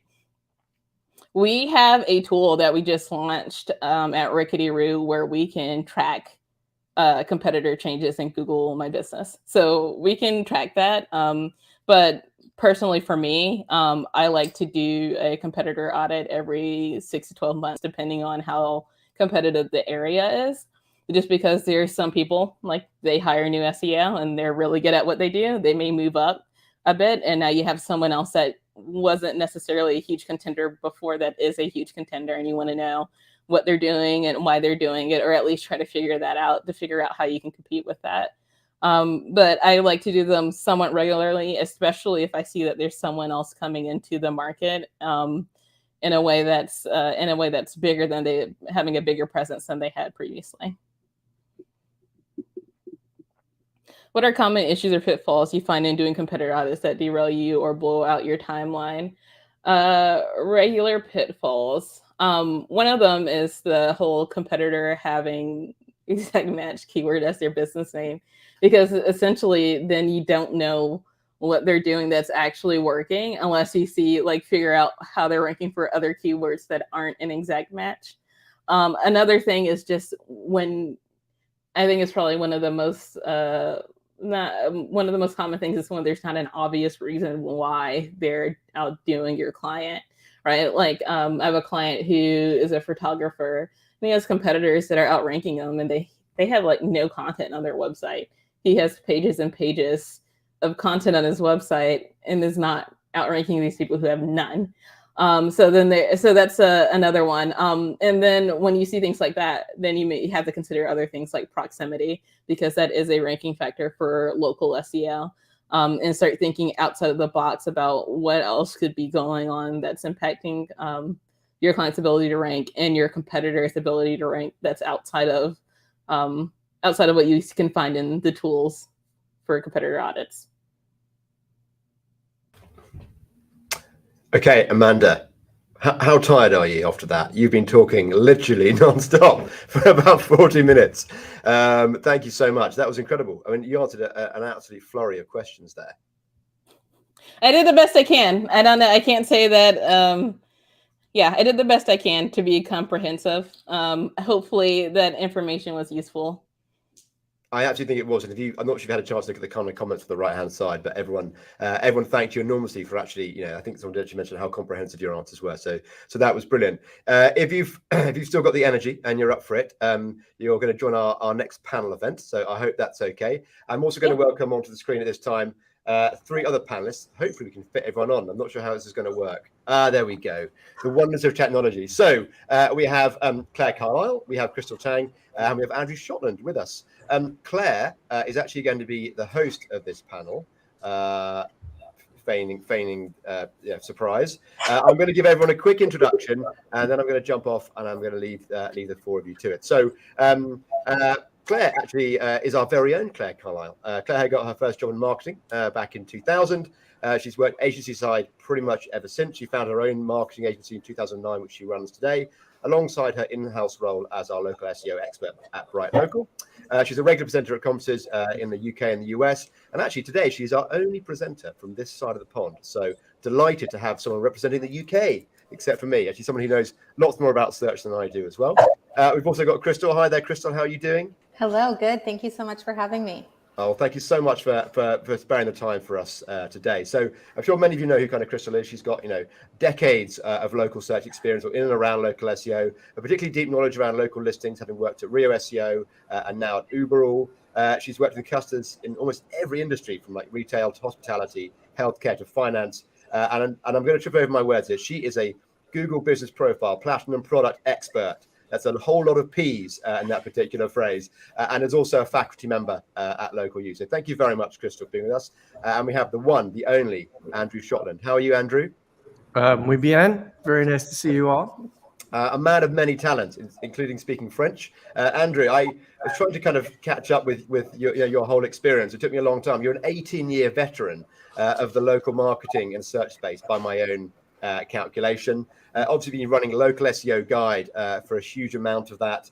You've worked with some large brands and almost organizations right down to startups. A few of those clients are AutoNation, Hulu, Home Depot, Upwork, Walmart, and YP.com. There was some good Home Depot bigging up earlier in terms of the king of local landing pages. So that luckily is the topic for this particular panel event. It's overcoming the challenges of local landing pages. So as someone who's worked with Home Depot, who someone earlier said they are the king of local landing pages, I presume you've got all the answers. Yeah, we actually, it was nice to hear them reference. We actually worked on that project several years ago. All credit to Home Depot. They have a serious SEO machine in the organization. And when you're an organization that big and complicated, Mike actually put that chart that was like a crazy maze of going through, like that project was like that. And so we were a small cog in that project, and to see what it really took to get that particular sausage made was something. So all props to Home Depot for sure. Yeah, and that diagram that Mike shared terrified me. It was just like the complication, the phases, the gatings. Is like, wow. That is a whole other beast. So anyway, I'm going to jump off now. I'm going to leave you in the capable hands of Claire Carlisle. Hello. It's nice to be here. Hello, hello. Hello. Right, well, we'll just dive straight in because we are going to talk about local landing pages. So I thought a good place to start would be with a definition. Crystal. So in my opinion, I really think local landing pages should serve to extend the customer journey. I think there are a number of industries and businesses where Potentially the journey could start on local landing pages, but with majority of local businesses, they're going to find you first on Google search, on Apple, on Yelp, on an app, and they're going to navigate to your local landing page from clicking a button from there. So they already have a level set expectation that they're looking at an address, at a physical location, and they are expecting to extend their journey, whether that's, clicking onto it to take an additional action, get additional information. But really, I think it extends the customer journey and should be, kind of an offshoot of that local listing. Anything to add to that, Amanda? Oh, no, I agree completely. That's how I also view them. Now, Andrew. Yeah, I love that concept, Crystal. And it made me think about, well, one, who cares what the definition of a local landing page is? And two, it's a page, let's say this, it's a page that no one ever really wants to be on, right? What the hell are you doing there? Like you want to be on and get off it as soon as possible, because who cares about local landing pages as a user, really? And it's really the really only, I guess entered via some external source, right? How many people go, I guess sometimes you'll go to a website and be like, oh, I want to check out their locations or something, but most of the time you don't, right? Completely agree. Yeah, so it's the bastard stepchild of their website. It's the useless page that no one cares about in the organization. It's purely, it's one of those things that SEOs get to have a lot of fun with because no one else cares about them. There you go. Yeah, I think what a lovely summation, really. And I think that's why there's so much conversation around it, because there's so many questions. Is like, well, is this a city level page? Is this a regional page? No, we're talking about a locational page. And Home Depot is an example, which people were talking about earlier. So when we think about it, that's generally what we're thinking about. So thinking of some of the questions that people have had tonight and some of the sort of key frustrations they've had, in your experience, what are the biggest challenges with actually building out these local landing pages? Dive in, anyone. Yeah, what we typically see is they're just lowest priority in the food chain at an organization. Like they're no one cares about them, and often no one owns them, especially a large organization. It's just weird. No one owns them. No one wants to own them, or they own it and then they get rid of it. And so it's just like I said, it's kind of an afterthought. Yeah, I would say. I'm sorry. One more thing. It's just why there's so many companies that have made really good business building store locators for businesses, right? Because they don't see it as, these businesses don't see it as part of their core business, really. Mm-hmm. Yeah, I would completely agree. I think, I've talked to everyone from like retail, e-commerce, sometimes even like the teams that build out the physical locations ultimately end up being responsible for the local landing pages, which have no idea of like digital aspects. And in addition to just not being a priority, that makes it hard that once they do get budget or they do determine they want to build it out because it's the next thing they need to focus on, getting content and consideration for those pages and buy-in to include this information to make them strong is just as much as a challenge. I think it can be different though for service-based businesses because they have to depend on the ability to show up in that specific city a bit more. And their location pages actually do rank as the primary page in organic search results for those non-branded terms. So if someone looks up Plumber Atlanta and you have 10 locations all over Georgia, your Atlanta-based page is going to be the one that shows up in search results. So it can be different for service-based businesses than e-commerce. And I find that for service-based businesses, they are heavily invested in the local part of their strategy in comparison. And I think that's just one of the differences based on the industry that you're trying to help rank. Yeah, we work with a lot of companies that are, let's call them national, but not national to local, but not truly local. Like think Yelp, right? Yelp is not really local at all. There's nothing local about it other than the words on their page. They're not physically located anywhere. So companies like that have to look at the intent of the queries. So So you have to figure out a way to do all these searches. Like we were working with a company that sells credit cards, and they built location pages for like credit card in Oklahoma, and nobody searches for credit cards in Oklahoma. And Google, if you search that thing, Google has no results for it because no one searches that way. There's no local pack for, and so you need to like understand if you're that kind of company and there is local intent, like they show a local pack or the results, the organic results have a city name in the title tag, let's say, that's a pretty good indicator that you need a location page. Yeah. Even if you sell credit cards. Mm-hmm. All right. So I think some people might be thinking at this point, local pages are a lot bigger than I thought, because local pages to me were just the pages that you link to from your GMB profile. But we're talking about anything that has that sort of geographic intent behind the search term. But we'll just hone back it because of the Home Depot example. When you're starting with your local landing pages, how do you start? How do you know where to start with these pages? I would say you have to define what your intention is for a consumer to do on that page. So they've found you on Google or Yelp or happen to click to you from the organic search results. You want them to take an action. That action could be anything from like booking an appointment, sending an email, reaching out or requesting a phone call. It can be placing an order.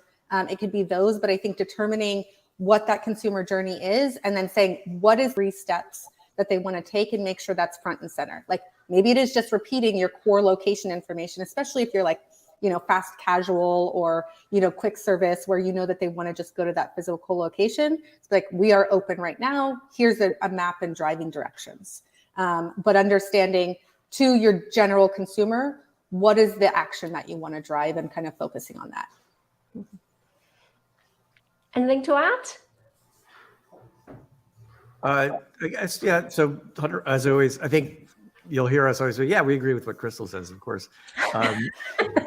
You're wrong, Crystal. Not that, no. We tend to think of it as like, what's the easiest thing to get started with, right? And so obviously, if you have actual locations, the easiest thing to get started with is just put the name, address, and phone number and hours and whatever on your pages. Maybe actually, the easiest thing to start is just have one page, right? That lists everything, which is often not scalable, right? And then have individual pages. And then if you can do it even a little farther, have a clickable directory, so state, city type things. And then if you really want to go the extra mile, that's when you start to do these more advanced things, like writing unique content, adding great images, as Mike and David were talking about earlier, creating CTAs and things like that. Anything to add on that one, Amanda? Anything to do with like getting started? Or I know what I'd like to ask you, Amanda. Any like example of sort of brilliant, unique, but scalable content for those pages? Yeah, so that's one of the things that I'm actually going to be talking about at MozCon this year. And it's going to be like home services businesses, service industry type businesses.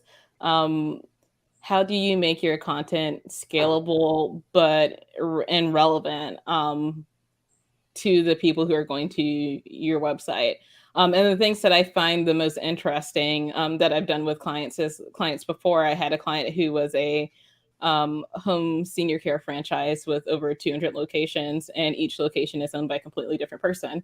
So how do you get content that's unique, because they all provide the same service? They're all home senior care. There's only so many ways you can say home senior care on a website. So with things like that, we focused on messaging directly from the owners of each location. And that is an easy thing to do. Send out a Google form survey to all of your franchise owners and say, you need to have this back by this date. Boom. Unique content for every page already. You can get reviews for specific locations. You can have a FAQ or question and answer section specific to that location. Ask your customer support or those who answer the phone for each location, send another survey. What are the most common questions you get about your location? give me the question, and give me your answers. More unique content that is specific to that location that you did not have to write. And then there's user-generated content. So you can also have reviews. That client also started creating a review form for their actual microsites, so that you could leave a review on the site itself. And then that's more unique content. And then using your first-party data, like a lot of businesses, for example, for plumbers, they have a ton of data about what issues are happening most often seasonally, and they can provide that information in an interesting way on their website and those pages that they have on their site. Orkin Pest Control shows like the most common pets in your area on their location pages, and that's not completely unique because some regions are going to have the same pests, but it helps provide content that is not the same site-wide for every location page. You can tailor that a little bit. And then it actually links to those pages. So now you have a ton more internal links going to those specific pest problems as well. So there's a lot of different ways that businesses can make scaling unique-ish content a lot easier. And a lot of it is just like using the resources you already have. There's no reason to go outside for a lot of that stuff. You can find someone internally that can provide those answers for you. I love that idea about sort of harnessing the internal resource. And I know that people listening, you know, they could be managing small businesses with like 1, 2, 3 locations, or you could be talking about, you know, big multi-location operations.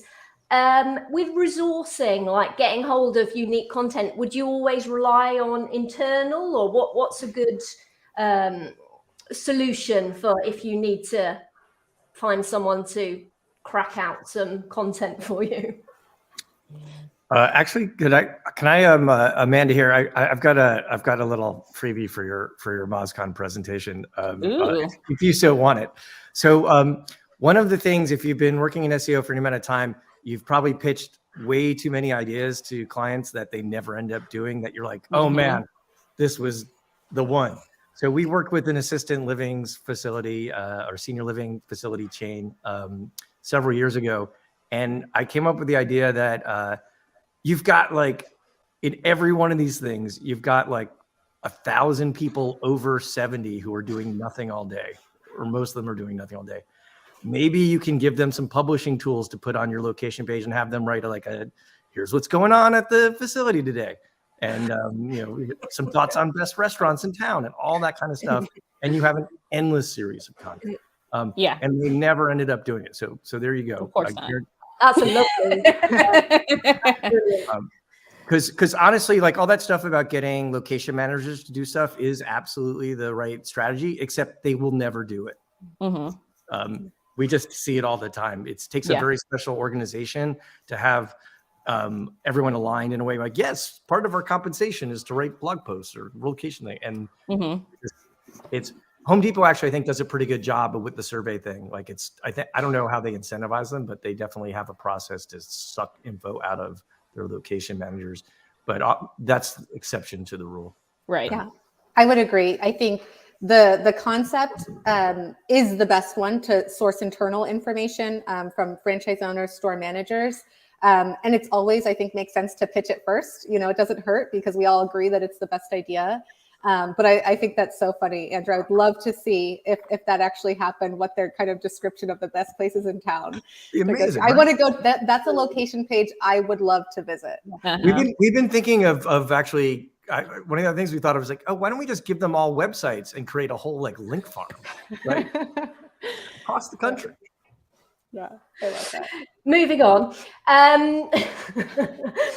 Let's think of some like awful, some really horrible local landing pages. Can you think of any like top mistakes? I have seen some that just have like a giant spot for an image, but it's a placeholder. So it's not, you know, actually showing anything. It's just like a stock image of people or something like that, which I think to, you know, a lot of the points here is leveraging nice content on your landing pages, making them attractive to everyone that doesn't want to see, you know, your local landing page, and then just implementing them very poorly. And sometimes that happens when you're trying to scale. So I know if you are trying to launch, hundreds or thousands of pages, you're typically, there's a data warehouse that's pushing all this information. There could be a couple missing image URLs or something like that. But I've seen that, especially when it's a hero image and it's broken or it's not there. We were actually, just before I got on it, we were actually triaging a client's poor location page setup. So I don't know, these are often the most common things, but here's what happened today. So not using city names or anything like that as internal anchor text, like just a little green arrow that's to link to instead. Not using local business schema in the NAP on the location page. It's not like that's a miracle cure or anything, but it's like, it takes 5 seconds to do. Why wouldn't you do it? Using cut and paste scripts for content. There's nothing wrong with that to get started if that's the easiest way to get started. We just see that over and over again, when you write unique content, it outperforms the cut and paste content. And in fact, I don't know if you guys are seeing this, in the last few months, Google is kind of not even indexing cut and paste location pages, which is kind of creepy.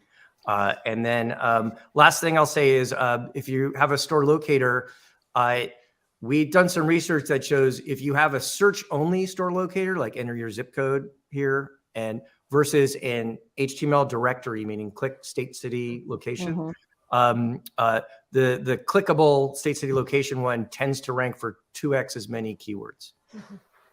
So there you go. Nice. And have you looked at ones, Andrew, just curious, that like geolocate compared? So even if it's not like you insert the zip code, but maybe that geolocate. So it's like one URL, but the content changes? Yeah. Or like, yeah, well, that's never good. You need a unique page for every location. And it's not just the local thing. That's just technical SEO thing for any type of website that's using geolocation by IP targeting. Awesome. Any horror stories, Amanda? Oh, lots. Because I work with like home services clients. So like, yeah, so I see terrible competitor websites all the time. I've seen lots of the most horrific thing, in my opinion, that I see is when you take a paragraph from a potential client's services page or location page and put it in Google, and you find hundreds of other pages from the same agency with the exact same content across multiple locations across the country. That is probably one of the worst things I've seen for like location pages, is just when it's the same content across several websites, not just one website with duplicate content, but competitors with the exact same content too. Others is just haven't updated their page layout since like 2002. So like it's an extremely outdated location page, doesn't even have an SSL certificate on the entire website. Like that. So just like poor website management in general. But the ones that I find the most unsettling is when I can find like, oh, you have competitors that have the exact same content that you do. That's not a good thing. You know, I think you bring up a really interesting challenge, Amanda. So I can think of 2 examples. We did a year or 2 ago, we did a big audit for a dental website network, and every location had the exact same content about teeth whitening or whatever on their pages. And you could, there's no way to know for sure, but you can pretty much see Google was just like, it's all the same, like the stuff is useless. And then kind of in a related note, we did some work with a lawyer directory, find a lawyer directory, and they had a site in the US and Canada, and they were both hosted on the same IP address and used the exact same CMS and code and stuff. And somehow Google got confused. And if you went to the Canadian site, Google was getting like basically only seeing American or US cities. So it was really funky. So you have to be really careful when you have multiple sites all on the same platform, and you have to be really on top of it. Like, are you doing something that confuses a very smart, very stupid machine? Yeah, that's a really good point. I think especially like I see it often where international companies might launch websites for each country, and they don't always have to. And that can easily confuse Google if you don't have really strong structured data to make it simple and give them that path to understand it. Definitely I've seen it confusing, and even languages as well. So if you've got a website that's translated, that sometimes can be confusing for Google. They even blow it when you have the structured data and hreflang and stuff. It's like we have a client right now that's in Austria and Germany, but Austrians have this pesky habit of speaking German. And so Google's showing the Austrian page in Germany and the German page in Austria, and it's driving the client crazy. Like, machines. I'm just going to it's a little tactical implementation thing that I've been looking at people when they include their map with the get directions link. What is the best practice there? Because I'm seeing a lot of people that will just link to the address, which is then surfacing like all of their potential competitors. What do people actually need to do on that page for directions? I definitely recommend linking directly to, it's a technical term, but it's called the Luso ID. That's going to take you to that Google listing and pull up directions. Not only just because you're not going to see other businesses at that address, which is great, especially if you're like a shopping mall. But sometimes if you are just including the address, Google can get that wrong. They can send someone to the back end of your entrance or a completely different street, depending on your area. So I just say map directly, embed that GMB or Google Business Profile link or Luso ID to the get directions. Seems like a simple thing, but you would think so. I think we're coming up to time. So what I was going to say, any I don't know, words of wisdom to finish from each of you? Crack out those words, Andrew. Let's have them. Oh, you should, like with everything in SEO, always be testing. Because the organization doesn't care about your location pages, it's the perfect laboratory. Actually, here's a word of wisdom. It's my favorite thing I figured out in the last couple of years on this stuff.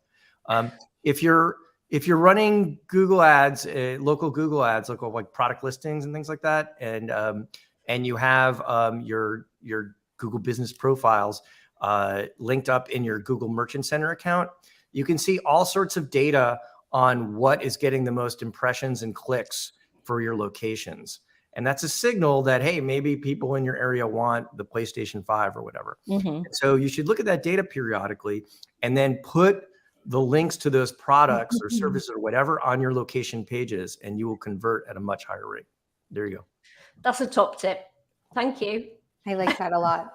And I would just say, oftentimes I'm dealing with, businesses that have lots of locations. Kind of what we discussed earlier is you can start with the bare minimum. If you do it right, focus on the basics, and then build from there.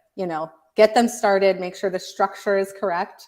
You don't have to invest a ton in content, but know that that's long-term. You shouldn't leave them there with duplicative content, the same images across the board. Make it kind of a starting ground, but you can get started with just, name, address, phone number, hours, the stuff that's going to extend the journey.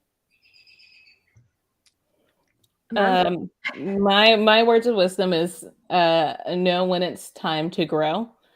Because I work with a lot of businesses where I help them realize that they are ready for a new location and where they should be. I've worked with businesses, one of the biggest energy companies in Texas that was located in Walmart locations, but had no Google My Business listings in any of those Walmart locations. So know when it's find those opportunities to grow and take advantage of them. Because a Google business listing is a powerful thing when you're entering a market that you had no visibility in Google Maps than before. That could make or break a lot of things for a growing company. So just know when it's time to start looking at a new location, or when you have opportunities that you're potentially missing out on by just not having a listing. Thank you. I think we're pretty much up on time. I'm waiting for Myles to. Oh, there he is.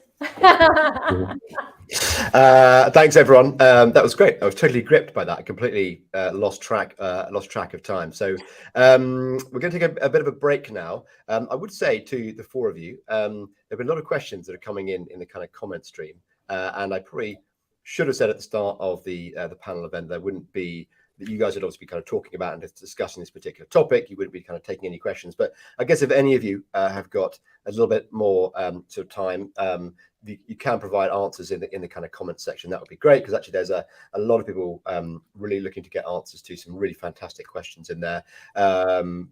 Not obligated. You've given us your time and expertise very generously already. But we are actually now going to have a 15-minute break, so that might give you another opportunity. And when we come back, Claire is going to be back on screen, and Claire is going to be talking to us about a topic that is very close to her heart. It's around kind of Google Business Profile elements that you might not know about, but you really should. And that's to be a presentation and a Q&A.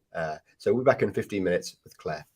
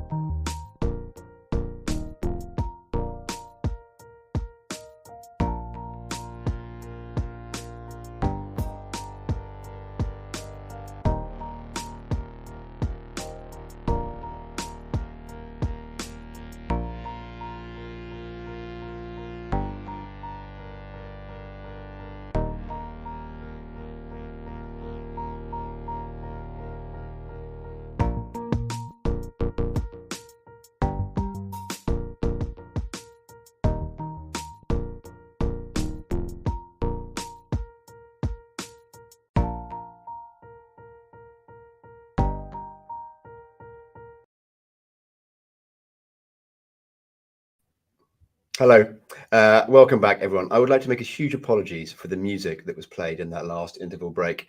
It was some of the worst 80s child synthesizer music that we've heard.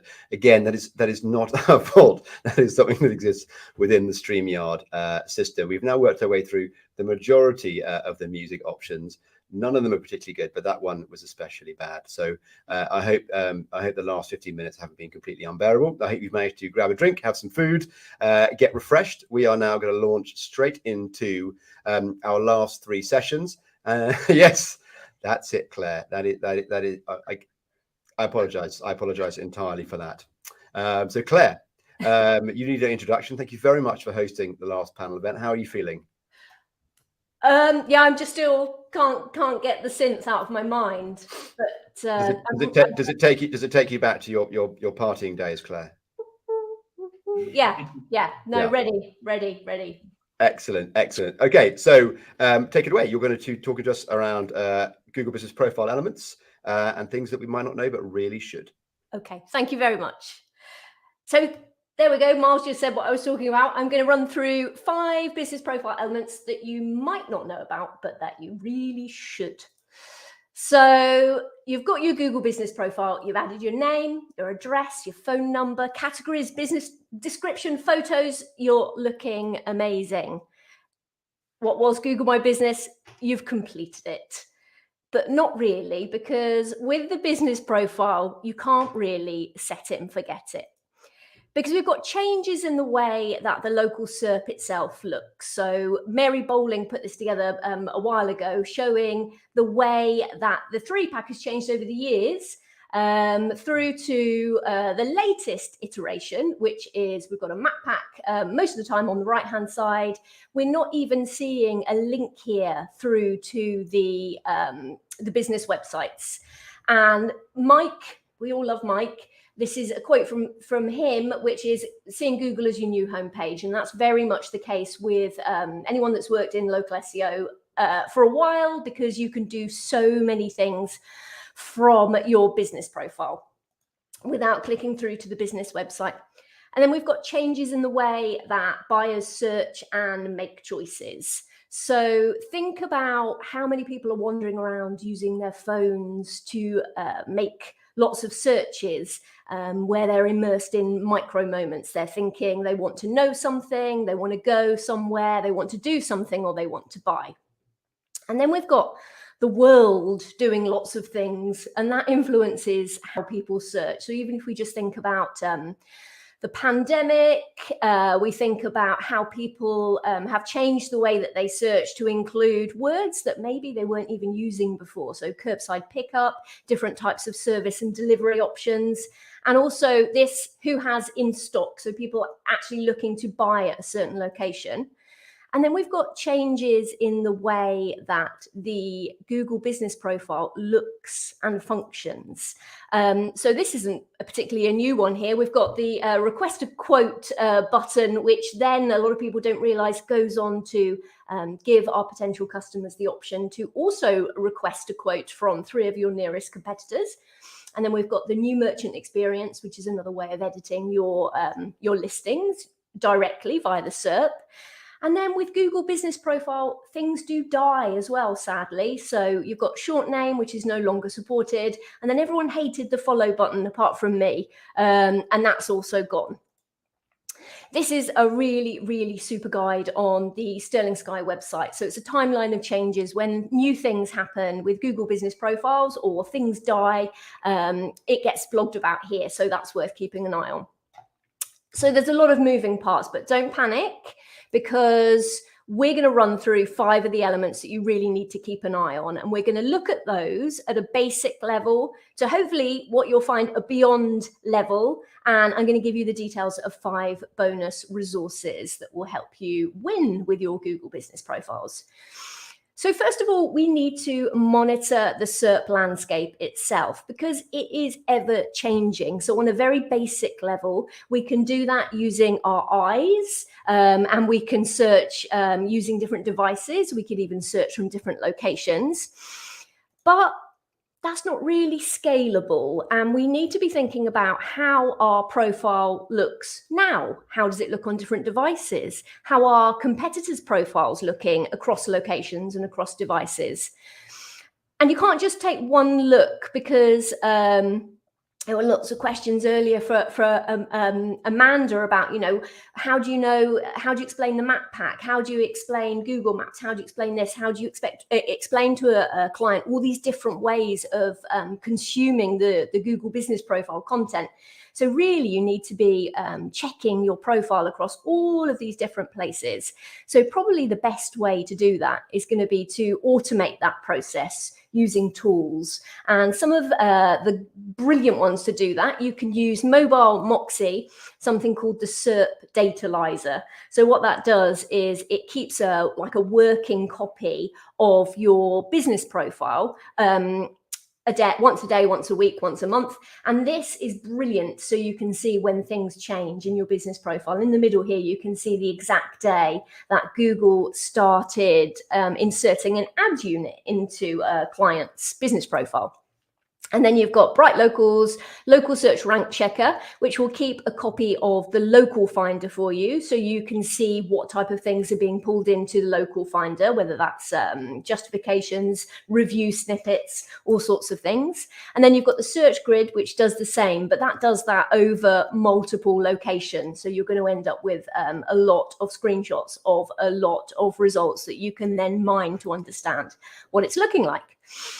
So I'd recommend putting together a test set of Google Business Profiles that you're going to monitor over time.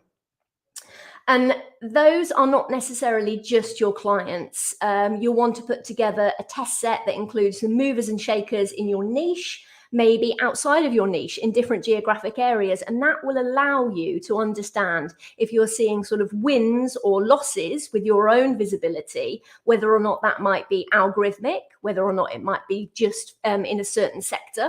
So that will help you see all of these different opportunities. So the first bonus is a monitoring spreadsheet that I've put together, because like I said, there's a lot of moving parts in Google Business Profile. So you really need to know which parts you should be monitoring, how often you need to do that, and who should be doing it. So you can go ahead and download that here and fill that in for your own organization. So number 2, we need to measure our return on investment. So on a very basic level with Google Business Profile, we can be looking at the insights. So these measure data in a different way than we'll be seeing in Google Analytics. So taking it a little bit beyond that, we've always got a lot of questions about how our Google Business Profiles are performing. Is it worth doing this? Is it worth doing that? So we want to know which parts of those are working, which of the features are actually driving traffic to our website, and also which of those features are actually driving the type of traffic that's going to convert given whatever the aims of our business. If we don't add UTM tagging in Google Business Profile, then Google is either going to bucket that traffic in analytics under organic, which is fine, but it doesn't let us know the difference between organic traffic from the regular SERP and organic traffic from the local finder and other places, or it's just going to stick it in the direct bucket. So when we add UTM tagging, we can answer all of these questions. We can understand how much revenue overall is being driven by the elements of Google Business Profile. We can also understand what that traffic does besides spending money. So it might be that we've got lots of other goals and events set up. We can see who's signing up for a newsletter, who's clicking to call, clicking to email, and whatever other sort of micro conversions you've got set up on your website. How many conversions overall are the parts of Google Business Profile driving? And which elements drive the most conversion? So you're saying, shall I bother investing in a Google post strategy? Or shall I bother adding my products to Google products? Well, you can find out if you tag them up. So I made a Whiteboard Friday on the topic of UTM tagging, which you can find here. And then the second bonus is my easy tagging template, which is a Google Sheet. All you need to do is drop in your URLs and you will be able to make the URLs for all your Google Business Profile links. Number 3, reviews. We love reviews, and there are some basic things that we know about reviews. We know that they're important in the, from an algorithmic point of view. We know they're important from a conversion point of view. And we know that as consumers, we use reviews to help us choose one business over another. So let's go a little bit beyond that. First impressions count.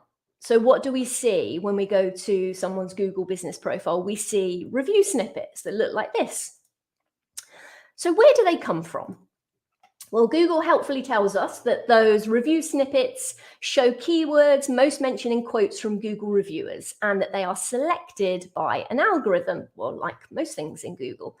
And that some businesses are going to have different review snippets, whether they're shown on a mobile or by language or by location. Okay, thank you, Google. And if your business has place topics, they may create some of the review snippets.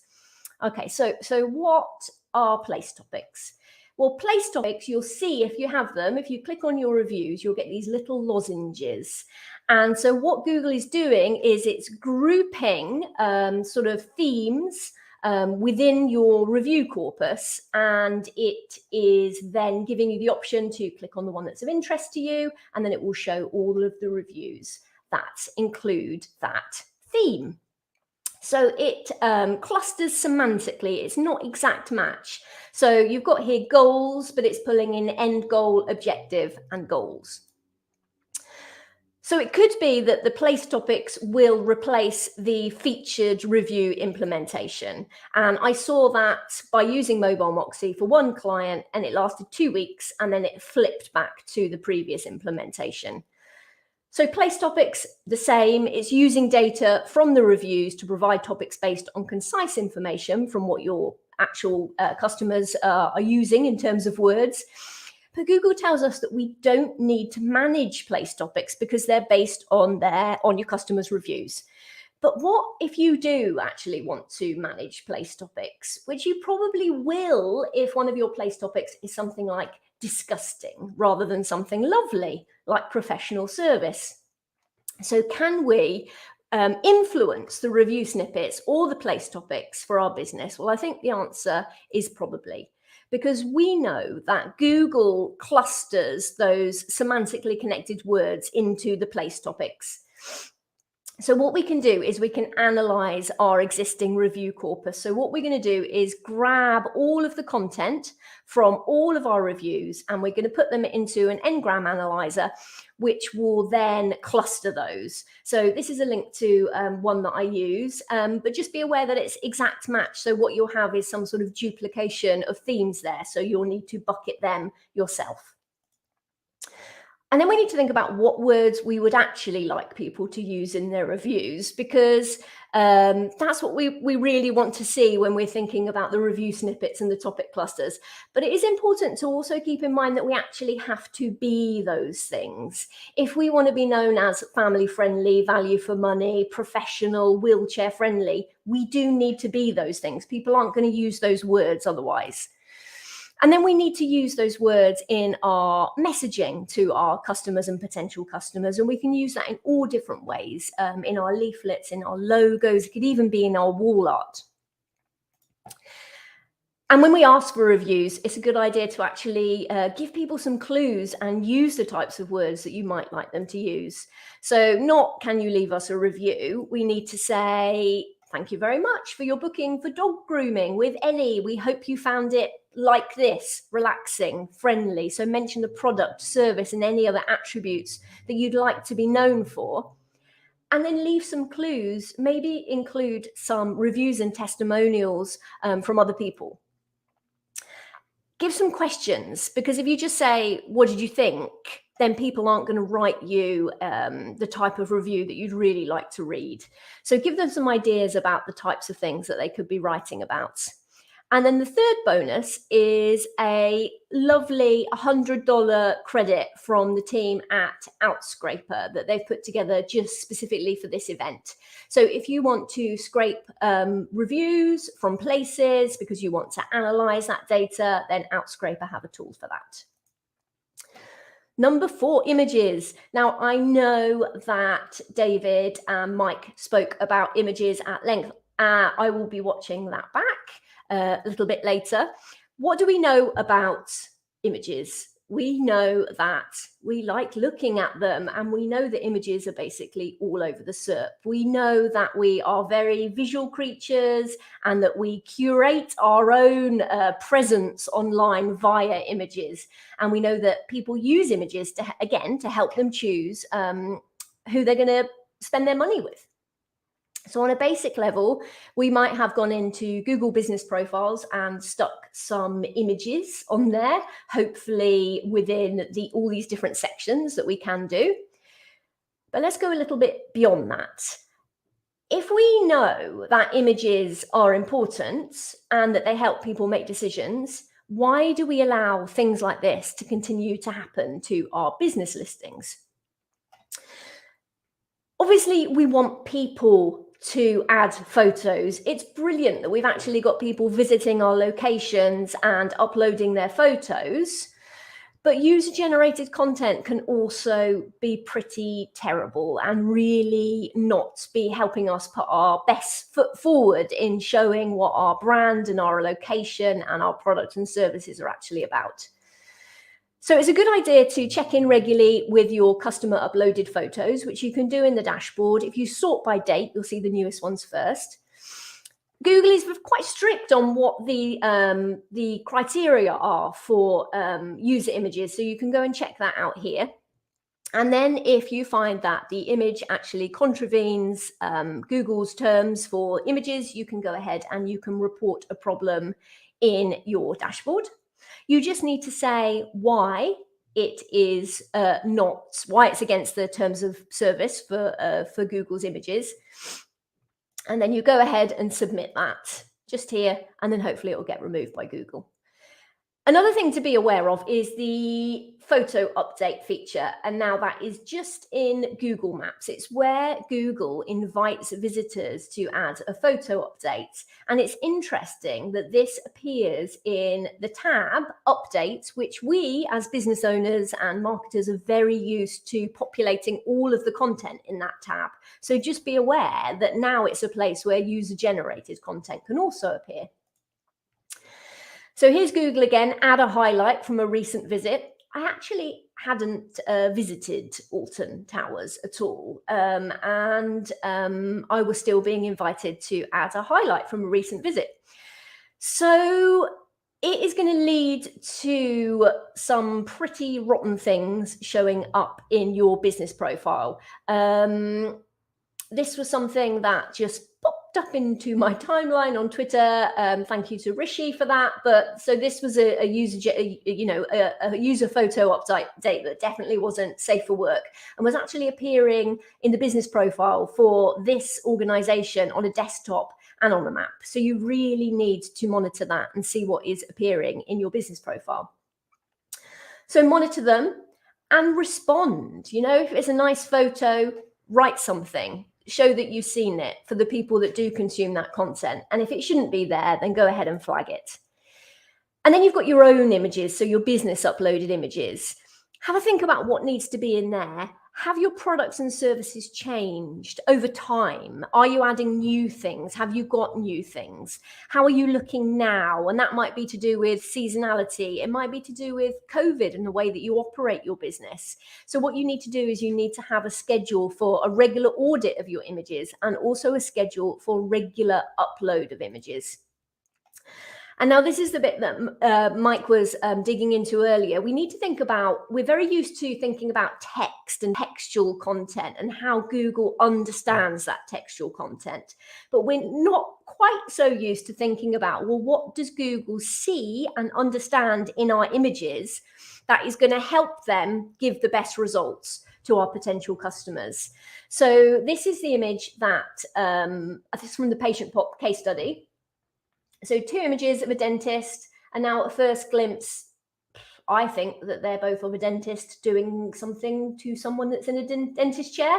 But if we run that through Google's Vision API, we can see that it is giving different labels than we might expect. So what we need to do is actually understand how Google is seeing the images that we upload and making sure that we choose the right images to add to our business profiles.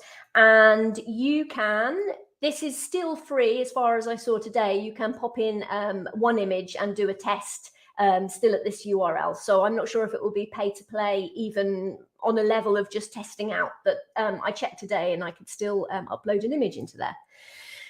Another thing about images, your cover photo is not always how people are going to judge you. So don't add a cover photo and go, right, jobs are good and that's going to be fantastic, I look amazing. Because Google is clever and is going to draw on the other images, all of your images, to present the best one that it sees fit for the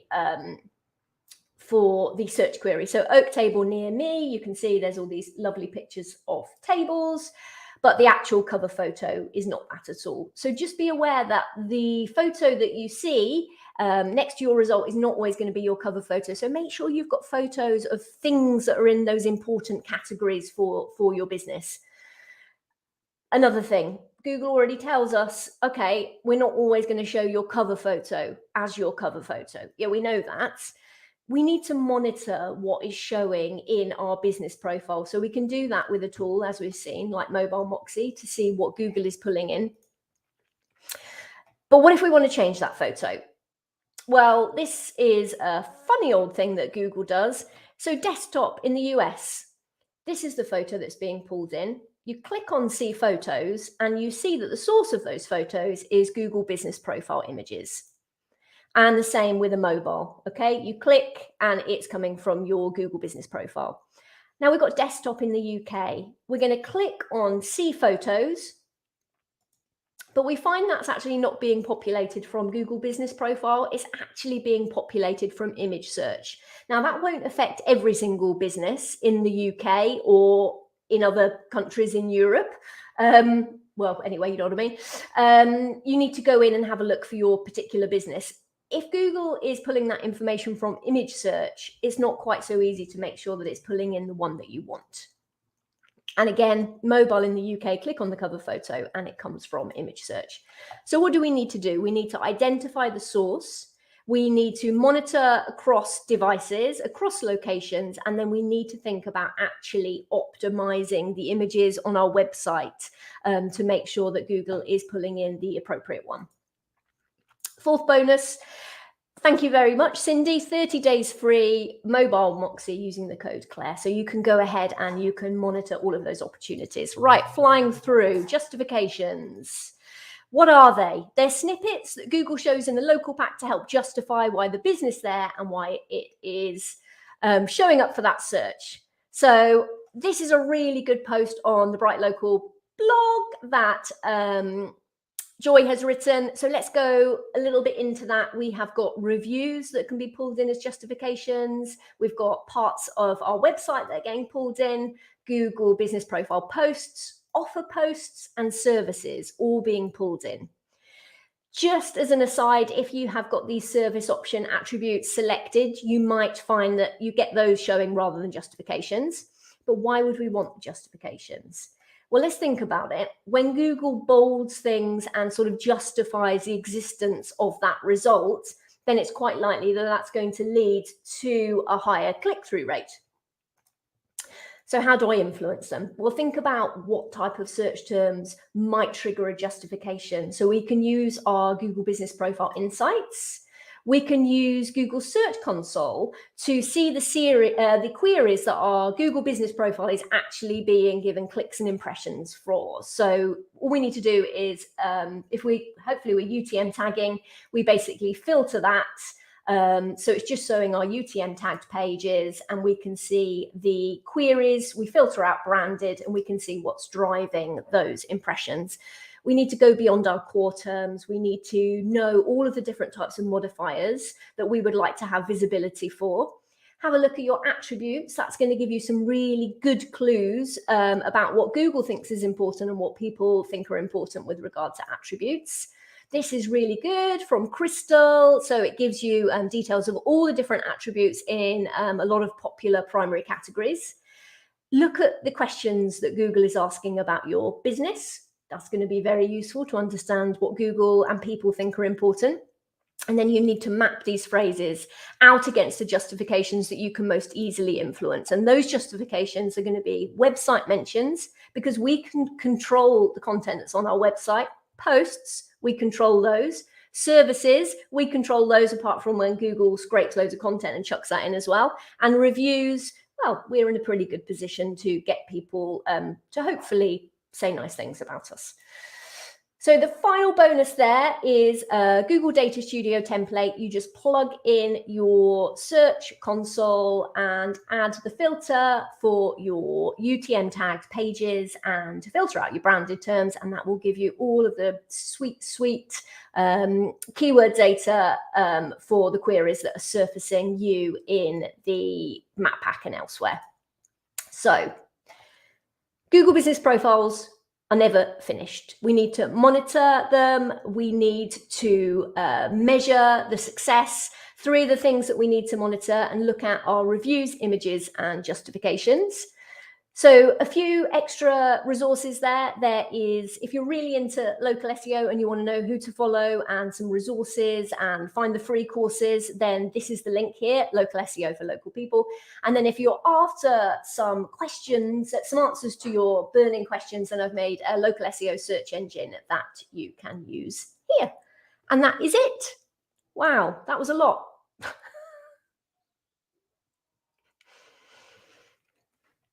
Oh, I'm going straight into questions.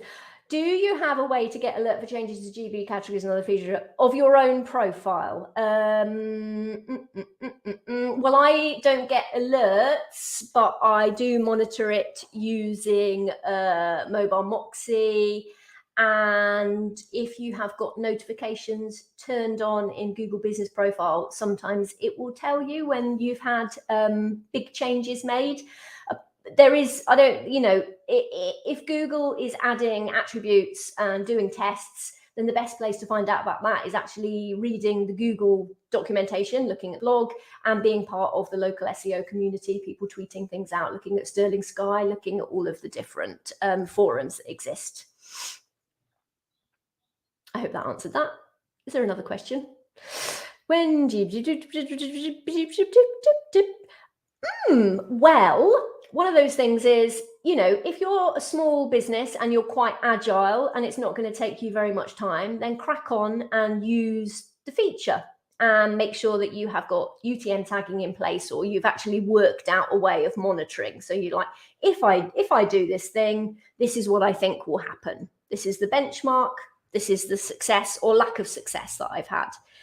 And if you have lots of locations, then it's nice to just maybe just do a test set. And then, so say, for example, products, doing back in the day, a few products, main products for one listing.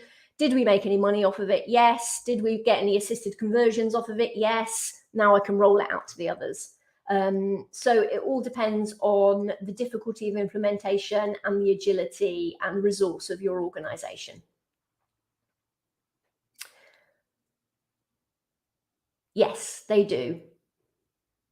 They get pulled in very quickly and easily. So yes, I would say keep an eye on your services.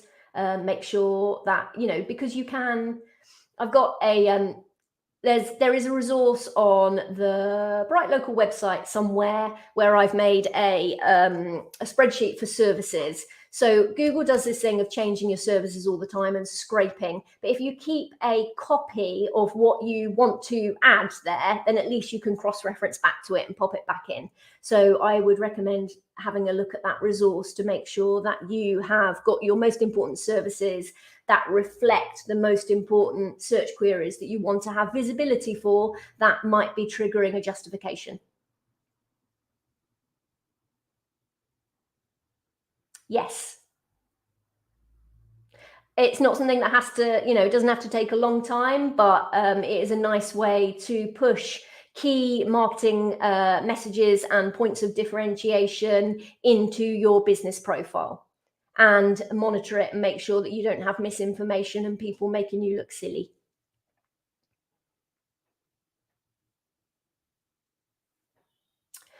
Don't know about ranking, but I would say that it's very worthwhile keeping your photos updated because it's going to be a conversion factor.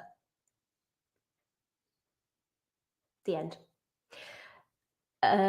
What's the most underrated GBP feature? I can't help but say it's still the basics. Add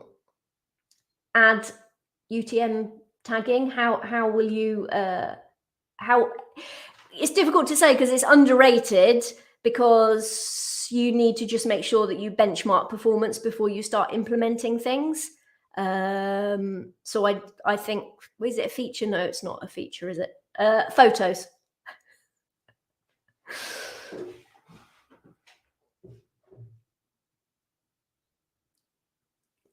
No, I think just respond to reviews in an authentic way that reflects your brand voice and you as the human representative of your organization.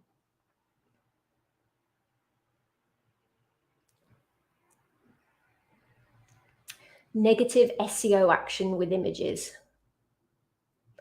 If Google is putting more value in images, I don't know who would be doing it. You mean people? I can imagine that photo spam in terms of people uploading stuff to locations potentially. I mean, Google is going to have to learn how to filter out some of that, which they're probably doing and learning as they go along.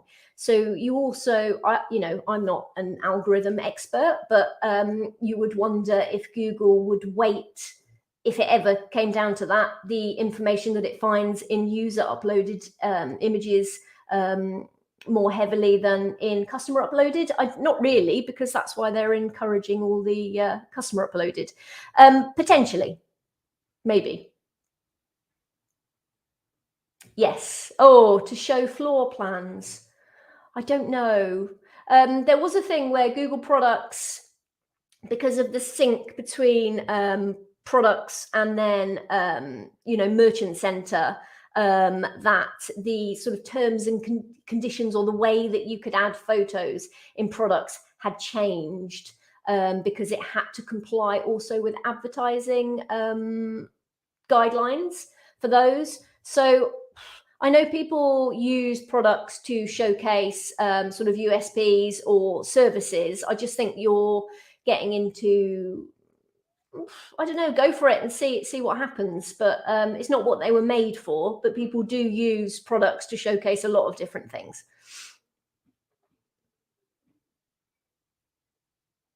No, so everyone needs to do UTM tagging, because even if you've got only one location, if you don't UTM tag, you won't see that data in Search Console or Google Analytics.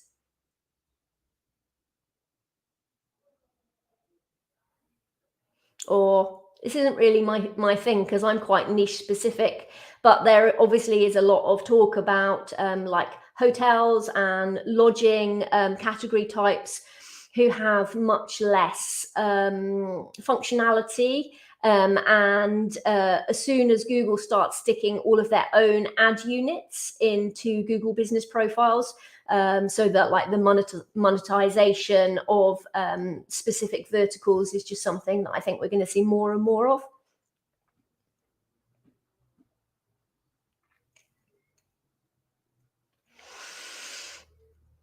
Going deep, I know it's well, the bar is low, because if you've got like 300 locations and 200 of those are using user generated images as their profile photo, at least getting one owner or a couple of owner profile photos would be a big win for a multi-location business. So you could start by setting the bar very low and then going up from there.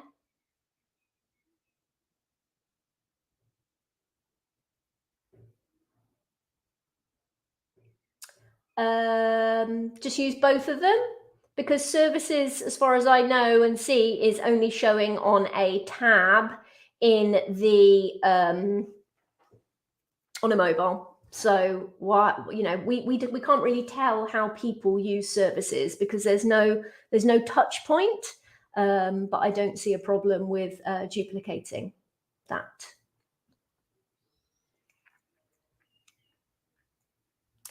Potentially, yes. Yes. I think those things could become sorting options. And we've seen this one. Okay, Claire, thank you very much. You have rattled through those questions very quickly, so thank you very much. Wonderful, that's great. How are you feeling, Claire? Did you enjoy that? Oh yeah, I just want to do Q&A forever. Why is that? Do you find it just sort of, is it that you never know what's coming next? Is it the curveball? Yeah, it's like a game show. It's a little bit. I like the sort of gamification. But it's nice. I hope I've told people the right answers. I think you have indeed. I think it is nice as well because I guess you get to you're always helping someone resolve a challenge that they've got at work. So you're helping people, you know, get an answer to a burning question and improve their ability to help their clients. So I can immediately see how that's very satisfying. You talked about gamification. As it happens, we're now going to go into our local SEO quiz. So Claire, thank you very much. Oh, she's gone very quickly. Anyway, Claire, you're still listening. Thank you very much for helping us out today. Much appreciated. Right. We're going to go into the quiz now. So this is the second to last session. After this, we have Joy Hawkins joining us, but I'm going to try to whip you all up into a frenzy before Joy joins us with a local SEO quiz. So I'm going to give a quick introduction, tell you all about it, and then we're going to launch straight into it. So it is a quick fire quiz.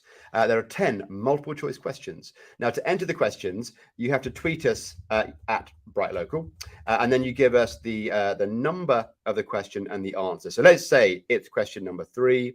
Tweet us at BrightLocal with a number 3. And if you think the answer is C, then you put C. Now, it's multiple choice. There are going to be 4 answers to each question. It could be A, B, C, or D. So you just put at BrightLocal, then you put the number of the question, and then the particular letter of the answer that you think it is. Hopefully that's all clear and easy to understand. You'll have approximately 30 seconds to answer each question after it's been read. And once you've gone through the 10 questions, we'll then read out the answers and I'll also kind of call out the winner. So there's absolutely a fastest buzzer kind of type of question. What we're really looking for here is to find the fastest and sharpest minds in local SEO. So the first correct answer received will be the one that is essentially the winner for that question. We'll announce all the winners at the end. Now, apologies for those who love a prize. There are no prizes for this because we decided that it was more important to divert our money and our energies to obviously kind of gathering funds and, you know, buying as much aid to take with us to kind of Ukraine. But I think more than the material prize, what you get is endless bragging rights for getting the answer right and being first. If you get lots of them right, obviously you'll be up there on the pedestal and be seen by everyone here. Essentially, you will be one of the sharpest and brightest minds in local SEO, and everyone attending is going to know it. And that is surely better than a beanie, a t-shirt, or any kind of swag in terms of what other prizes we might be giving. But one quick thing, please do make sure you tweet us the answers. Don't put the answers in the comments because then everyone will see it and then everyone will be able to answer as well. So, and also you won't win because we're not looking there for the answers. So, right, we're going to go straight to our first question. Again, roughly 30 seconds to answer each one. Okay, so the first question is, which of the following is not a former name for Google Business Profile? Is it A, Google My Business? Is it B, Google Plus Local? Is it C, Google Places Wizard? Or is it D, Google Local Business Center?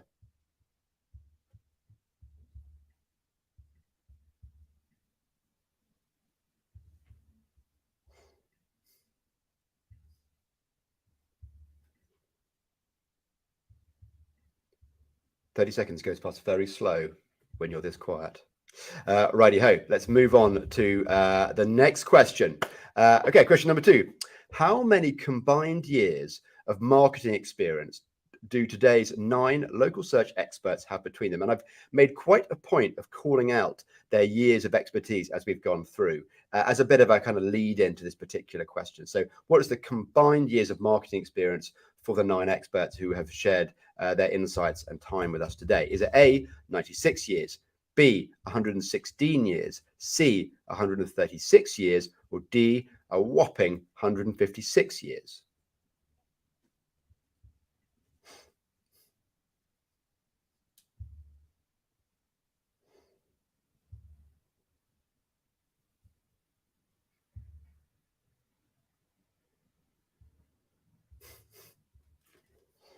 Please do remember to tweet us the answers in the comments, because it kind of gives the game away. Okay, let's go on to question number 3. Now, how many slides were there in Claire Carlisle's incredible presentation just now? Was it an astonishing 121, or is it B, a humongous 131, C, an unfeasible 141, or D, a totally ridiculous 151? How many slides in Claire Carlisle's presentation?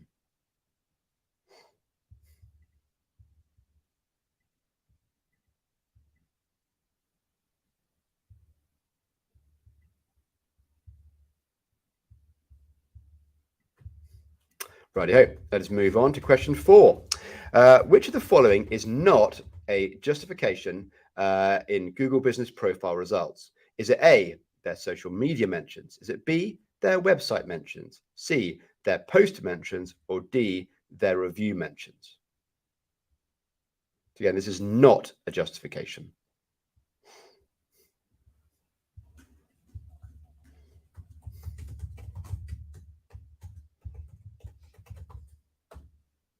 I'm not even sure I know the answer to this one. I'm going to make a guess though. Right. Okay, let's go. Question number 5. So what is the name of the practice in which a business requesting reviews from customers avoids asking those customers who've had a negative experience? So what is the name of the practice in which a business requesting reviews avoids asking customers who've had a negative experience? Is it A, review gating, B, review prevention, C, review spam, or D, review flow abuse?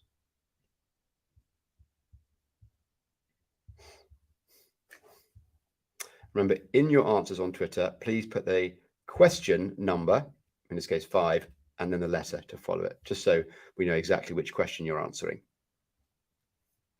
Okay, let's go to question number 6. So, question number 6, according to Ahrefs, never heard of them. Actually, no, I have heard of them. They're obviously a brilliant sign. Actually, they raised over $1 million for Ukraine, which is a wonderful, wonderful achievement. So huge kudos to you, Ahrefs, whoever you are. According to Ahrefs, which of the following keywords has the highest keyword difficulty score? This is a great question. So which has got the highest keyword difficulty score? Is it A, locksmith? Is it B, dentist? Is it C, plumber? Or is it D, car dealership?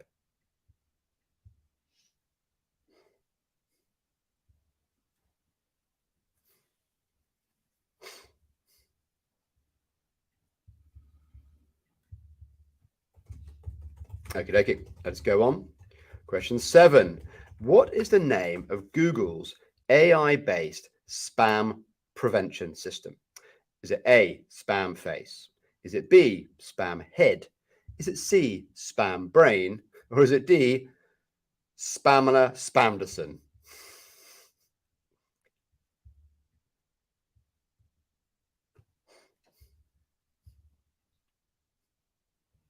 And we all know it's clearly D, or at least it should be D if Google had more of a sense of humor. Right, let's move on to question 8. Right, question 8. Which of the following is not a currently functioning data aggregator? Is it A, Axiom, B, Newstar, C, Data Axle, D, Foursquare? So this is not a currently a functioning data aggregator.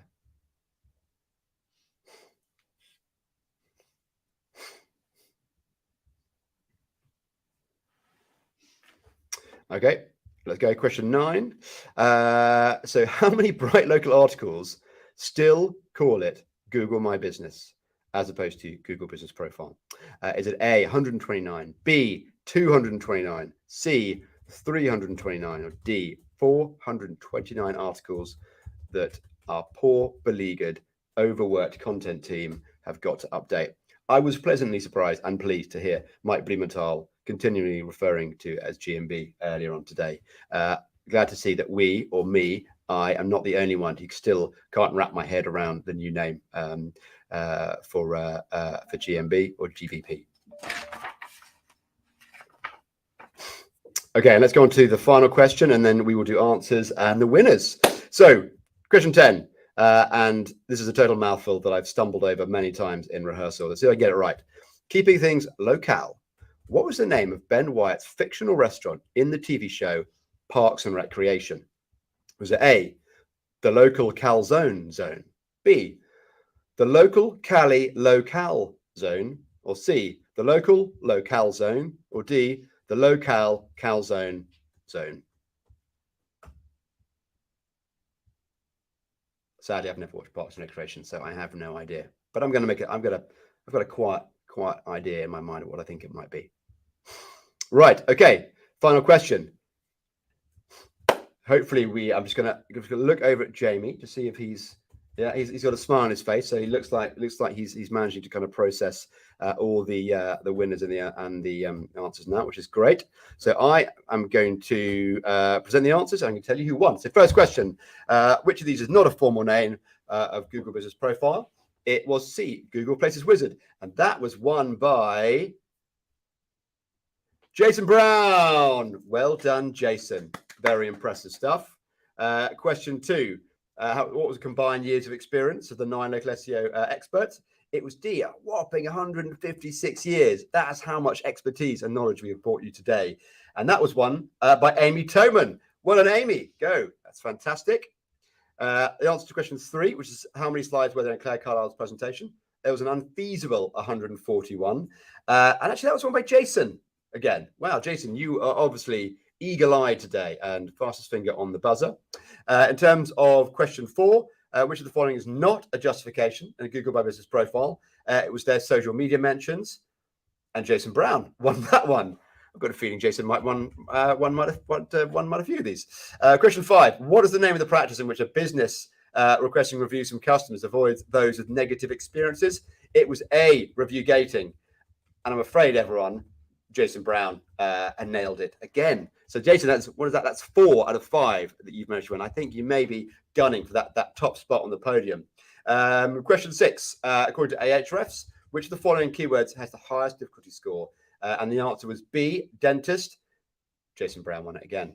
This is getting ridiculous now. Jason, we should have cut you off halfway through. Question 7, what is the name of Google's AI-based spam prevention system? It was C, Spam Brain. And thank goodness that was won by Amy Doman again. Well, you guys are really slugging it out for the fastest brain in local search. Question 8 was which of the following is not a functioning data aggregator? It was A, Axiom, and that was won by Randy Nyman. We've got a new winner. We've got a new person vying for a spot on the podium. Well done, Randy. Question 9: how many BrightLocal articles still call it Google My Business? And that is C, 329. And I know, having got this particular event out of the way, that is going to be a big focus for the team to kind of get that updated. And who got that right first? It was Izzy Stillwagon. Well done, Izzy. Congrats. And we've got the final question here, which is question 10. Keeping things locale, what was the name of Ben Wyatt's fictional restaurant in the TV show Parks and Recreation? The answer was D, the locale calzone zone, which Randy Nyman got right. And so there you have it, everyone. Congratulations to everyone who was a winner. I think it's clear that Jason Brown tops the podium there with a whopping 1, 2, 3, 4, 5 answers correct. So well done to all of you, particularly well done to Jason. Thanks everyone for taking part. And we are going to move swiftly on to our next section by being given apologies. We're actually a little bit ahead of time. We're just waiting for kind of Joy to get together. So actually what we're going to do is just watch one more of our videos from our Ukrainian team, and then I'm going to welcome Joy Hawkins to the stage.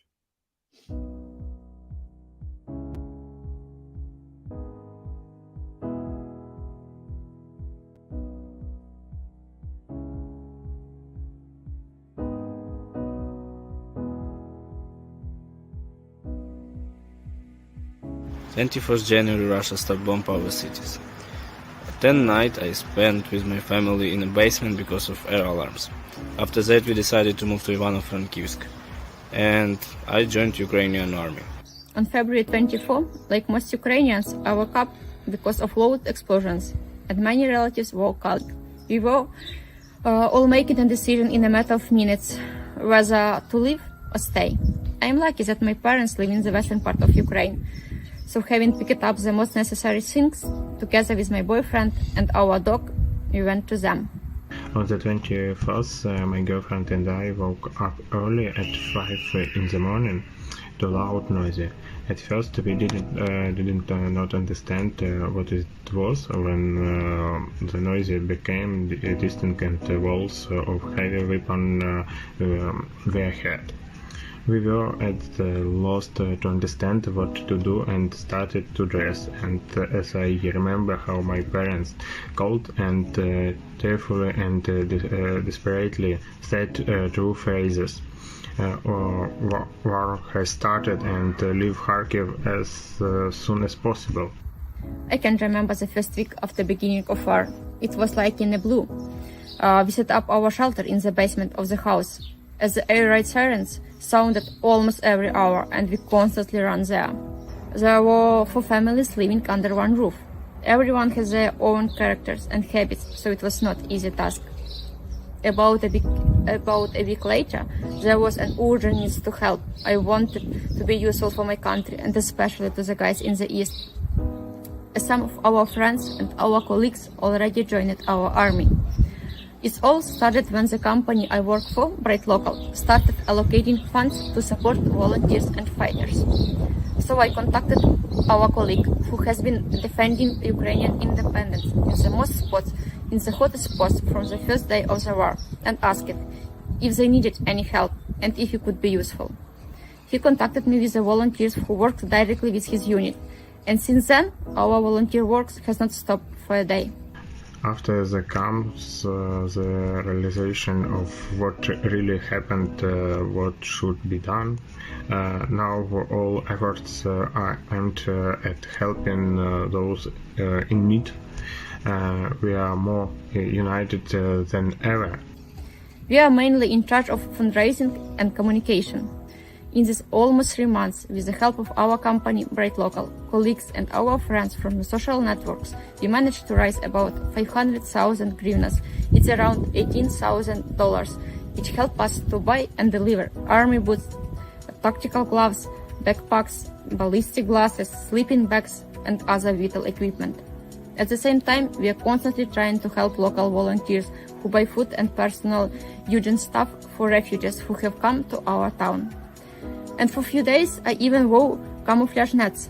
It's quite an interesting experience. I never thought I would ever do it in my life. Volunteering really saves now. It gives the feeling that at least you are influencing something in these terrible days. But at the same time, it's a huge responsibility, because sometimes someone's life depends on how quick you manage to collect the necessary amount of money. I really hope that very soon I will plan to buy tickets on vacation again, not bulletproof vests and helmets. I want to say thank you for everyone who supports Ukraine in this hard time. Together we will definitely defeat the enemy. Hello, my name is Oksana and he is Valia and he is our kids. We, like many people from Ukraine, left Ukraine because of the war. And now we are here in Poland. He is safe, we are very happy to be here, but still we can't wait to back to our homes, to our fathers, husbands and relatives. Thank you very much for your support. Thank you. Thank you.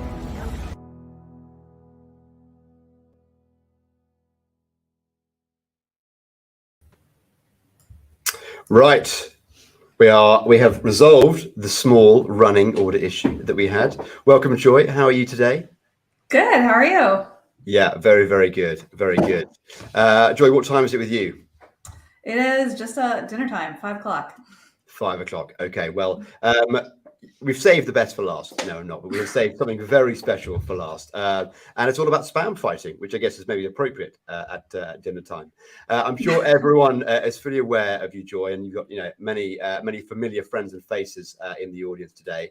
But I'm just going to give you a quick introduction. Then I will disappear and I will leave the stage all for you. So Joy's got a presentation followed by a Q&A, and at the end of that, I will just do a little wrap up for everyone, and then we'll go on their way to the various important things that they've got to do. So I think, Joy, I first met you back in 2011. I think you were running the SEO team at Impresio back then. You've obviously kind of gone on to become a huge presence in the kind of local search field. You're obviously the founder of Sterling Sky. You're a founding member of Local U. You also kind of run the local search forum. I think your experience and passion for local search knows no bounds, and I think spam fighting is a topic that is particularly close to your heart. So thank you for sharing your time and expertise with us today. Without further ado, I will depart and leave the audience in your capable hands. Awesome. Thanks, Myles. So let me get this up here. Awesome. All right. So we're going to be talking about spam. Yay. Exciting stuff. So I'll start by just saying, for those of you that don't know this already, I'm a huge board game nerd. And I've always liked board games my entire life, but this really got kicked into overdrive during the pandemic because I had so much time at home. And I started to learn and play all these new board games. So this is actually a slightly old version of my shelf. It's actually bigger now. My current favorite game is this game here called Scythe. Now, here's what it looks like spread out. I actually liked this game so much that over the pandemic, I taught it to a friend of mine over Zoom. We actually set up that camera facing the board so I could teach it to him. So yes, I am literally that nerdy. And over the holidays last year, around Christmas time, I pulled out the game while I was at my in-laws. And my husband came along and he was like, oh, I'd like to play. Now, that might not sound unusual, but if you knew my husband, you would know that he generally avoids playing this game with me and most games that are super competitive because he doesn't like losing. And he specifically doesn't like losing to me. So it's pretty uncommon for him to say he wants to play. So we started playing, and pretty quickly I realized, okay, I have a huge advantage. I play this game way more than he does. And he had left himself open and vulnerable. So I decided that I was going to kind of seize the moment, attack him not just once, but twice on the board. And this really set his game back, like bad. And it frankly pissed him off. So he decided that basically he was going to come after me no matter what. And his goal was not to win the game, but was just to keep me from winning. So, like children, we're sitting here, attacking each other. And while we're doing this, his sister is off in the corner peacefully taking over the board. And she ended up winning the game. See, what I love about this game, about Scythe, is that it's not just this like beautiful design and tons of custom pieces, but the strategy that you use and if you win or not depends on who you're playing against and how that person plays the game. So like if you're playing against, some of you might know Craig Mount, he's in the industry as well. And when I'm playing against him, if I don't play aggressively, I will lose 100%. But if I'm playing against my husband, playing aggressively, as I learned, was not a great strategy. So coming up with a winning strategy in this game, it takes a lot of careful consideration and planning. And this is basically the same type of thinking that is needed well to succeed in our industry in local SEO. What I love about SEO is that it's constantly evolving and your understanding of it basically has to grow at the same pace, if not faster, if you want to stay ahead of your competitors. So that is something to kind of keep in mind. Now, I love watching trends and patterns and coming up with actionable items based on them. And one of the things that we look at, in the local search ranking factor study is released every year. I go through and I read it, but I specifically look at the comments left by the contributors. And when I was doing it this year, there was a clear trend that stuck out to me. There's a question that asks, what tactics work well? And for this section, you had answers like this: dealing with fake spam listings, spam fighting on Google, spam fighting works really well for spammy industries. Then there was another question that was like the opposite. What tactics essentially used to work well, but don't really anymore? And for those ones, the answer was the same. Kind of confusing. So people said they didn't think spam fighting was effective. The things they're sending to Google via the redressal form are not getting attention. Things like, it's becoming more time consuming, becoming more difficult, we're seeing less and less positive results compared to before. And this one cracked me up. It's like throwing bricks on a brick pile. So first, when you're reading this, it's like a little confusing because they're contradictory, which is correct. Like, should we be prioritizing spam fighting as a strategy? Should we not? And to kind of help answer these questions, I'm going to be sharing details from a study that we recently conducted and published at Sterling Sky.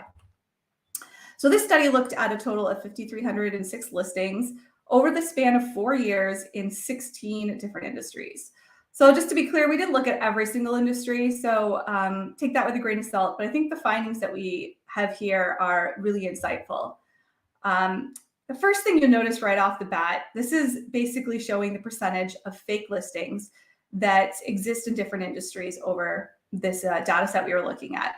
Now, keep in mind that when I say fake listing, I'm talking about a listing that doesn't meet Google's criteria to be listed on Google. So it breaks one of their guidelines and shouldn't exist.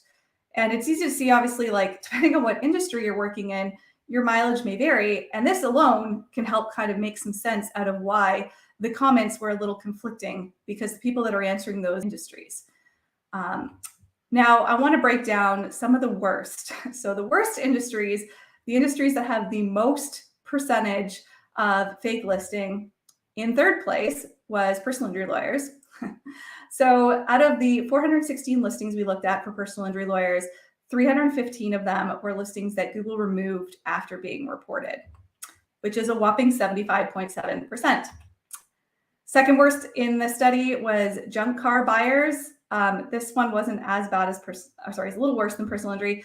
Out of the 615 listings total that we looked at, we had 315 that were removed, which is 80.2%. Then for garage door repair, this was the number one in our study. This one, we had a total of 592 listings that were removed out of the 676. And that was a 87%. So like, when you think about that, only 13% of the listings that we were looking at on Google in the garage door repair industry were actually real businesses. Like, let that sink in. It's insane. We also want to look at keyword stuffing because although fake listings is one of the problems with spam, we often see complaints, especially on Twitter, about this. So if you're not sure what I mean by keyword stuffing, I'm talking about the concept of shoving tons of keywords into your business name on Google to help it rank better. And yes, for the record, it does help it rank better. That is why people do it. But it is against Google's guidelines. So this is a clear example. Obviously, all these words are not actually a part of this business's real name. So this showed a very different trend as far as which industries were the worst. So again, I'll highlight the top ones. In third place was the drug rehab industry. These are painful, by the way. Like when you think about how sensitive some of these industries are, the fact that there is spam in them is a little sickening. So out of the 301 listings we looked at, 42 of them had keyword stuffing in them, which was 17.27%. Second place, funeral services, again, painful. Out of 128 listings, 19 were keyword stuffed, and then that's 12.5%. And then the worst out of the ones we looked at was hair restoration companies, and we had 43 out of the 249 listings were ones that were keyword stuffing, so 17.27%. Now, it might be easy to look at these numbers and think like, okay, spam is a huge problem. Let's spend time and effort on getting them removed. However, just like I've discovered with the game site, success is not always quite that simple. So first, before I kind of show you guys why spam fighting does work, I want to kind of go through some reasons why people don't have success with it, like why it doesn't work. So the first problem is that spam fighting is not often a long-term strategy. So when it comes to like strategies the SEO companies use, like content or link building, there's generally speaking no end to the amount of effort you can put into it. However, for the majority of our clients at Sterling Sky, we have found that spam fighting is something that eventually over time will actually fade because most of the times you get like the majority of the spam removed. Sometimes it'll come back, but over time it kind of drops off. So here is like a real world example of how this looks. So this was a junk car buyer, so one of the worst. And you can kind of see these giant spikes, but like trending over time, it does trend down. Now, what these big spikes are, if you're wondering, a lot of these are networks that popped up. So like that 1 month that you see over like 100 listings removed, this was a giant network that we got Google to remove all these listings. And that was huge, but that network didn't come back. So we don't see that same kind of progress month over month. And ideally, this is a good thing because, you know, if you're getting rid of these listings, you want them to stay gone. So it's not a bad thing. The other example would be like, there used to be an incredible amount of spam in the personal injury lawyer space. So the reason why the personal injury lawyer space came up as one of the highest is because back in 2019, there was this huge network that's displayed here. I actually wrote about it over at Search Engine Land. It caught a lot of attention. Hopefully helped Google actually like nail the network, but Google actually did solve this particular issue. They got rid of this network. It took months. So like we were fighting this for months. But one of the things or the reasons why I think Google actually did finally get a hold of this, and this network's gone, like you won't see the same type of thing on Google today. They kind of got a hold of it because there were a lot of similar patterns to the fake listings. So one of these patterns was that a lot of the listings were using the free, and I'm going to say GMB too. I heard Myles say he was surprised that Mike still says it. I still say it too. So I'm going to continue saying GMB for quite a while. So personal injury lawyers do not often use the GMB website. Like it is very, very, very uncommon for a personal injury lawyer to have a free website. Like they would be, you know, people that would have a real website that is built out and kind of monitored and updated regularly. So with these spam listings, 111 in our data set that were fake were using the GMB, 111 total were using the GMB website. There's only 112 listings, period. So 99% basically of all listings in the personal injury lawyer space that were using the GMB website were fake listings. So very uncommon. There's one listing total that was real. It's like a real lawyer and they actually are using the GMB website, but it is super, super, super uncommon. The funny thing is, it's like yes, Google nixed this network, but if anyone's into like reporting spam on Bing, which I am not, you can feel free to check out Bing. It looks like that's where the network moved to, because if you search anything to do with car accident lawyer on Bing, it actually looks similar to how Google looked years ago, only slightly worse because a lot of the listings are even using the same phone numbers and it's even more obvious, but Bing can't get a handle on it either. So while it's rare for a lawyer, specifically a personal injury lawyer, to use the GMB website, this is not true in other industries. So like part of me was thinking, why wouldn't Google just use the GMB website as a spam signal? Like just, if you're using the GMB website, you're more likely to be spam. Well, unfortunately, that's true in some industries, not in others. When we looked at the handyman industry, we had 29 listings in our data set that were using the GMB website, and only 10% of those were fake. So like 90% were real businesses that I guess don't have the budget for a full-blown website. And you'll see this is common in certain industries.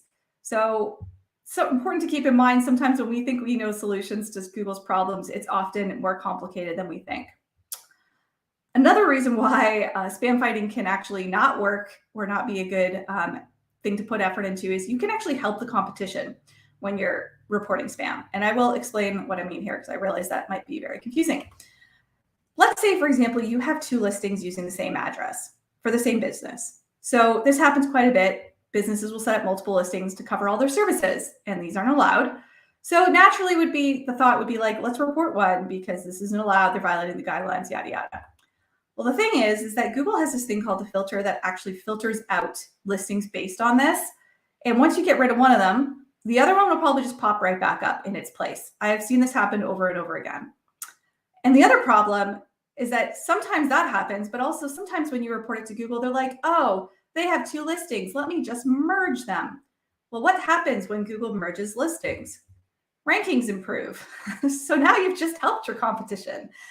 This is still true. We have done testing on this, but even more recent than this article that I wrote, we actually had this happen recently with an HVAC client of ours. They had a plumbing listing and then they had a main listing for their AC service, which we told them you're not allowed to have these. Google merged them automatically because they were using the same addresses. And we were actually shocked to see that not only did their AC rankings go up, but their plumbing went up too. Like both things went up. So that's kind of good to know. More listings is not always better. And of course, this one is one of the most painful and most common reasons why spam doesn't work is because it comes back. So all of your efforts become undone when Google stupidly reinstates listings that they have deleted in the past. So, or keyword stuffing. So this is an example of keyword stuffing, and I'm going to explain this graph because I realize this is a lot to look at. So last June, there was a business that was ranking and they had tons of keywords in their title. So when they're stuffing their business name with keywords, they had just over 60 top 3 rankings. Then Google removes the keywords, they drop down in like half. And then they go and add the keywords back. So now their rankings are back to like pretty much where they were before. Then we report it again. It goes back down. Now, the cool thing is the vicinity update that happened in December sort of solved some of this. It made it a little less effective. That being said, we did see a correction in the end of March. So some of this would be interesting to go back and update this graph to see what happened after March. But the updates Google's doing, I think they're trying to solve this problem. They haven't quite solved it yet, though. So before you get too excited, keyword stuffing most definitely still works. The other thing, and this is probably the most frustrating thing for people that deal with spam a lot, is that Google doesn't enforce all their guidelines. And like, if you're new to the industry or you don't know a ton about Google My Business or Google Business Profile, it's really like you just read the guidelines and you would just assume, okay, this is against Google's rules, I'm going to get penalized. But that is not true. It's true for some of the rules and not true for others. And it's very inconsistent. I'm going to give you a real clear-cut example of one that is really frustrating. So let's say you're a plumber and let's say you work out of your house. According to Google's guidelines, you are not supposed to show your address on your listing. You are supposed to hide it. That is a rule that is in their guidelines. And it's simple, like privacy reasons, things like that. They don't want home addresses publicly showing on Google. They also don't want customers randomly showing up at these locations thinking like, oh, I can get service here. Oh, shoot, this is a house. Well, depending on if the listing is verified or not, will depend on what Google does to the listing. So if you reported this plumber and they are using their home address, it's showing live, and it's a violation, and you report it to Google, if the listing is not verified, it will get deleted. If the listing is verified, nothing happens. Google does literally nothing. So, and I have enough of these that we have sent into Google to say this with confidence. How you can tell a listing is verified or not, if you're wondering, that little red that I've got there, claim this business. If you are looking in Google Maps, so you have to be in Maps, the claim this business only shows up on an unverified listing. So a verified listing looks like this. It shows here again, this is a person's house. But if you reported this listing, nothing would happen. You'd literally be wasting your time because it is verified. There is no claim this business button on Google Maps. So golden rule to remember in this industry, always watch what Google says. Always watch what Google does, not what they say. They say a lot of things that they don't enforce. They say a lot of best practices that are terrible, actually, if you're trying to rank well on Google. So you really got to watch and make decisions based on what they actually do. Now, enough with the negative. I'm going to actually give some positives here. So reasons why spam fighting does work. So I want to be clear, like at my agency, we definitely still spam fight for lots of industries, for lots of clients, and see lots of success for it. I can say with 100% certainty, however, we have totally axed it for some industries and for some clients because it doesn't work. So it's really one of those things you got to cater it to the client, their market, and what industry they're in. So when it works, it's usually when the percentage of fake listings is moderate. So for example, industries we have seen it work well in, dentists, HVAC, tree service, they're all kind of in the middle when it comes to the percentage. Now, at first that might seem kind of weird because like it makes kind of sense to think that it would be most effective for like the garage door industry, right? Like this industry is littered with spam. Wouldn't it be super effective to go after listings in this industry? Well, unfortunately, what we have found in industries like this, keep in mind, 87% of the listings we studied were fake. When you get rid of listings, new ones get created very quickly, and it almost kind of negates some of the impact that you will see as a result. So this industry in particular is just filled with high levels of lead gen. Like none of these listings showing here, which were screenshotted earlier this year, are real businesses. When you call these phone numbers and they all ring to the same place, even though they're different phone numbers, you will get someone on the phone that'll ask if you're looking for garage door repair. They will transfer you to a real company. That real company is paying them for that lead. There are so many of these out there. It's great when you get them removed, but like probably next month you will have 3-4 more new ones in your market. It's really frustrating until Google gets a better handle on this particular industry. Your mileage may vary, but you probably won't have as much success as you would in others. Now, the funny thing is that when you have fake listings, you also have fake reviews. So another thing sometimes I do to help show Google that these are fake listings is I use this tool called the Transparency Company to show that all the reviews are fake, because obviously if it's a lead gen listing, these aren't real reviews either.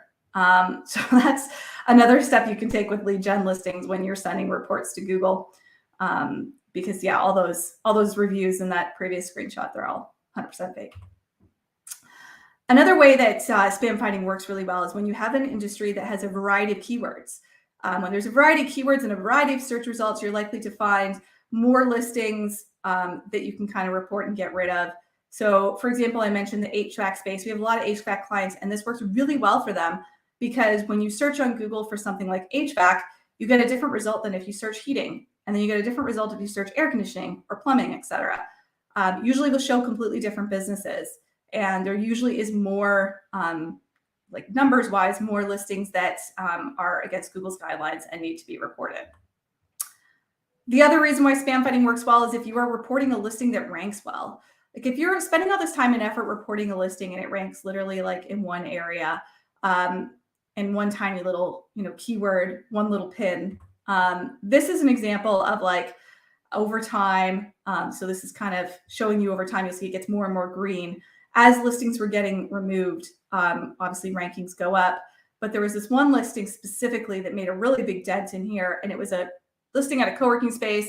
It had 184 top 3 rankings. So like clearly the impact of that getting removed is visible, very visible. So this is like, for example, looking at like spreadsheets and stuff. I love spreadsheets.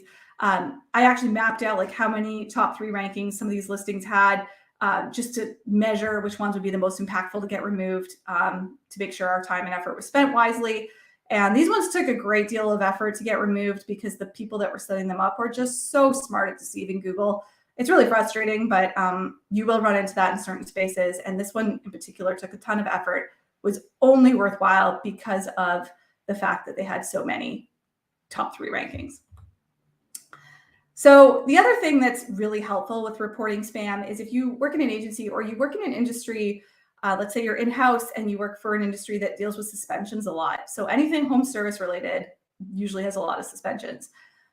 Seeing how Google deals with stuff you report gets you a really good insight into how they enforce their guidelines. And this can in turn kind of help you if you're trying to figure out if your listing gets suspended, like what you need to do to correct it. So we had this franchise that we work with, and they had like 30, 40, I can't even remember, suspensions right around Christmas. It was brutal, like all at once. And us being able to help them like get those reinstated quickly, know what Google was looking for. I mean, they tried to do it themselves, but it's tough. Like if you don't know what Google's looking for, it can be really frustrating and complicated, and more complicated than really necessary.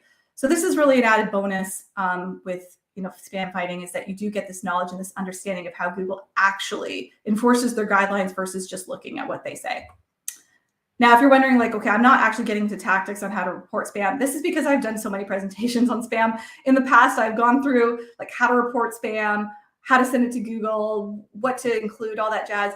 I have an entire article that is basically here that you can go look at if you want to take a look at that. And we also have a blueprint that is on the slides here. If you weren't viciously taking notes, these are kind of the takeaways on what I would suggest doing when it comes to spam. And just remember that like reporting spam can still be effective, but just don't make the same mistake that I made when I was playing Scythe against my husband. Before you decide to spend time on spam fighting for your business or your client's business, think really hard about what the outcome will be from that time and effort. Like how much time is it going to take, how much effort, and if it's the best use of time to do that, or if you should move on to other strategies. Thanks so much for listening. And if you want to get more news or updates on local SEO, anything to do with Google, that's our free newsletter that we send out there.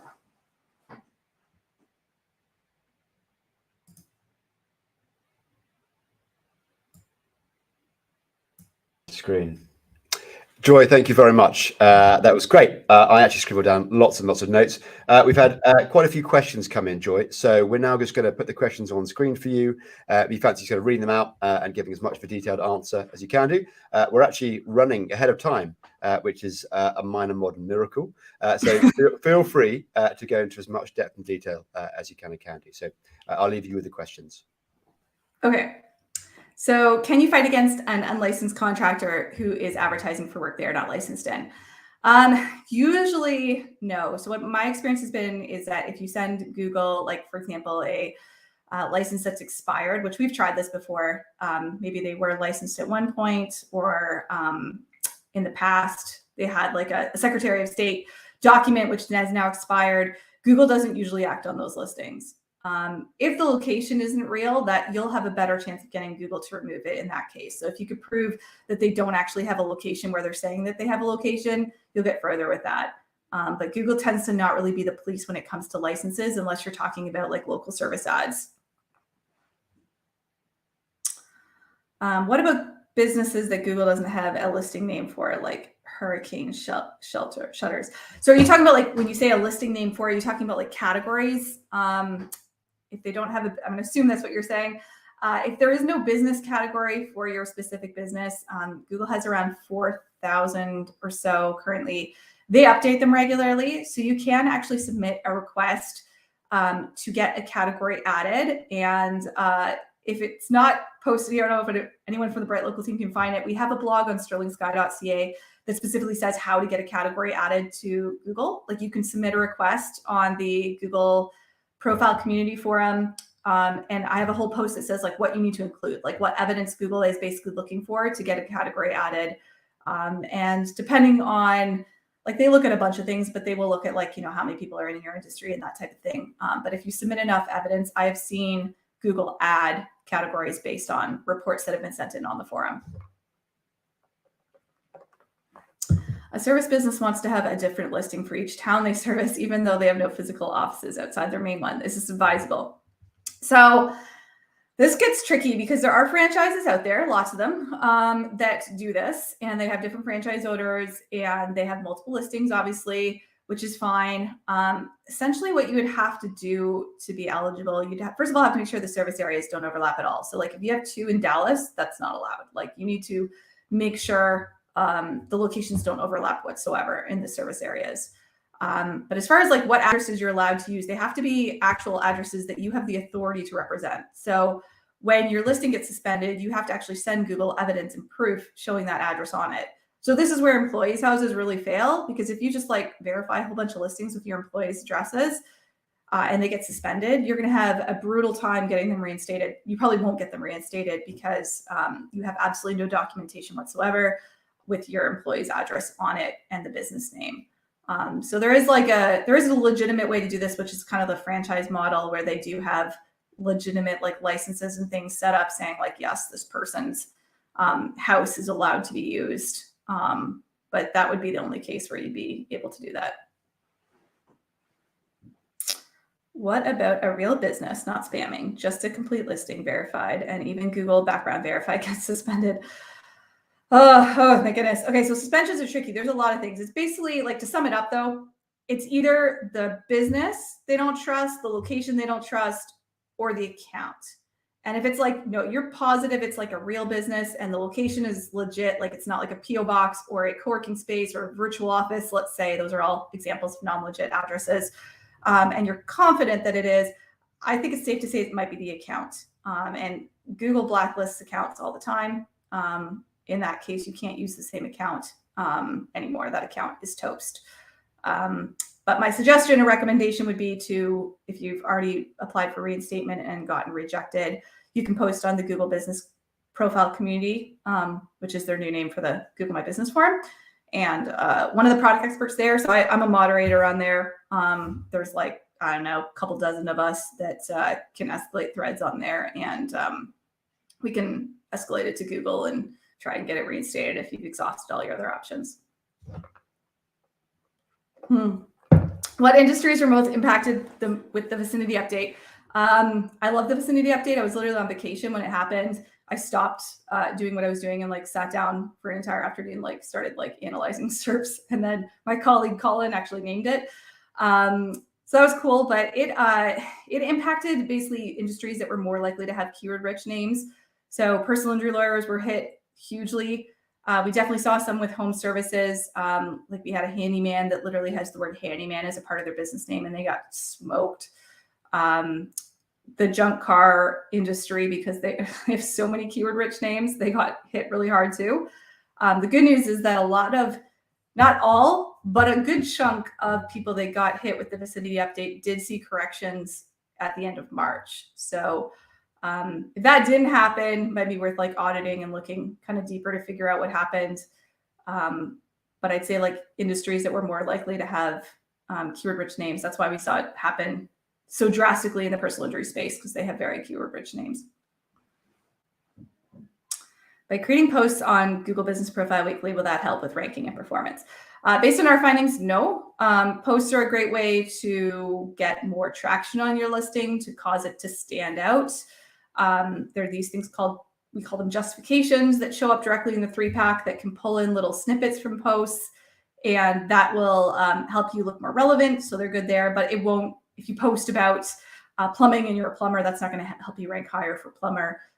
Really think of it as like, you know, a way to utilize coupons, a way to get people to click on you more, and that type of thing. Again, we have a post on our website that shows a study we did on it, on if posts impact ranking, and our findings were no, they don't. How can we avoid over-optimizing since Google can suspend a profile at any point in time? So I don't think there's such thing as over-optimizing, like when it comes to a listing. What is true is that if you make too many edits to a listing, and they're like, you know, edits to like the phone number or edits to the primary category or the business name, too many of those all done at once can absolutely trigger a suspension. In fact, I've seen businesses get suspended by adding hours. Like, it's really stupid, but if you are in a spammy industry, so if you're in garage door repair, for example, you will have a harder time avoiding suspensions than if you were, you know, a restaurant. They don't get suspended very often. So the big thing isn't necessarily like the type of stuff you're adding, it's how frequently you're updating what we call the core fields. So your name, your address, your phone number, your website field, like, but honestly, like I've seen hours, I've seen things that shouldn't be like a thing, which is really annoying, but I guess it's patterns that Google looks at when they're trying to figure out spammers. Spammers tend to do that when they hijack listings. They claim a listing and then change all the information on it. So sometimes Google does catch legitimate listings in that, which they don't intend to, but usually you should get reinstated if that's the case, hopefully fairly soon. Is there a way to tell if a profile is suspended due to competitor reporting it? Ooh, tricky question. Outside of seeking legal action, no.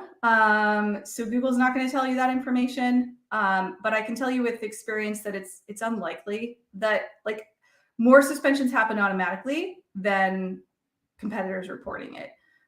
So usually when a listing gets suspended, it's, you know, an edit or the account gets blacklisted or something like that. But yeah, Google is not going to tell you like, oh, this person reported you. Will the industry evolve towards organic website view trumping Google Maps due to all this uncertainty?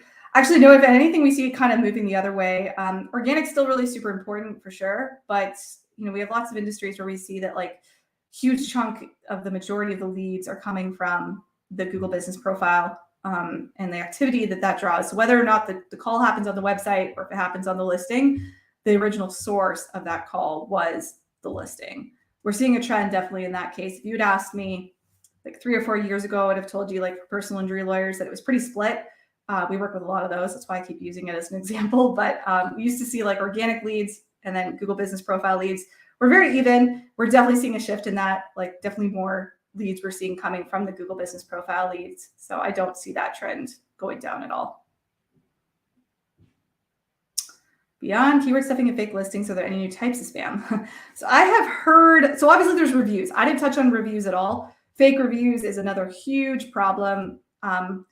The one thing I will tell you with fake reviews is that unless they are doing it at scale, in mass, very obviously, you probably won't get anywhere with Google. And it's very frustrating. I have seen them. I tweeted, actually, I think it was last week, about my sister. She had this giant plumbing issue, and she lives about 15 minutes from me. And she had a pipe burst and had a plumber come out, and she's like, oh, it's gonna be like $3,000.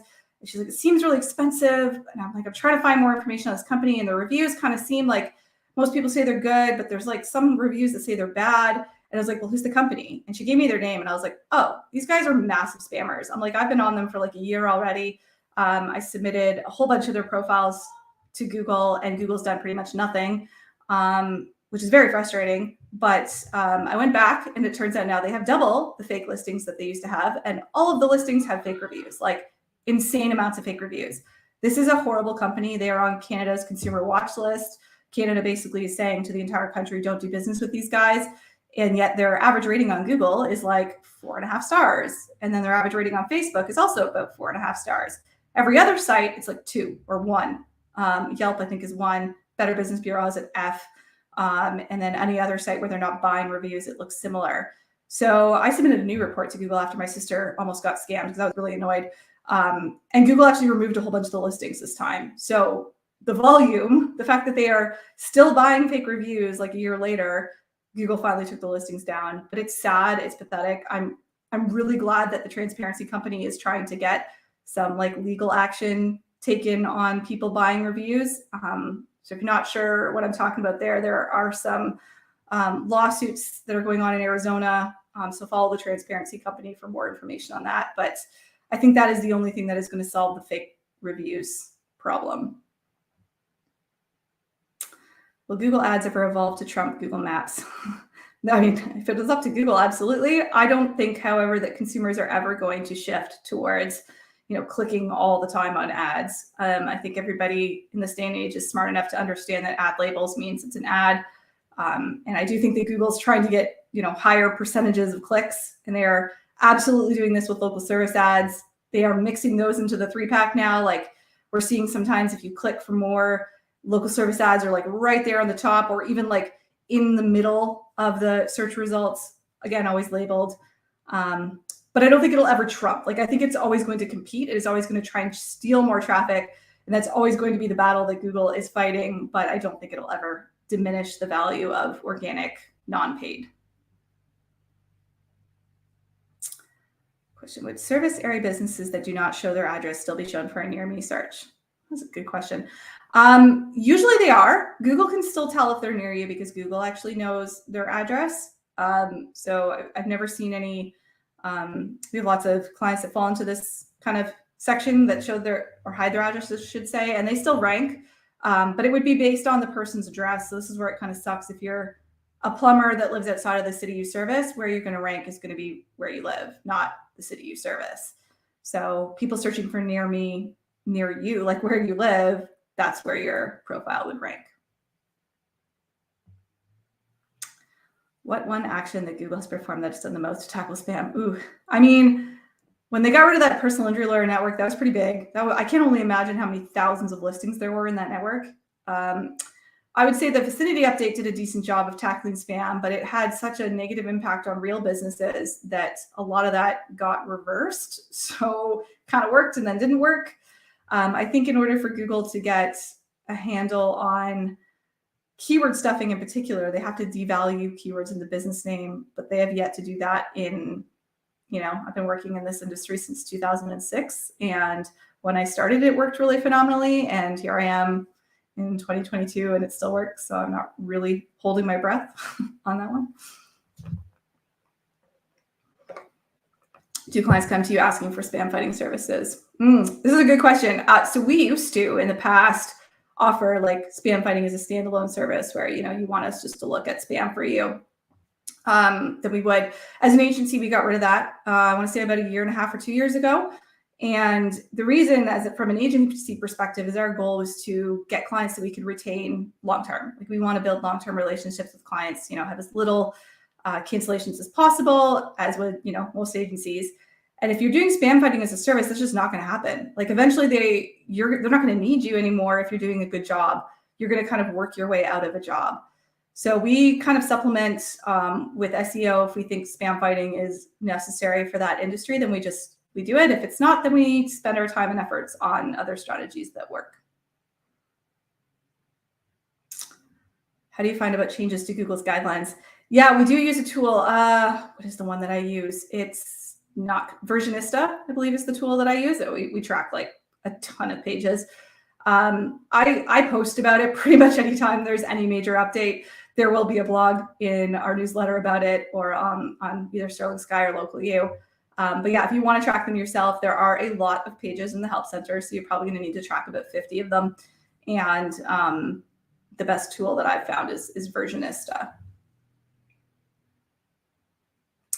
When Google merges duplicate listings and rankings go up, what factors are driving this improvement? Oh man, so this gets really techy. I actually had this idea to do a presentation on this, and then I was like, I'm going to bore 95% of people.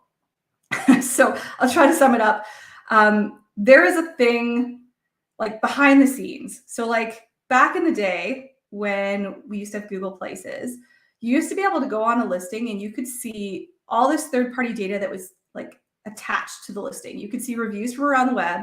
You could see like third-party citations at the bottom, and it was all visible. And then slowly Google started removing that information publicly, but it still exists in the back end. Like every business that Google has, they have clusters of information where they're like, oh, here is this business Sterling Sky. Here's this citation for Sterling Sky. Here's this review site for Sterling Sky. And they clump it all together, right? And all that stuff, whatever you want to call it, has ranking authority. It's prominence. Well, when you have split listings, Google's not sure which one to like attach to. So essentially it gets split.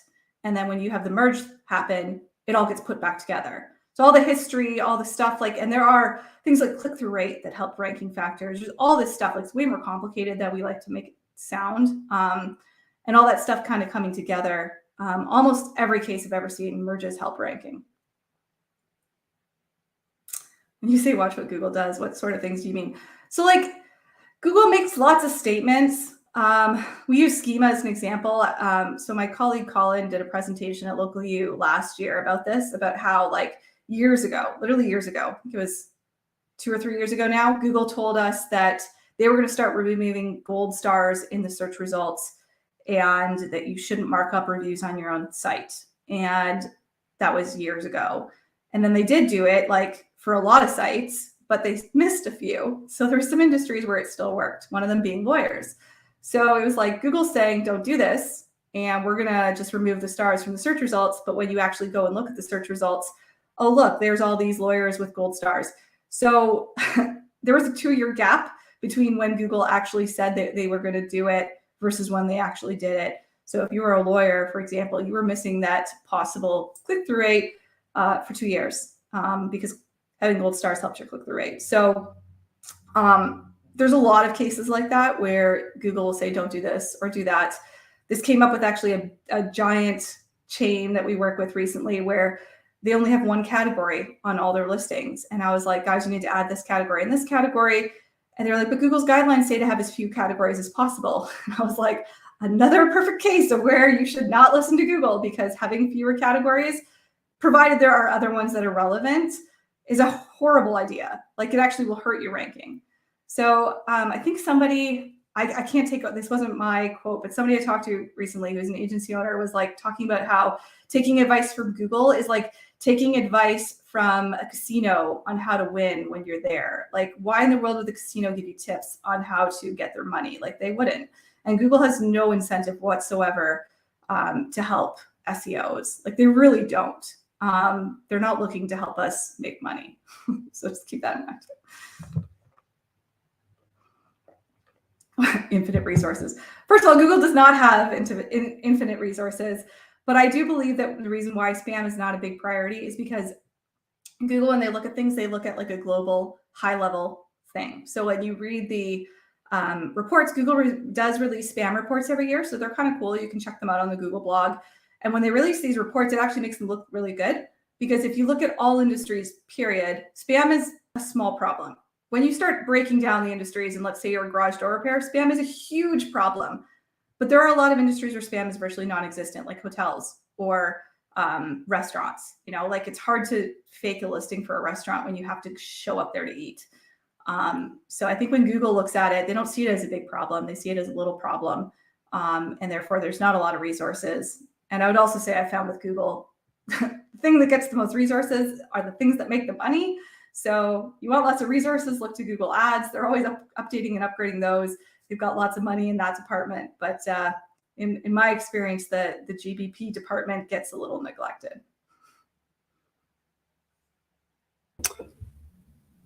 Joy, thank you very much. You've answered an absolutely, like Google, almost an infinite number of questions with the spam and GBP there. Thank you very much, Joy. That was really, really insightful. I love the presentation. I really enjoyed how you kind of got us into that with your personal story about kind of playing board games. It took me a while going, where is this going? But then I realized about the kind of, your husband kind of challenging in, and you kind of related that really, really nicely. So, Joy, thank you very much. You've gave us a fantastic finish to today. So I'm going to let you go now. Have a wonderful evening with the family, and no doubt we'll speak very soon. All right, thank you. Okay, so we have reached the end of the schedule. We're actually about sort of 5 minutes early, but I'm sure you've all got important things to be doing, so we'll let you go. I hope that you found today incredibly useful, incredibly valuable sort of few hours to spend with us. I hope you've learned a lot, learned some new tactics, insights, strategies that will enable you to deliver incremental value for your businesses, for your clients. Thank you so much for attending today. Thank you so much for buying a ticket, also for donating, and also for your messages of goodwill prior to this and throughout the day. You've remade it a fantastic experience for my team and I. Of course, a huge thank you to our 9 presenters and panelists.